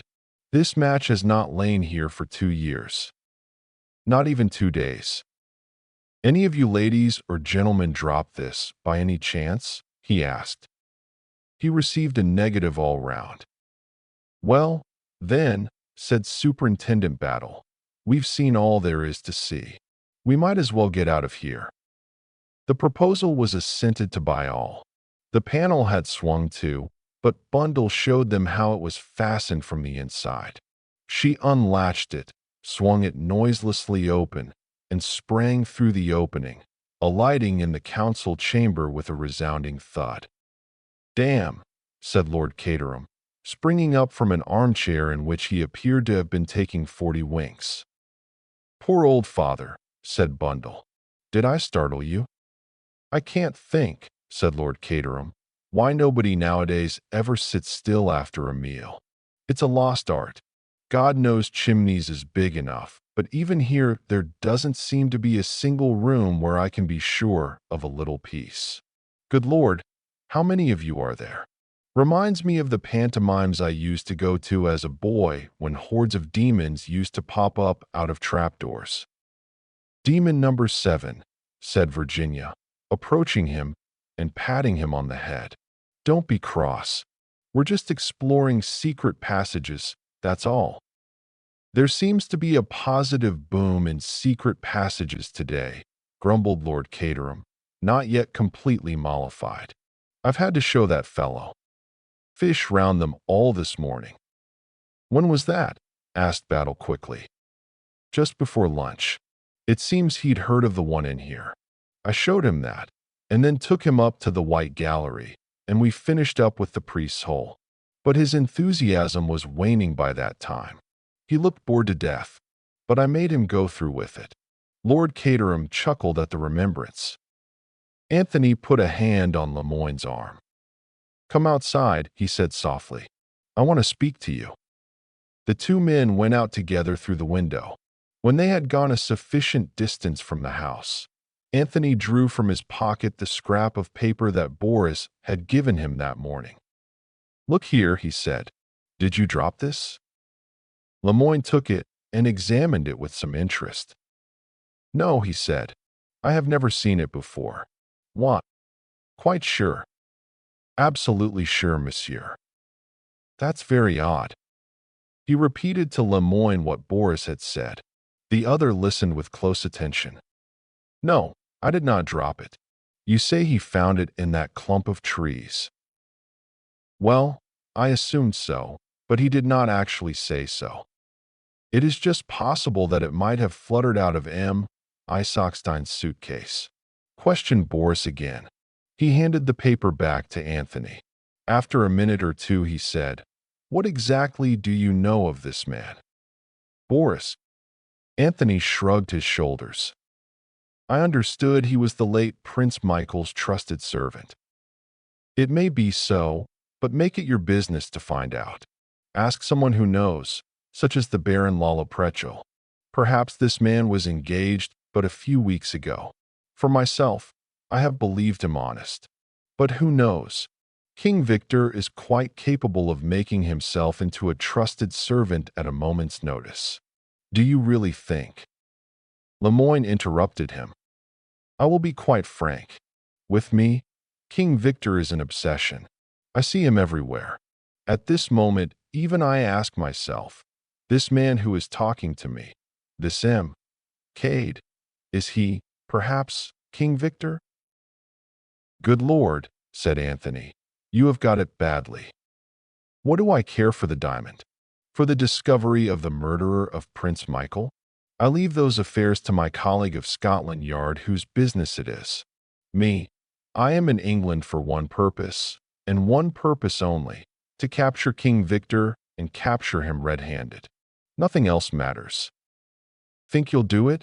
asked Anthony, lighting a cigarette. "How should I know?" said Lemoyne, with sudden despondency. Said Anthony. They had regained the terrace. Superintendent Battle was standing near the French window in a wooden attitude. "Look at poor old Battle," said Anthony. "Let's go and cheer him up." He paused a minute and said, "You know, you're an odd fish in some ways." "M. Lemoyne." "In what ways, M. Cade?" "Well," said Anthony, "in your place, I should have been inclined to note down that address that I showed you. It may be of no importance, quite conceivably. On the other hand, it might be very important indeed." Lemoyne looked at him for a minute or two steadily. Then, with a slight smile, he drew back the cuff of his left coat sleeve. Penciled on the white shirt cuff beneath were the words, "Hurstmere, Langley Road, Dover." "I apologize," said Anthony, "and I retire worsted." He joined Superintendent Battle. "You look very pensive, Battle," he remarked. "I've got a lot to think about, Mr. Cade." "Yes, I expect you have." "Things aren't dovetailing." "They're not dovetailing at all." "Very trying," sympathized Anthony. "Never mind, Battle. If the worst comes to the worst, you can always arrest me. You've got my guilty footprints to fall back upon, remember." But the superintendent did not smile. "Got any enemies here that you know of, Mr. Cade?" he asked. "I've an idea that the third footman doesn't like me," replied Anthony lightly. "He does his best to forget to hand me the choicest vegetables." "What?" "I've been getting anonymous letters," said Superintendent Battle. "Or rather an anonymous letter, I should say." "About me?" Without answer, Battle took a folded sheet of cheap notepaper from his pocket and handed it to Anthony. Scrawled on it, in an illiterate handwriting, were the words, "Look out for Mr. Cade. He isn't what he seems." Anthony handed it back with a light laugh. "That all? Cheer up, Battle. I'm really a king in disguise, you know." He went into the house, whistling lightly as he walked along. But as he entered his bedroom and shut the door behind him, his face changed. It grew set and stern. He sat down on the edge of the bed and stared moodily at the floor. "Things are getting serious," said Anthony to himself. "Something must be done about it. It's all damned awkward." He sat there for a minute or two, then strolled to the window. For a moment or two, he stood looking out aimlessly, and then his eyes became suddenly focused on a certain spot, and his face lightened. "Of course," he said. "The rose garden. That's it. The rose garden."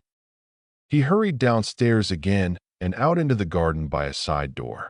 He approached the rose garden by a circuitous route. It had a little gate at either end. He entered by the far one and walked up to the sundial, which was on a raised hillock in the exact center of the garden. Just as Anthony reached it, he stopped dead and stared at another occupant of the rose garden who seemed equally surprised to see him. "I didn't know that you were interested in roses, Mr. Fish," said Anthony gently. "Sir," said Mr. Fish, "I am considerably interested in roses." They looked at each other warily, as antagonists seek to measure their opponent's strength. "So am I," said Anthony. "Is that so?" "In fact, I dote upon roses," said Anthony airily. A very slight smile hovered upon Mr. Fish's lips, and at the same time Anthony also smiled. The tension seemed to relax. "Look at this beauty now," said Mr. Fish, stooping to point out a particularly fine bloom. "Madame Abel Chattanay, I presume it to be. Yes, I am right. This white rose, before the war, was known as Frau Karl Drewsky. They have, I believe, renamed it. Oversensitive, perhaps, but truly patriotic. The La France is always popular. Do you care for red roses at all, Mr. Cade? A bright scarlet rose now." Mr. Fish's slow, drawling voice was interrupted. Bundle was leaning out of a first-floor window. "Care for a spin to town, Mr. Fish? I'm just off." "Thank you, Lady Eileen, but I am very happy here." "Sure you won't change your mind, Mr. Cade?" Anthony laughed and shook his head. Bundle disappeared. "Sleep is more in my line," said Anthony, with a wide yawn. "A good after-luncheon nap." He took out a cigarette. "You haven't got a match, have you?" Mr. Fish handed him a matchbox. Anthony helped himself and handed back the box with a word of thanks. "Roses," said Anthony, "are all very well, but I don't feel particularly horticultural this afternoon." With a disarming smile, he nodded cheerfully. A thundering noise sounded from just outside the house. "Pretty powerful engine she's got in that car of hers," remarked Anthony. "There, off she goes." They had a view of the car speeding down the long drive. Anthony yawned again and strolled towards the house. He passed in through the door. Once inside, he seemed as though changed to quicksilver. He raced across the hall, out through one of the windows on the farther side, and across the park. Bundle, he knew, had to make a big detour by the lodge gates and through the village. He ran desperately. It was a race against time. He reached the park wall just as he heard the car outside. He swung himself up and dropped into the road. "Hi," cried Anthony. In her astonishment, Bundle swerved half across the road. She managed to pull up without accident. Anthony ran after the car, opened the door, and jumped in beside Bundle. "I'm coming to London with you," he said. "I meant to all along." "Extraordinary person," said Bundle. "What's that you've got in your hand?" "Only a match," said Anthony. He regarded it thoughtfully. It was pink, with a yellow head. He threw away his unlighted cigarette and put the match carefully into his pocket. Chapter 24. The House at Dover.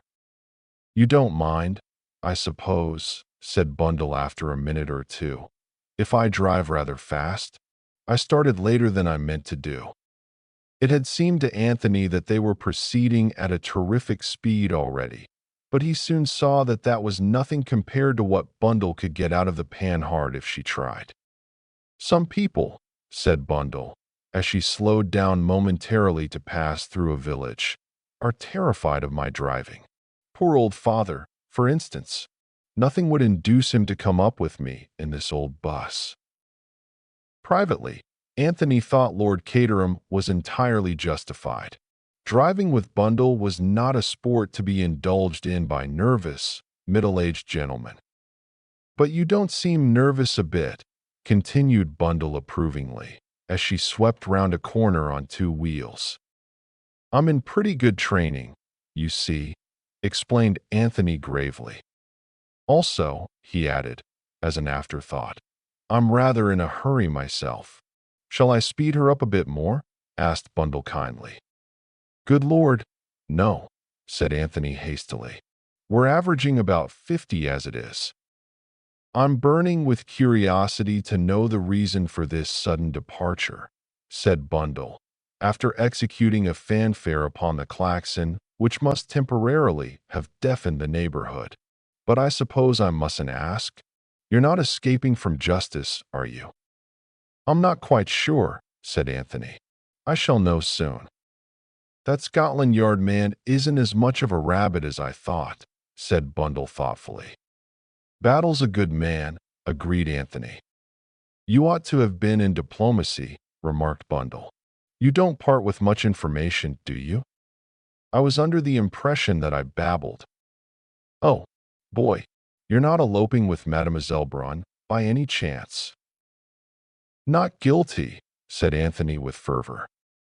There was a pause of some minutes during which Bundle caught up and passed 3 other cars. Then she asked suddenly, "How long have you known Virginia?" "That's a difficult question to answer," said Anthony, with perfect truth. "I haven't actually met her very often, and yet I seem to have known her a long time." Bundle nodded. "Virginia's got brains," she remarked abruptly. "She's always talking nonsense, but she's got brains all right. She was frightfully good out in Herzoslovakia, I believe. If Tim Revel had lived, he'd have had a fine career, and mostly owing to Virginia. She worked for him tooth and nail. She did everything in the world she could for him, and I know why, too." "Because she cared for him?" Anthony sat looking very straight ahead of him. "No, because she didn't. Don't you see? She didn't love him. She never loved him. And so she did everything on earth she could to make up. That's Virginia all over. But don't you make any mistake about it. Virginia was never in love with Tim Revel." "You seem very positive," said Anthony, turning to look at her. Bundle's little hands were clenched on the steering wheel, and her chin was stuck out in a determined manner. "I know a thing or two. I was only a kid at the time of her marriage, but I heard 1 or 2 things, and knowing Virginia, I can put them together easily enough. Tim Revel was bowled over by Virginia. He was Irish, you know, and most attractive, with a genius for expressing himself well. Virginia was quite young, 18. She couldn't go anywhere without seeing Tim in a state of picturesque misery, vowing he'd shoot himself or take to drink if she didn't marry him. Girls believe these things, or used to. We've advanced a lot in the last 8 years. Virginia was carried away by the feelings she thought she'd inspired. She married him, and she was an angel to him always. She wouldn't have been half as much of an angel if she'd loved him. There's a lot of the devil in Virginia, but I can tell you one thing, she enjoys her freedom, and anyone will have a hard time persuading her to give it up." "I wonder why you tell me all this," said Anthony slowly. "It's interesting to know about people, isn't it? Some people, that is. I've wanted to know," he acknowledged. "And you'd never have heard from Virginia. But you can trust me for an inside tip from the stables. Virginia's a darling. Even women like her because she isn't a bit of a cat. And anyway," Bundle ended, somewhat obscurely, "one must be a sport, mustn't one?" "Oh, certainly," Anthony agreed. But he was still puzzled. He had no idea what had prompted Bundle to give him so much information unasked. That he was glad of it, he did not deny. "Here are the trams," said Bundle, with a sigh. "Now, I suppose, I shall have to drive carefully." "It might be as well," agreed Anthony.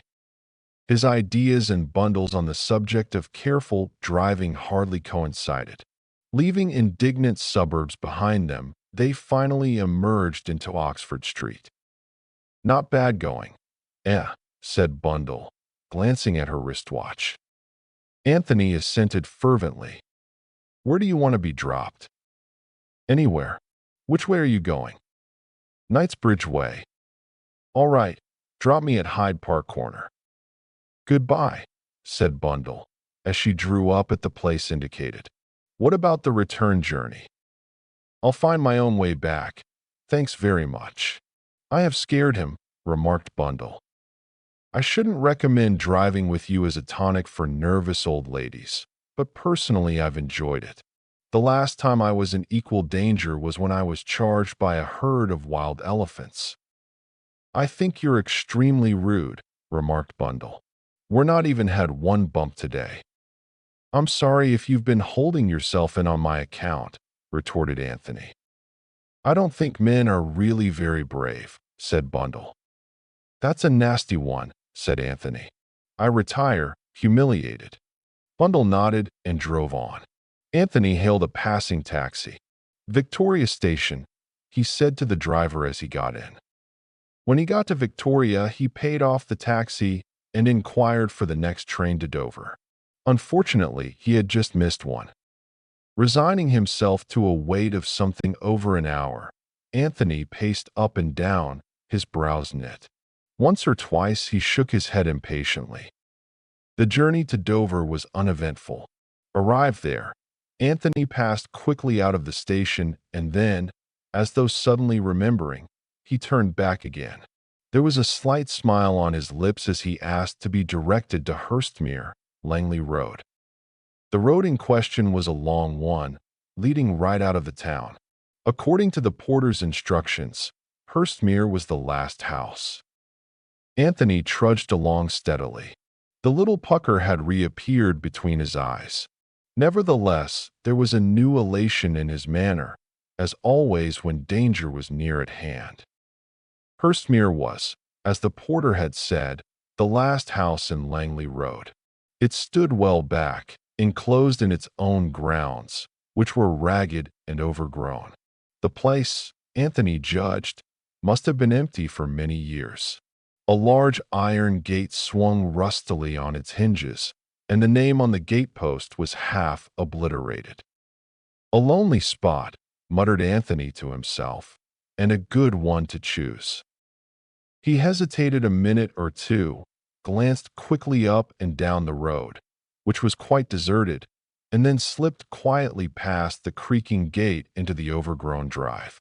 He walked up it a little way, and then stood listening. He was still some distance from the house. Not a sound could be heard anywhere. Some fast yellowing leaves detached themselves from one of the trees overhead and fell with a soft rustling sound that was almost sinister in the stillness. Anthony started, then smiled. "Nerves," he murmured to himself. "Never knew I had such things before." He went on up the drive. Presently, as the drive curved, he slipped into the shrubbery and so continued his way unseen from the house. Suddenly he stood still, peering out through the leaves. Some distance away a dog was barking, but it was a sound nearer at hand that had attracted Anthony's attention. His keen hearing had not been mistaken. A man came rapidly round the corner of the house, a short, square, thick-set man, foreign in appearance. He did not pause, but walked steadily on, circling the house and disappearing again. Anthony nodded to himself. "Sentry," he murmured. "They do the thing quite well." As soon as he had passed, Anthony went on, diverging to the left, and so following in the footsteps of the sentry. His own footsteps were quite noiseless.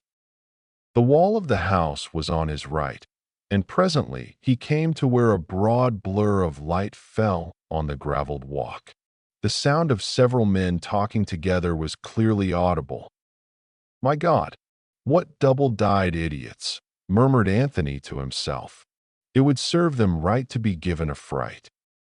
He stole up to the window, stooping a little so that he should not be seen. Presently, he lifted his head very carefully to the level of the sill and looked in. Half a dozen men were sprawling round a table. 4 of them were big, thick-set men, with high cheekbones and eyes set in Magyar slanting fashion. The other 2 were rat-like little men with quick gestures.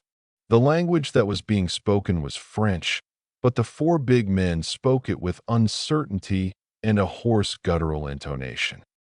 "The boss," growled one of these. "When will he be here?"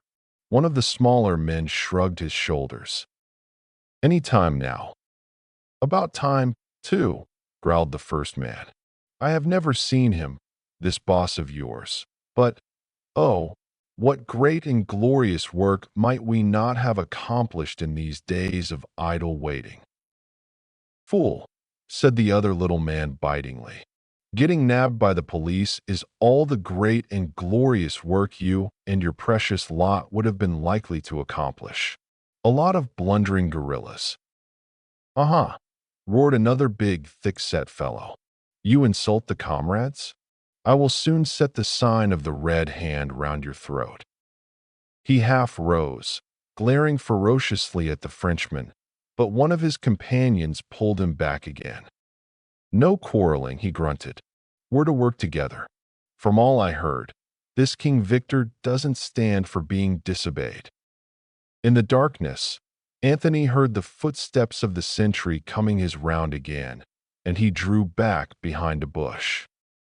"Who's that?" said one of the men inside. "Carlo, going his rounds." "Oh, what about the prisoner?"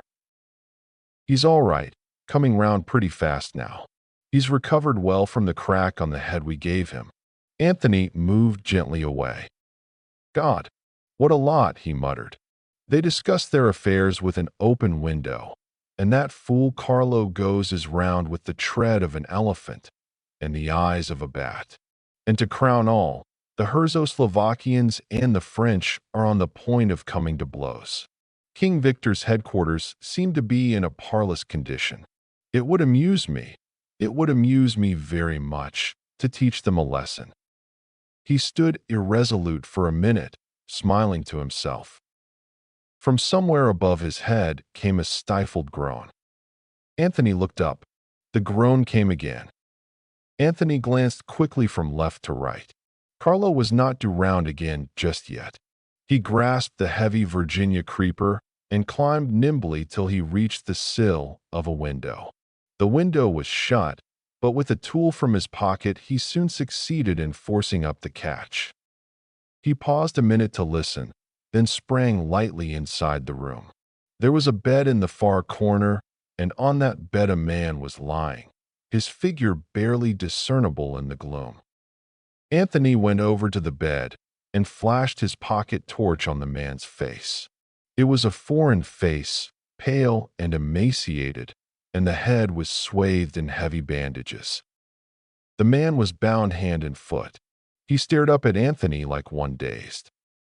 Anthony bent over him, and as he did so he heard a sound behind him and swung round, his hand traveling to his coat pocket. But a sharp command arrested him. "Hands up, Sonny. You didn't expect to see me here, but I happened to catch the same train as you at Victoria." It was Mr. Hiram Fish who was standing in the doorway. He was smiling, and in his hand was a big blue automatic. Chapter 25. Tuesday night at Chimneys. Lord Caterham, Virginia, and Bundle were sitting in the library after dinner. It was Tuesday evening. Some 30 hours had elapsed since Anthony's rather dramatic departure. For at least the 7th time, Bundle repeated Anthony's parting words, as spoken at Hyde Park Corner. "I'll find my own way back," echoed Virginia thoughtfully.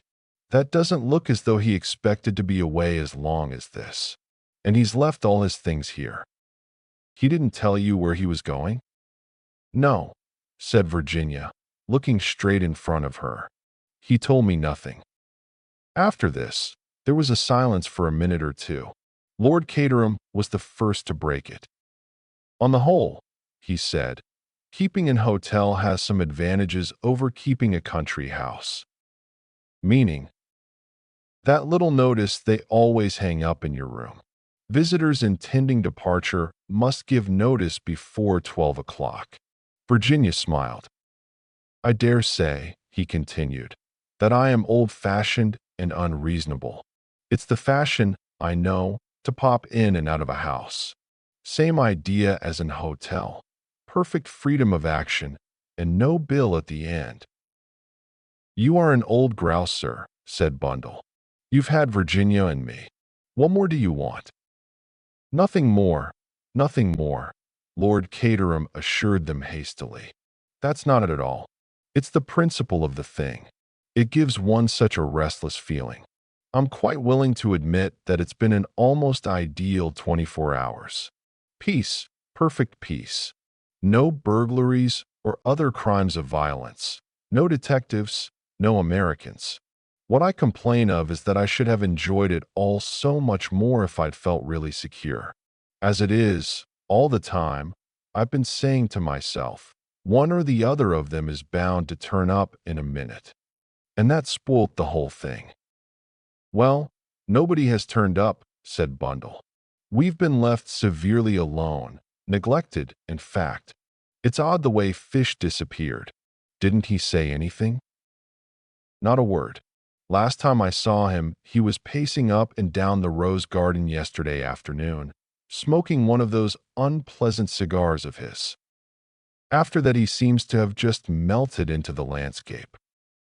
Somebody must have kidnapped him, said Bundle hopefully. In another day or two, I expect we shall have Scotland Yard dragging the lake to find his dead body, said her father gloomily. It serves me right. At my time of life, I ought to have gone quietly abroad and taken care of my health, and not allowed myself to be drawn into George Lomax's wildcat schemes. He was interrupted by Treadwell. Well, said Lord Caterham irritably, what is it? The French detective is here, my lord, and would be glad if you could spare him a few minutes. What did I tell you? Said Lord Caterham. I knew it was too good to last. Depend upon it, they found Fish's dead body doubled up in the goldfish pond. Treadwell, in a strictly respectful manner, steered him back to the point at issue. Am I to say that you will see him, my lord? Yes, yes. Bring him in here. Treadwell departed. He returned a minute or two later announcing in a lugubrious voice, Monsieur Lemoyne. The Frenchman came in with a quick, light step. His walk, more than his face, betrayed the fact that he was excited about something. Good evening, Lemoyne, said Lord Caterham. Have a drink, won't you? I thank you, no. He bowed punctiliously to the ladies. At last I make progress. As things are, I felt that you should be acquainted with the discoveries, the very grave discoveries that I have made in the course of the last 24 hours. I thought there must be something important going on somewhere, said Lord Caterham. My lord, yesterday afternoon one of your guests left this house in a curious manner. From the beginning, I must tell you, I have had my suspicions. Here is a man who comes from the wilds. 2 months ago he was in South Africa. Before that, where? Virginia drew a sharp breath. For a moment the Frenchman's eyes rested on her doubtfully. Then he went on. Before that, where? None can say. And he is just such a one as the man I am looking for. Gay, audacious, reckless. One who would dare anything. I send cable after cable, but I can get no word as to his past life. 10 years ago he was in Canada, yes, but since then, silence. My suspicions grow stronger. Then I pick up one day a scrap of paper where he has lately passed along. It bears an address, the address of a house in Dover. Later, as though by chance, I drop that same piece of paper. Out of the tail of my eye, I see this Boris, the Herzo-Slovakian, pick it up and take it to his master. All along I have been sure that this Boris is an emissary of the comrades of the Red Hand. We know that the comrades are working in with King Victor over this affair. If Boris recognized his chief in Mr. Anthony Cade, Would he not do just what he has done, transferred his allegiance? Why should he attach himself otherwise to an insignificant stranger? It was suspicious, I tell you, very suspicious. But almost I am disarmed, for Anthony Cade brings this same paper to me at once and asks me if I have dropped it. As I say, almost I am disarmed, but not quite, for it may mean that he is innocent, or it may mean that he is very, very clever. I deny, of course, that it is mine or that I dropped it. But in the meantime, I have set inquiries on foot. Only today I have news. The house at Dover has been precipitately abandoned, but up till yesterday afternoon it was occupied by a body of foreigners. Not a doubt, but that it was King Victor's headquarters. Now see the significance of these points. Yesterday afternoon, Mr. Cade clears out from here precipitately. Ever since he dropped that paper, he must know that the game is up. He reaches Dover, and immediately the gang is disbanded. What the next move will be, I do not know. What is quite certain is that Mr. Anthony Cade will not return here. But knowing King Victor as I do, I am certain that he will not abandon the game without having one more try for the jewel. And that is when I shall get him. Virginia stood up suddenly. She walked across to the mantelpiece and spoke in a voice that rang cold like steel. You are leaving one thing out of account, I think. M. Lemoyne, she said. Mr. Cade is not the only guest who disappeared yesterday in a suspicious manner. You mean, madam? That all you have said applies equally well to another person. What about Mr. Hiram Fish? Oh, Mr. Fish. Yes, Mr. Fish. Did you not tell us that first night that King Victor had lately come to England from America? So has Mr. Fish come to England from America. It is true that he brought a letter of introduction from a very well-known man, but surely that would be a simple thing for a man like King Victor to manage. He is certainly not what he pretends to be. Lord Caterham has commented on the fact that when it is a question of the first editions he is supposed to have come here to see, he is always the listener, never the talker. And there are several suspicious facts against him. There was a light in his window the night of the murder. Then take that evening in the council chamber. When I met him on the terrace, he was fully dressed. He could have dropped the paper. You didn't actually see Mr. Cade do so. Mr. Cade may have gone to Dover. If he did, it was simply to investigate. He may have been kidnapped there. I say that there is far more suspicion attaching to Mr. Fish's actions than to Mr. Cade's. The Frenchman's voice rang out sharply. From your point of view, that well may be, madam. I do not dispute it, and I agree that Mr. Fish is not what he seems. Well then, but that makes no difference. You see, madam, Mr. Fish is a Pinkerton's man. What? Cried Lord Caterham. Yes, Lord Caterham. He came over here to trail King Victor. Superintendent Battle and I have known this for some time. Virginia said nothing. Very slowly she sat down again. With those few words the structure that she had built up so carefully was scattered in ruins about her feet. You see, Lemoyne was continuing, we have all known that eventually King Victor would come to Chimneys. It was the one place we were sure of catching him. Virginia looked up with an odd light in her eyes, and suddenly she laughed.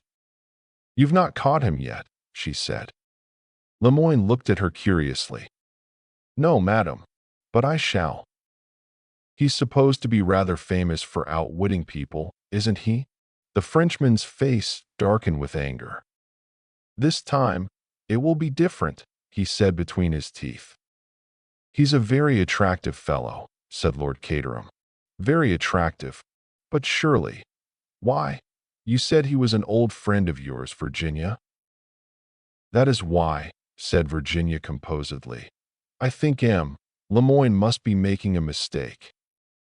And her eyes met the detective's steadily, but he appeared in no wise discomfited. Time will show, madam, he said. Do you pretend that it was he who shot Prince Michael? She asked presently. Certainly. But Virginia shook her head. "Oh no," she said. "Oh no? That is one thing I am quite sure of. Anthony Cade never killed Prince Michael." Lemoyne was watching her intently. "There is a possibility that you are right, madam," he said slowly. "A possibility, that is all. It may have been the Herzo-Slovakian, Boris, who exceeded his orders and fired that shot. Who knows? Prince Michael may have done him some great wrong, and the man sought revenge." "He looks a murderous sort of fellow," agreed Lord Caterham. "The housemaids, I believe, scream when he passes them in the passages." "Well," said Lemoyne, "I must be going now. I felt it was due to you, my lord, to know exactly how things stand." "Very kind of you, I'm sure," said Lord Caterham. "Quite certain you won't have a drink? All right then. Good night." "I hate that man with his prim little black beard and his eyeglasses," said Bundle, as soon as the door had shut behind him. "I hope Anthony does snoo him. I'd love to see him dancing with rage. What do you think about it all, Virginia?" "I don't know," said Virginia. "I'm tired. I shall go up to bed." "Not a bad idea," said Lord Caterham. "It's 11:30. As Virginia was crossing the wide hall, she caught sight of a broad back that seemed familiar to her discreetly vanishing through a side door. "Superintendent Battle," she called imperiously. The superintendent, for it was indeed he, retraced his steps with a shade of unwillingness. "Yes, Mrs. Revel." Lemoyne has been here. He says, tell me, is it true, really true, that Mr. Fish is an American detective?" Superintendent Battle nodded. "That's right. You have known it all along." Again, Superintendent Battle nodded. Virginia turned away towards the staircase. "I see," she said. "Thank you." Until that minute she had refused to believe. And now, sitting down before her dressing table in her own room, she faced the question squarely. Every word that Anthony had said came back to her fraught with a new significance. Was this the trade that he had spoken of? The trade that he had given up? But then, an unusual sound disturbed the even tenor of her meditations. She lifted her head with a start. Her little gold clock showed the hour to be after 1. Nearly 2 hours she had sat here thinking. Again the sound was repeated. A sharp tap on the window pane. Virginia went to the window and opened it. Below on the pathway was a tall figure which, even as she looked, stooped for another handful of gravel. For a moment Virginia's heart beat faster. Then she recognized the massive strength and square-cut outline of the Herzo-Slovakian, Boris. "Yes," she said in a low voice. "What is it?" At the moment it did not strike her as strange that Boris should be throwing gravel at her window at this hour of the night. "What is it?" she repeated impatiently. "I come from the master," said Boris in a low tone, which nevertheless carried perfectly. "He has sent for you." He made the statement in a perfectly matter-of-fact tone. "Sent for me?" "Yes, I am to bring you to him. There is a note. I will throw it up to you." Virginia stood back a little, and a slip of paper, weighted with a stone, fell accurately at her feet.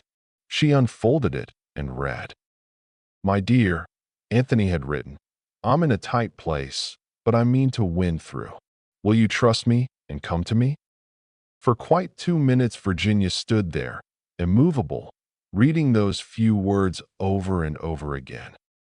She raised her head, looking round the well-appointed luxury of the bedroom as though she saw it with new eyes. Then she leaned out of the window again. "What am I to do?" she asked. "The detectives are the other side of the house, outside the council chamber. Come down and out through the side door. I will be there. I have a car waiting outside in the road." Virginia nodded. Quickly she changed her dress for one of fawn tricot and pulled on a little fawn leather hat. Then, smiling a little, she wrote a short note, addressed it to Bundle, and pinned it to the pincushion. She stole quietly downstairs and undid the bolts of the side door. Just a moment she paused. Then, with a little gallant toss of the head, the same toss of the head with which her ancestors had gone into action in the Crusades, she passed through. Chapter 26. The 13th of October. At 10 o'clock on the morning of Wednesday, the 13th of October, Anthony Cade walked into Harridge's hotel and asked for Baron Lalo Pretjol, who was occupying a suite there. After suitable and imposing delay, Anthony was taken to the suite in question. The Baron was standing on the hearthrug in a correct and stiff fashion. Little Captain Andrewsy, equally correct as to demeanor, but with a slightly hostile attitude, was also present. The usual bows, clicking of heels, and other formal greetings of etiquette took place. Anthony was, by now, thoroughly conversant with the routine. "You will forgive this early call, I trust, Baron," he said cheerfully, laying down his hat and stick on the table. "As a matter of fact, I have a little business proposition to make to you." "Huh? Is that so?" said the Baron. Captain Andrewsy, who had never overcome his initial distrust of Anthony, looked suspicious. "Business," said Anthony, "is based on the well-known principle of supply and demand. You want something, the other man has it. The only thing left to settle is the price." The Baron looked at him attentively, but said nothing. "Between a Herzo-Slovakian nobleman and an English gentleman, the terms should be easily arranged," said Anthony rapidly. He blushed a little as he said it. Such words do not rise easily to an Englishman's lips, but he had observed on previous occasions the enormous effect of such phraseology upon the Baron's mentality. True enough, the charm worked. "That is so," said the Baron approvingly, nodding his head. "That is entirely so." Even Captain Andrewsy appeared to unbend a little and nodded his head also. "Very good," said Anthony. "I won't beat about the bush any more." "What is that you say?" interrupted the Baron. "To beat about the bush? I do not comprehend." "A mere figure of speech, Baron. To speak in plain English, you want the goods, we have them. The ship is all very well, but it lacks a figurehead. By the ship, I mean the loyalist party of Herzo-Slovakia.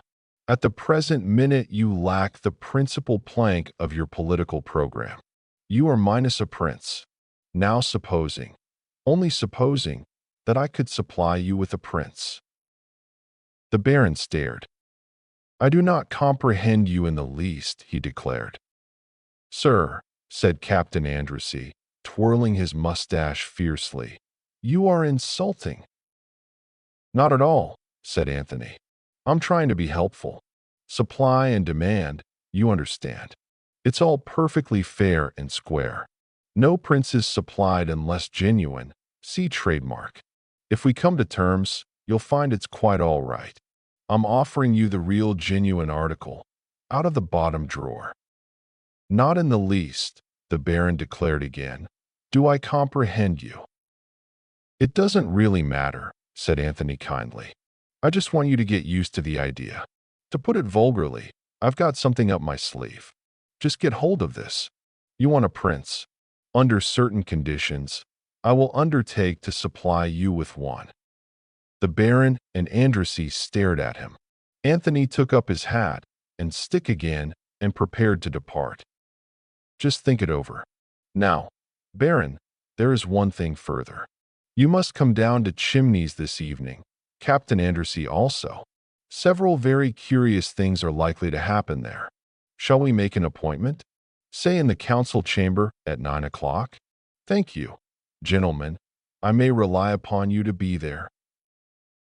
The Baron took a step forward and looked searchingly in Anthony's face. "Mr. Cade," he said, not without dignity, "it is not, I hope, that you wish to make fun of me?" Anthony returned his gaze steadily. "Baron," he said, and there was a curious note in his voice. "When this evening is over, I think you will be the first to admit that there is more earnest than jest about this business." Bowing to both men, he left the room. His next call was in the city, where he sent in his card to Mr. Herman Isaacstein. After some delay, Anthony was received by a pale and exquisitely dressed underling with an engaging manner and a military title. "You wanted to see Mr. Isaacstein, didn't you?" said the young man.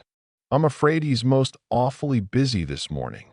Board meetings and all that sort of thing, you know. Is it anything that I can do?" "I must see him personally," said Anthony, and added carelessly, "I've just come up from Chimneys." The young man was slightly staggered by the mention of Chimneys. "Oh," he said doubtfully. "Well, I'll see." "Tell him it's important," said Anthony. "Message from Lord Caterham?" suggested the young man. "Something of the kind," said Anthony, "but it's imperative that I should see Mr. Isaacstein at once." 2 minutes later, Anthony was conducted into a sumptuous inner sanctum, where he was principally impressed by the immense size and roomy depths of the leather-covered armchairs. Mr. Isaacstein rose to greet him. "You must forgive my looking you up like this," said Anthony. "I know that you're a busy man, and I'm not going to waste more of your time than I can help. It's just a little matter of business that I want to put before you." Isaacstein looked at him attentively for a minute or two out of his beady black eyes. "Have a cigar," he said unexpectedly, holding out an open box. "Thank you," said Anthony. "I don't mind if I do." He helped himself. "It's about this Herzo-Slovakian business," continued Anthony as he accepted a match. He noted the momentary flickering of the other's steady gaze. "The murder of Prince Michael must have rather upset the apple cart." Mr. Isaacstein raised one eyebrow, murmured, "Ah," interrogatively, and transferred his gaze to the ceiling. "Oil," said Anthony, thoughtfully surveying the polished surface of the desk. "Wonderful thing, oil." He felt the slight start the financier gave. "Do you mind coming to the point, Mr. Cade?" "Not at all. I imagine, Mr. Isaacstein, that if those oil concessions are granted to another company, you won't be exactly pleased about it?" "What's the proposition?" asked the other, looking straight at him. "A suitable claimant to the throne, full of pro-British sympathies." "Where have you got him?" "That's my business." Isaacstein acknowledged the retort by a slight smile. His glance had grown hard and keen. "The genuine article? I can't stand for any funny business." "The absolute genuine article. Straight. Straight. I'll take your word for it."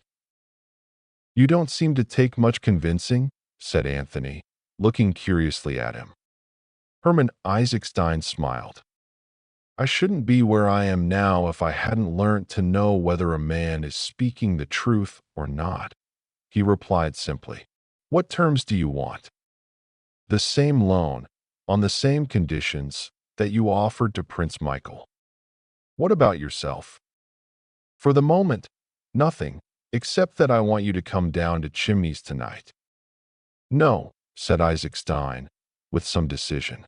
"I can't do that." "Why?" "Dining out. Rather an important dinner." "All the same, I'm afraid you'll have to cut it out, for your own sake." "What do you mean?" Anthony looked at him for a full minute before he said slowly, "Do you know that they've found the revolver, the one Michael was shot with? Do you know where they found it?" "In your suitcase." "What?" Isaacstein almost leapt from his chair. His face was frenzied. "What are you saying? What do you mean?" "I'll tell you." Very obligingly, Anthony narrated the occurrences in connection with the finding of the revolver. As he spoke, the other's face assumed a grayish tinge of absolute terror. "But it's false," he screamed out as Anthony finished. "I never put it there. I know nothing about it. It is a plot." "Don't excite yourself," said Anthony soothingly. If that's the case, you'll easily be able to prove it. Prove it? How can I prove it? If I were you, said Anthony gently, I'd come to Chimneys tonight. Isaac Stein looked at him doubtfully. You advise it? Anthony leant forward and whispered to him. The financier fell back in amazement, staring at him. You actually mean? Come and see, said Anthony. Chapter 27. The 13th of October continued. The clock in the council chamber struck 9. Well, said Lord Caterham, with a deep sigh, here they all are, just like little Bo Peep's flock, back again and wagging their tails behind them. He looked sadly round the room. Organ grinder complete with monkey, he murmured, fixing the Baron with his eye.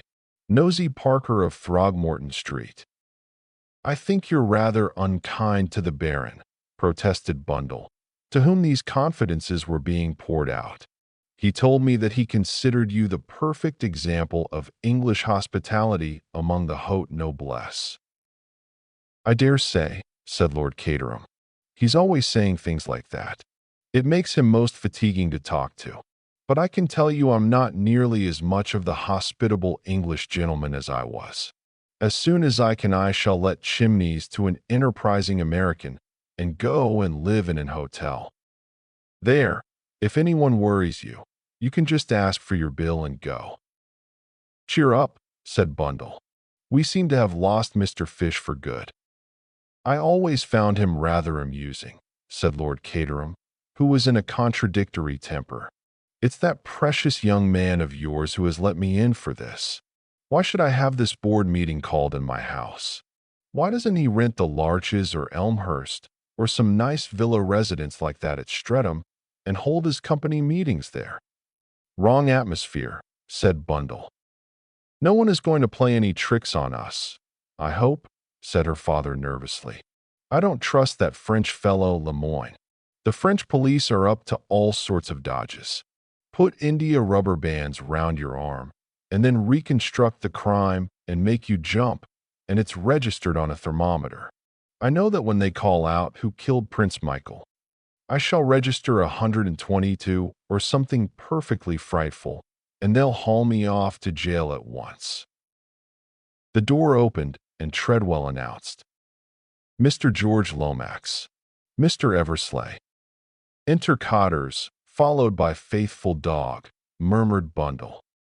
Bill made a beeline for her, whilst George greeted Lord Caterham in the genial manner he assumed for public occasions. My dear Caterham, said George, shaking him by the hand, I got your message and came over, of course. Very good of you, my dear fellow, very good of you. Delighted to see you. Lord Caterham's conscience always drove him on to an excess of geniality when he was conscious of feeling none. Not that it was my message, but that doesn't matter at all. In the meantime, Bill was attacking Bundle in an undertone. I say, what's it all about? What's this I hear about Virginia bolting off in the middle of the night? She's not been kidnapped, has she? Oh, no, said Bundle. She left a note pinned to the pincushion in the orthodox fashion. She's not gone off with anyone, has she? Not with that colonial Johnny? I never liked the fellow, and, from all I hear, there seems to be an idea floating around that he himself is the super crook. But I don't quite see how that can be. Why not? Well, this King Victor was a French fellow, and Cade's English enough. You don't happen to have heard that King Victor was an accomplished linguist, and, moreover, was half Irish. Oh, Lord, then that's why he's made himself scarce, is it? I don't know about his making himself scarce. He disappeared the day before yesterday, as you know. But this morning we got a wire from him saying he would be down here at 9 p.m. tonight, and suggesting that Cotters should be asked over. All these other people have turned up as well, asked by Mr. Cade. It is a gathering, said Bill, looking round. One French detective by window, one English ditto by fireplace. Strong foreign element. The stars and stripes don't seem to be represented. Bundle shook her head. Mr. Fish has disappeared into the blue. Virginia's not here either. But everyone else is assembled, and I have a feeling in my bones, Bill, that we are drawing very near to the moment when somebody says, James, the footman, and everything is revealed. We're only waiting now for Anthony Cade to arrive. He'll never show up, said Bill. Then why call this company meeting, as Father calls it? Ah, there's some deep idea behind that. Depend upon it. Wants us all here while he's somewhere else. You know the sort of thing. You don't think he'll come then? No fear. Run his head into the lion's mouth. Why? The room's bristling with detectives and high officials. You don't know much about King Victor, if you think that would deter him. By all accounts, it's the kind of situation he loves above all, and he always manages to come out on top. Mr. Eversley shook his head doubtfully. That would take some doing, with the dice loaded against him. He'll never. The door opened again, and Treadwell announced, Mr. Cade. Anthony came straight across to his host. Lord Caterham, he said, I'm giving you a frightful lot of trouble, and I'm awfully sorry about it. But I really do think that tonight we'll see the clearing up of the mystery. Lord Caterham looked mollified. He had always had a secret liking for Anthony. No trouble at all, he said heartily. It's very kind of you, said Anthony. We're all here, I see. Then I can get on with the good work. I don't understand, said George Lomax weightily. I don't understand in the least. This is all very irregular. Mr. Cade has no standing whatever. The position is a very difficult and delicate one. I am strongly of the opinion. George's flood of eloquence was arrested. Moving unobtrusively to the great man's side, Superintendent Battle whispered a few words in his ear. George looked perplexed and baffled. Very well, if you say so, he remarked grudgingly, then added in a louder tone, I'm sure we are all willing to listen to what Mr. Cade has to say. Anthony ignored the palpable condescension of the other's tone. It's just a little idea of mine. That's all, he said cheerfully. Probably all of you know that we got hold of a certain message in cipher the other day. There was a reference to Richmond and some numbers. He paused. Well, we had a shot at solving it, and we failed. Now in the late Count Stilptich's memoirs, which I happen to have read, there is a reference to a certain dinner, a flower dinner which everyone attended wearing a badge representing a flower. The Count himself wore the exact duplicate of that curious device we found in the cavity in the secret passage. It represented a rose. If you remember, it was all rows of things, buttons, letter ES, and finally rows of knitting. Now, gentlemen, what is there in this house that is arranged in rows? Books, isn't that so? Add to that in the catalogue of Lord Caterham's library there is a book called The Life of the Earl of Richmond, and I think you will get a very fair idea of the hiding place.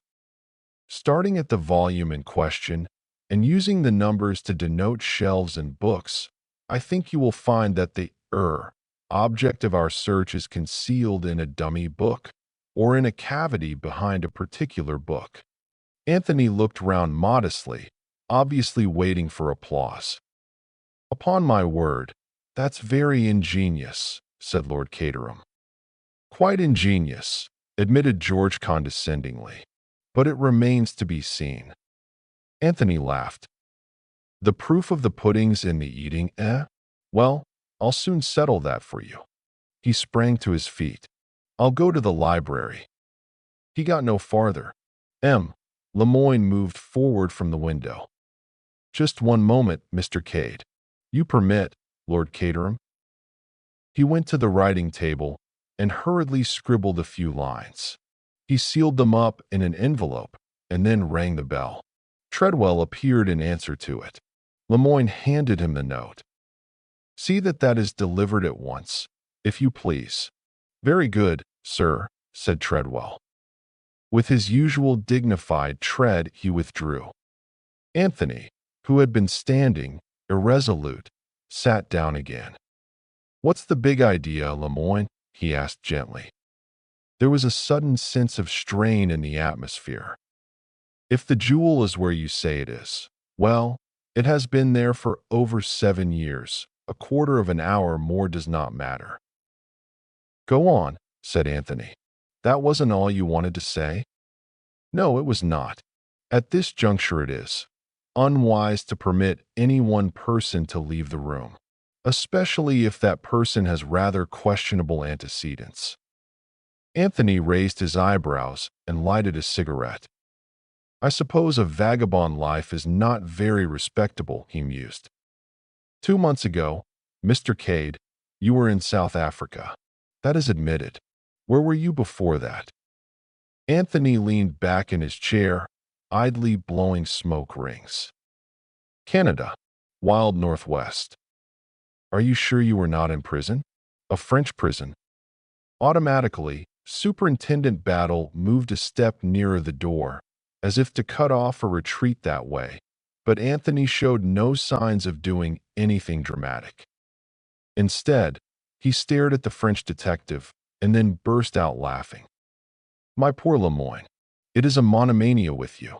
You do indeed see King Victor everywhere. So you fancy that I am that interesting gentleman. Do you deny it?" Anthony brushed a fleck of ash from his coat sleeve. "I never deny anything that amuses me," he said lightly. "But the accusation is really too ridiculous." "Ah, you think so?" The Frenchman leant forward. His face was twitching painfully, and yet he seemed perplexed and baffled, as though something in Anthony's manner puzzled him. "What if I tell you, monsieur, that this time, I am out to get King Victor, and nothing shall stop me?" "Very laudable," was Anthony's comment. "You've been out to get him before, though, haven't you, Lemoyne? And he's got the better of you. Aren't you afraid that that may happen again? He's a slippery fellow, by all accounts." The conversation had developed into a duel between the detective and Anthony. Everyone else in the room was conscious of the tension. It was a fight to a finish between the Frenchman, painfully in earnest, and the man who smoked so calmly and whose words seemed to show that he had not a care in the world. "If I were you, Lemoyne," continued Anthony, "I should be very, very careful. Watch your step, and all that sort of thing." "This time," said Lemoyne grimly, "there will be no mistake." "You seem very sure about it all," said Anthony.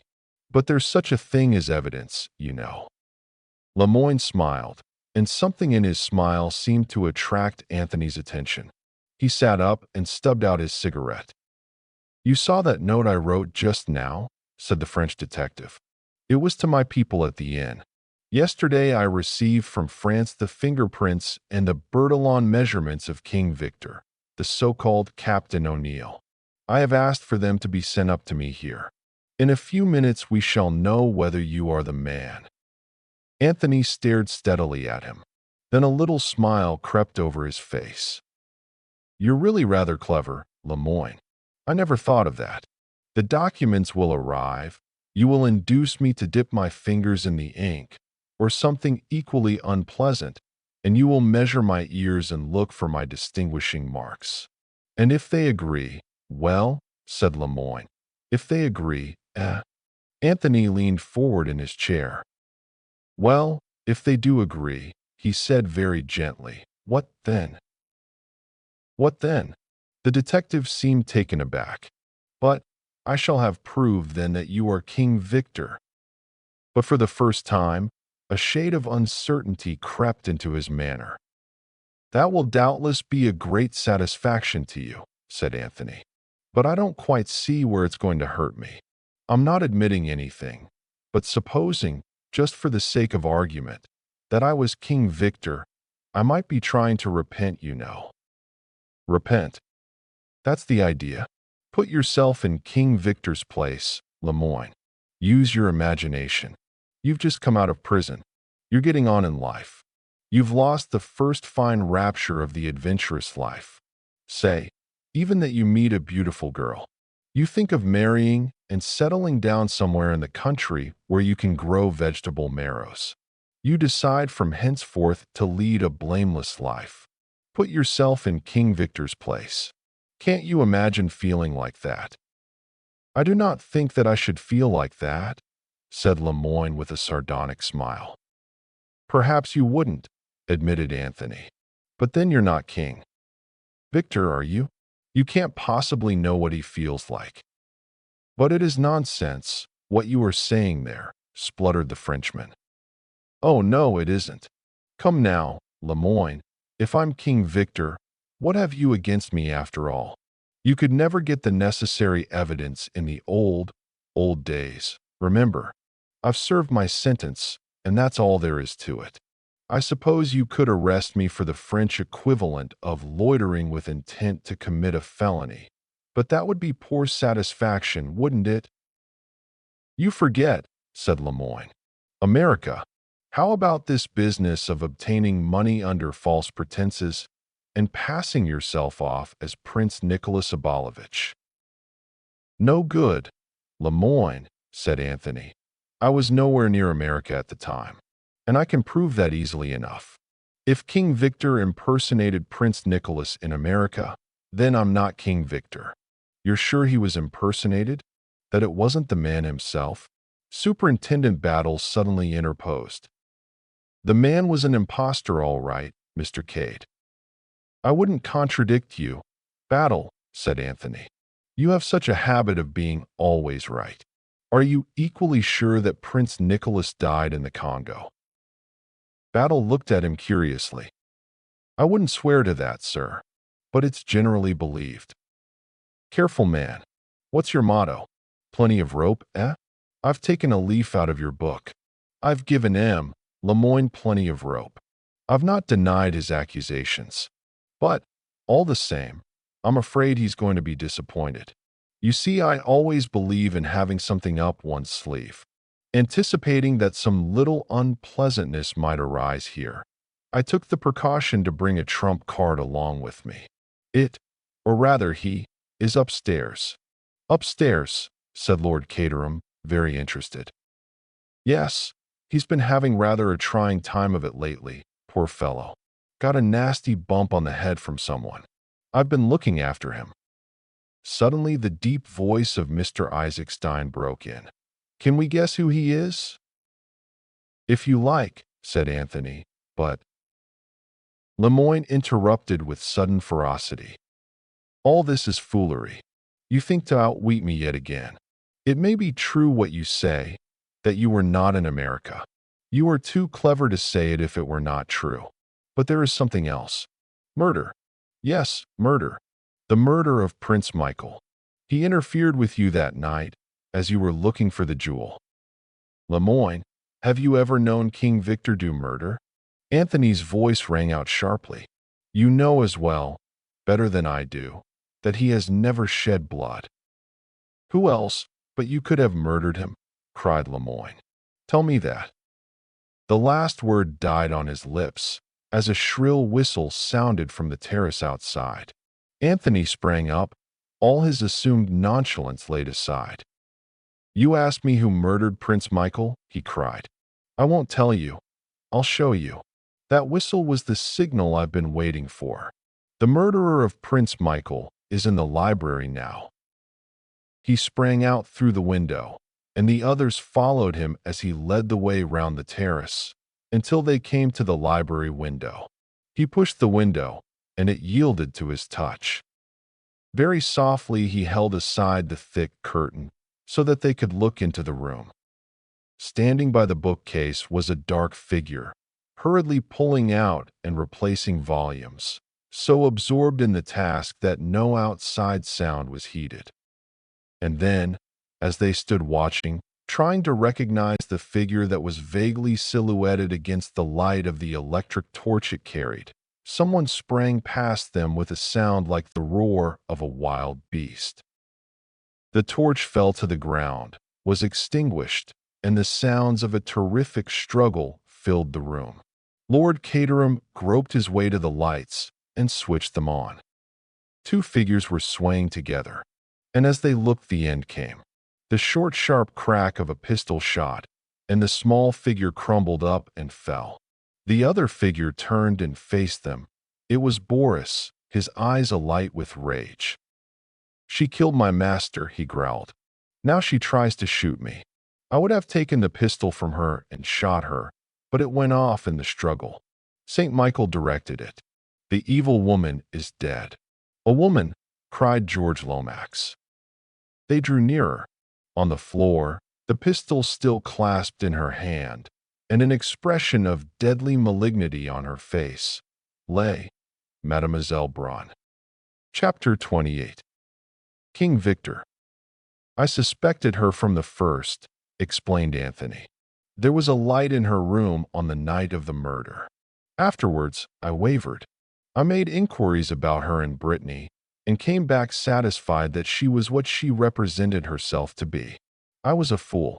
Because the Comtesse de Berteury had employed a Mademoiselle Braun and spoke highly of her, it never occurred to me that the real Mademoiselle Braun might have been kidnapped on her way to her new post, and that it might be a substitute taking her place. Instead, I shifted my suspicions to Mr. Fish. It was not until he had followed me to Dover, and we had had a mutual explanation, that I began to see clearly. Once I knew that he was a Pinkerton's man, trailing King Victor. My suspicions swung back again to their original object. The thing that worried me most was that Mrs. Revel had definitely recognized the woman. Then I remembered that it was only after I had mentioned her being Madame de Berteury's governess, and all she had said was that accounted for the fact that the woman's face was familiar to her. Superintendent Battle will tell you that a deliberate plot was formed to keep Mrs. Revel from coming to Chimneys. Nothing more nor less than a dead body, in fact. And though the murder was the work of the comrades of the Red Hand, punishing supposed treachery on the part of the victim, the staging of it, and the absence of the comrade's sign manual, pointed to some abler intelligence directing operations. From the first, I suspected some connection with Czechoslovakia. Mrs. Revel was the only member of the house party who had been to the country. I suspected at first that someone was impersonating Prince Michael, but that proved to be a totally erroneous idea. When I realized the possibility of Mademoiselle Braun's being an impostor, and added to that the fact that her face was familiar to Mrs. Revel, I began to see daylight. It was evidently very important that she should not be recognized, and Mrs. Revel was the only person likely to do so. "But who was she?" said Lord Caterham. "Someone Mrs. Revel had known in Czechoslovakia?" "I think the Baron might be able to tell us," said Anthony. "Aye." The Baron stared at him, then down at the motionless figure. "Look well," said Anthony. "Don't be put off by the makeup. She was an actress once, remember." The Baron stared again. Suddenly he started. "God in heaven," he breathed. "It is not possible." "What is not possible?" asked George. "Who is the lady? You recognize her, Baron?" "No, no, it is not possible." The Baron continued to mutter. "She was killed. They were both killed. On the steps of the palace. Her body was recovered. Mutilated and unrecognizable," Anthony reminded him. "She managed to put up a bluff. I think she escaped to America and has spent a good many years lying low in deadly terror of the comrades of the Red Hand. They promoted the revolution, remember, and, to use an expressive phrase, they always had it in for her. Then King Victor was released, and they planned to recover the diamond together. She was searching for it that night when she came suddenly upon Prince Michael, and he recognized her. There was never much fear of her meeting him in the ordinary way of things. Royal guests don't come in contact with governesses, and she could always retire with a convenient migraine, as she did the day the Baron was here. However, she met Prince Michael face to face when she least expected it. Exposure and disgrace stared her in the face. She shot him. It was she who placed the revolver in Isaacstein's suitcase, so as to confuse the trail, and she who returned the letters. Lemoyne moved forward. She was coming down to search for the jewel that night, you say, he said. Might she not have been going to meet her accomplice, King Victor, who was coming from outside? What do you say to that? Anthony sighed. Still at it, my dear Lemoyne? How persistent you are. You won't take my hint that I've got a trump card up my sleeve. But George, whose mind worked slowly, now broke in. I am still completely at sea. Who is this lady, Baron? You recognize her, it seems. But the Baron drew himself up and stood very straight and stiff. You are in error, Mr. Lomax. To my knowledge, I have not this lady seen before. A complete stranger she is to me. But George stared at him, bewildered. The Baron took him into a corner of the room and murmured something into his ear. Anthony watched with a good deal of enjoyment, George's face turning slowly purple, his eyes bulging, and all the incipient symptoms of apoplexy. A murmur of George's throaty voice came to him. Certainly, certainly, by all means, no need at all. Complicate situation, utmost discretion. Lemoyne hit the table sharply with his hand. I do not care about all this. The murder of Prince Michael, that was not my affair. I want King Victor. Anthony shook his head gently. I'm sorry for you, Lemoyne. You're really a very able fellow. But, all the same, you're going to lose the trick. I'm about to play my trump card. He stepped across the room and rang the bell. Treadwell answered it. A gentleman arrived with me this evening, Treadwell. Yes, sir, a foreign gentleman. Quite so. Will you kindly ask him to join us here as soon as possible? Yes, sir. Treadwell withdrew. Entry of the trump card, the mysterious Monsieur X, remarked Anthony. Who is he? Can anyone guess? Putting two and two together, said Hermann Isaac Stein. What with your mysterious hints this morning and your attitude this afternoon, I should say there was no doubt about it. Somehow or other you've managed to get hold of Prince Nicholas of Herzoslovakia. You think the same, Baron? I do, unless yet another impostor you have put forward, but that I will not believe. With me, your dealings most honorable have been. Thank you, Baron. I shan't forget those words. So you are all agreed. His eyes swept round the circle of waiting faces. Only Lemoyne did not respond, but kept his eyes fixed sullenly on the table. Anthony's quick ears had caught the sound of footsteps outside in the hall. And yet, you know, he said with a queer smile, you're all wrong. He crossed swiftly to the door and flung it open. A man stood on the threshold, a man with a neat black beard, eyeglasses, and a foppish appearance slightly marred by a bandage round the head. Allow me to present to you the real Monsieur Lemoyne of the Charite. There was a rush and a scuffle, and then the nasal tones of Mr. Hiram Fish rose bland and reassuring from the window. No, you don't, Sonny, not this way. I have been stationed here this whole evening for the particular purpose of preventing your escape. You will observe that I have you covered well and good with this gun of mine. I came over to get you, and I've got you. But you sure are some lad. Chapter 29. Further explanations. You owe us an explanation, I think, Mr. Cade, said Hermann Isaac Stein, somewhat later in the evening. There's nothing much to explain, said Anthony modestly. I went to Dover, and Fish followed me under the impression that I was King Victor. We found a mysterious stranger imprisoned there, and as soon as we heard his story, we knew where we were. The same idea again, you see. The real man kidnapped, and the false one, in this case King Victor himself, takes his place. But it seems that Battle here always thought there was something fishy about his French colleague. and wired to Paris for his fingerprints and other means of identification. "Ah," cried the Baron. "The fingerprints. The Bertillon measurements that scoundrel talked about." "It was a clever idea," said Anthony. "I admired it so much that I felt forced to play it up. Besides, my doing so puzzled the false Lemoyne enormously.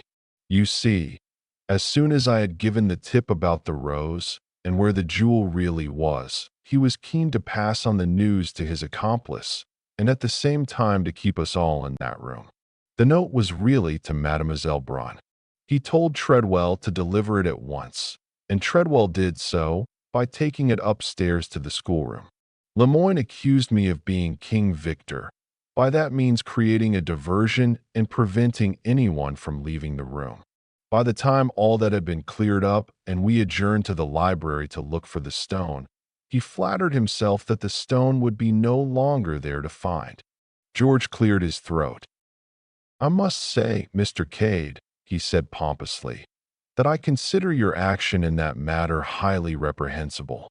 If the slightest hitch had occurred in your plans, one of our national possessions might have disappeared beyond the hope of recovery. It was foolhardy, Mr. Cade, reprehensibly foolhardy." "I guess you haven't tumbled to the little idea, Mr. Lomax," said the drawling voice of Mr. Fish. "That historic diamond was never behind the books in the library." "Never. Not on your life." "You see," explained Anthony, "that little device of Count Stilptich's stood for what it had originally stood for, a rose. When that dawned upon me on Monday afternoon, I went straight to the rose garden." Mr. Fish had already tumbled to the same idea. "If, standing with your back to the sundial, you take 7 paces straight forward, then 8 to the left and 3 to the right, you come to some bushes of a bright red rose called Richmond. The house has been ransacked to find the hiding place, but nobody has thought of digging in the garden. I suggest a little digging party tomorrow morning." Then the story about the books in the library. "An invention of mine to trap the lady." Mr. Fish kept watch on the terrace and whistled when the psychological moment had arrived. "I may say that Mr. Fish and I established martial law at the Dover house and prevented the comrades from communicating with the false Lemoyne. He sent them an order to clear out, and word was conveyed to him that this had been done. So he went happily ahead with his plans for denouncing me." "Well, well," said Lord Caterham cheerfully, "everything seems to have been cleared up most satisfactorily." "Everything but one thing," said Mr. Isaacstein. "What is that?" The great financier looked steadily at Anthony. "What did you get me down here for?" "Just to assist at a dramatic scene as an interested onlooker." Anthony shook his head. "No, Mr. Isaacstein. You are a busy man whose time is money. Why did you come down here originally?" "To negotiate a loan." "With whom?" "Prince Michael of Herzoslovakia." "Exactly. Prince Michael is dead. Are you prepared to offer the same loan on the same terms to his cousin Nicholas?"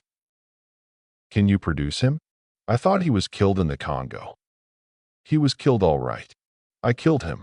"Oh, no, I'm not a murderer. When I say I killed him, I mean that I spread the report of his death. I promise you a prince, Mr. Isaacstein." "Well, I do." "You?" "Yes, I'm the man. Nicholas Sergius Alexander Ferdinand Abalovich. Rather long for the kind of life I proposed to live, so I emerged from the Congo as plain Anthony Cade." Little Captain Andressy sprang up. "But this is incredible, incredible," he spluttered. "Have a care, sir, what you say." "I can give you plenty of proofs," said Anthony quietly. "I think I shall be able to convince the Baron here." The Baron lifted his hand. "Your proofs I will examine, yes. But of them for me there is no need. Your word alone sufficient for me is. Besides, your English mother you much resemble.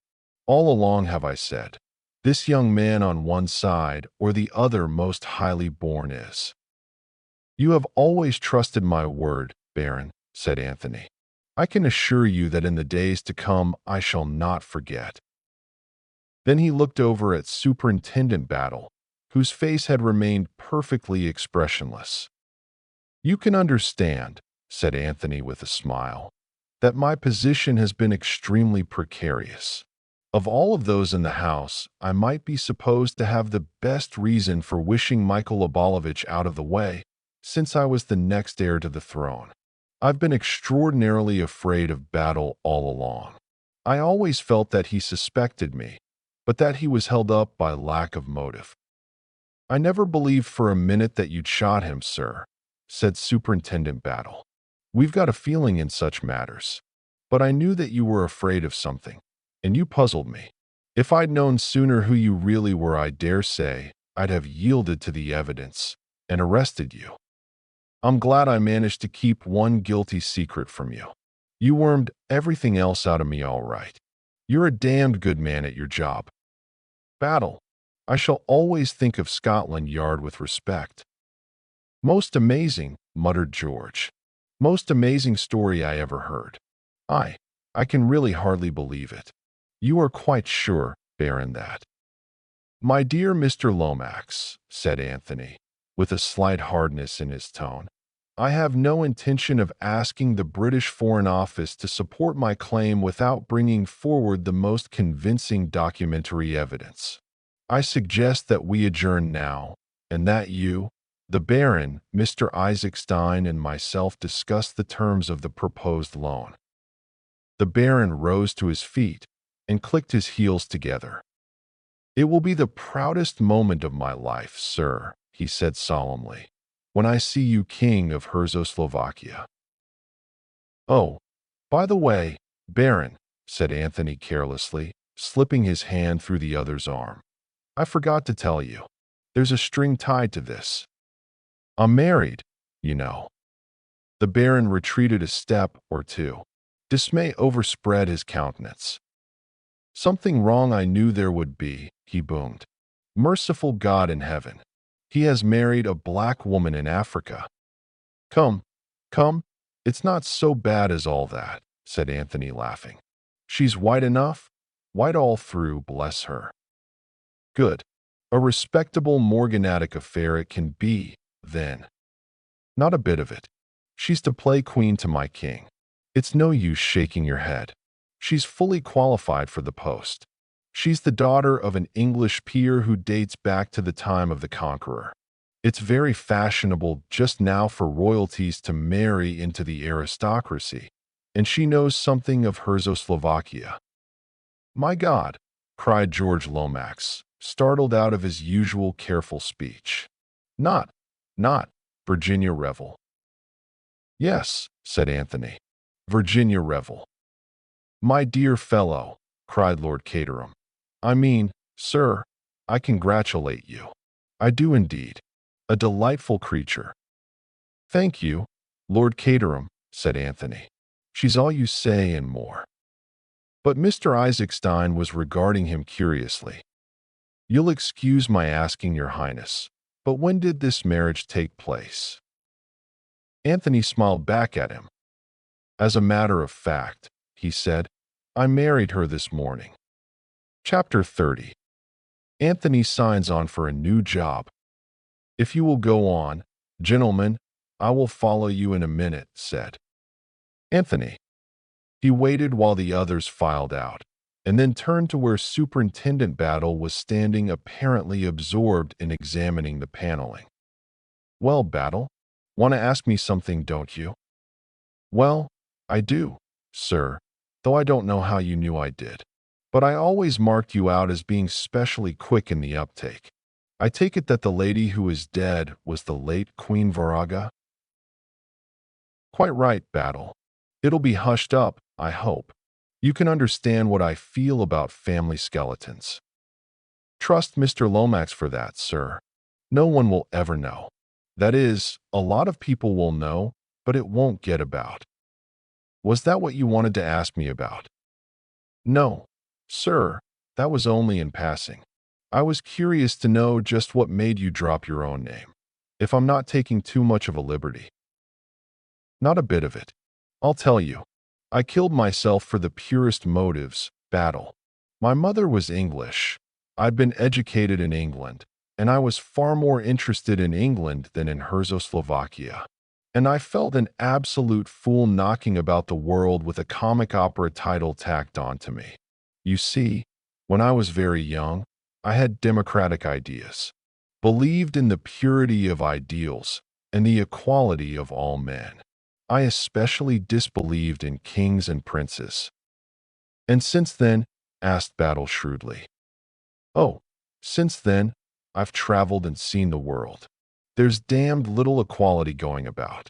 Mind you, I still believe in democracy, but you've got to force it on people with a strong hand, ram it down their throats. Men don't want to be brothers. They may someday, but they don't now. My belief in the brotherhood of man died the day I arrived in London last week, when I observed people standing in a tube train resolutely refuse to move up and make room for those who entered. You won't turn people into angels by appealing to their better natures just yet a while, but by judicious force you can coerce them into behaving more or less decently to one another to go on with. I still believe in the brotherhood of man, but it's not coming yet a while. Say another 10,000 years or so. It's no good being impatient. Evolution is a slow process. I'm very interested in these views of yours, sir, said Battle with a twinkle. And if you'll allow me to say so, I'm sure you'll make a very fine king out there. Thank you, Battle, said Anthony with a sigh. You don't seem very happy about it, sir. Oh, I don't know. I dare say it will be rather fun, but it's tying oneself down to regular work. I've always avoided that before. But you consider it your duty, I suppose, sir? Good Lord, no. What an idea. It's a woman. It's always a woman, Battle. I'd do more than be a king for her sake. Quite so, sir. I've arranged it so that the Baron and Isaacstein can't kick. The one wants a king, and the other wants oil. They'll both get what they want, and I've got. Oh, Lord Battle, have you ever been in love? I am much attached to Mrs. Battle, sir. Much attached to Mrs. Oh, you don't know what I'm talking about. It's entirely different. Excuse me, sir. That man of yours is waiting outside the window. Boris? So he is. He's a wonderful fellow. It's a mercy that pistol went off in the struggle and killed the lady. Otherwise Boris would have wrung her neck as sure as fate, and then you would have wanted to hang him. His attachment to the Abalovich dynasty is remarkable.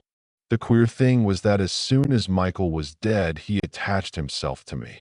And yet he couldn't possibly have known who I really was. Instinct, said Battle. Like a dog. Very awkward instinct, I thought it at the time. I was afraid it might give the show away to you. I suppose I'd better see what he wants. He went out through the window. Superintendent Battle, left alone, looked after him for a minute, then apparently addressed the paneling. He'll do, said Superintendent Battle. Outside, Boris explained himself. Master, he said, and led the way along the terrace. Anthony followed him, wondering what was forward. Presently Boris stopped and pointed with his forefinger.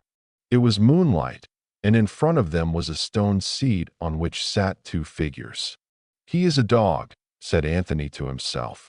And what's more, a pointer. He strode forward. Boris melted into the shadows. The two figures rose to meet him. One of them was Virginia, the other. Hello, Joe, said a well-remembered voice. This is a great girl of yours. Jimmy McGrath, by all that's wonderful, cried Anthony. How in the name of fortune did you get here? That trip of mine into the interior went phut. Then some Dagos came monkeying around. Wanted to buy that manuscript off me. Next thing I as near as nothing got a knife in the back one night. That made me think that I'd handed you out a bigger job than I knew. I thought you might need help, and I came along after you by the very next boat. Wasn't it splendid of him? Said Virginia. She squeezed Jimmy's arm. Why didn't you ever tell me how frightfully nice he was? You are, Jimmy, you're a perfect dear. You two seem to be getting along all right, said Anthony. Sure thing, said Jimmy. I was snooping round for news of you when I connected with this dame. She wasn't at all what I thought she'd be, some swell haughty society lady that'd scare the life out of me. He told me all about the letters, said Virginia, and I feel almost ashamed not to have been in real trouble over them when he was such a knight-errant. If I'd known what you were like, said Jimmy gallantly, I'd not have given him the letters. I'd have brought them to you myself. Say, young man, is the fun really over? Is there nothing for me to do? By Jove, said Anthony, there is. Wait a minute. He disappeared into the house. In a minute or two, he returned with a paper package which he cast into Jimmy's arms. Go round to the garage and help yourself to a likely-looking car. Beat it to London and deliver that parcel at 17 Everdene Square. That's Mr. Balderson's private address. In exchange, he'll hand you £1,000. What? It's not the memoirs? I understood that they'd been burnt. What do you take me for? Demanded Anthony. You don't think I'd fall for a story like that, do you? I rang up the publishers at once, found out that the other was a fake call, and arranged accordingly. I made up a dummy package as I'd been directed to do, but I put the real package in the manager's safe and handed over the dummy. The memoirs have never been out of my possession. Bully for you, my son, said Jimmy. Oh, Anthony, cried Virginia.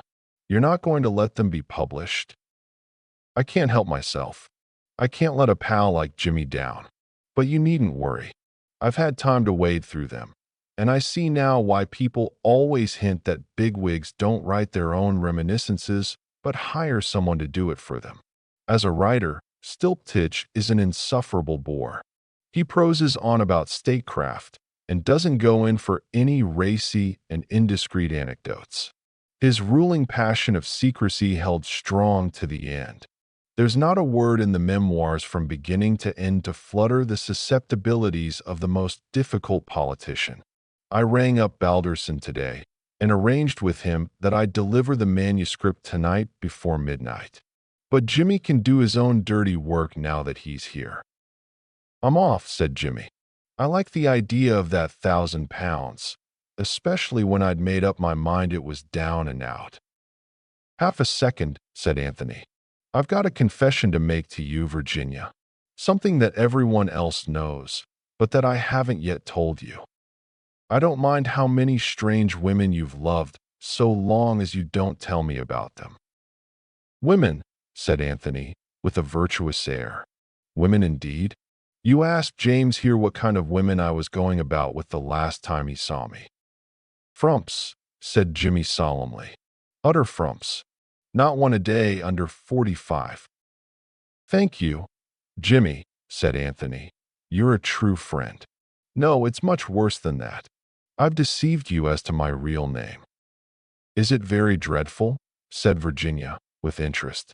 It isn't something silly like Pobbles, is it? Fancy being called Mrs. Pobbles. You are always thinking the worst of me. I admit that I did once think you were King Victor, but only for about a minute and a half.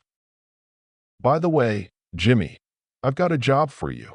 Gold prospecting in the rocky fastnesses of Czechoslovakia? Is there gold there? Asked Jimmy eagerly. Sure to be, said Anthony. It's a wonderful country. So you're taking my advice and going there? Yes, said Anthony. Your advice was worth more than you knew. Now for the confession. I wasn't changed at nurse or anything romantic like that, but nevertheless I am really Prince Nicholas Abalovich of Czechoslovakia. Oh, Anthony, cried Virginia. How perfectly screaming. And I have married you. What are we going to do about it? We'll go to Czechoslovakia and pretend to be kings and queens.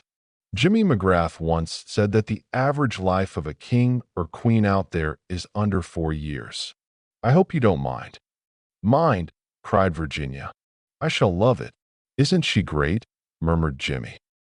Then, discreetly, he faded into the night. A few minutes later, the sound of a car was heard.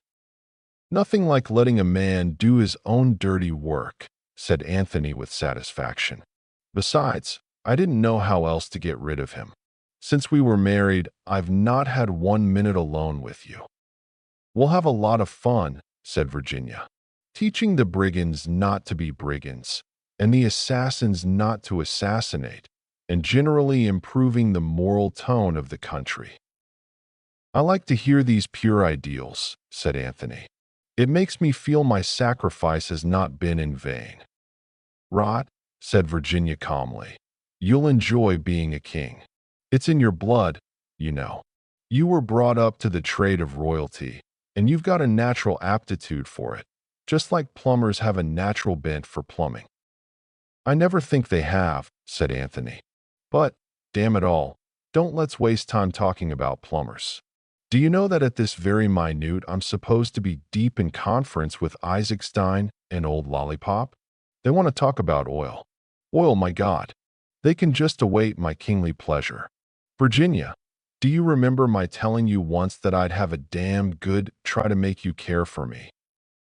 "I remember," said Virginia softly. But Superintendent Battle was looking out of the window. "Well, he isn't now," said Anthony. He caught her suddenly to him, kissing her eyelids, her lips, the green gold of her hair. "I do love you so, Virginia," he whispered. "I do love you so. Do you love me?"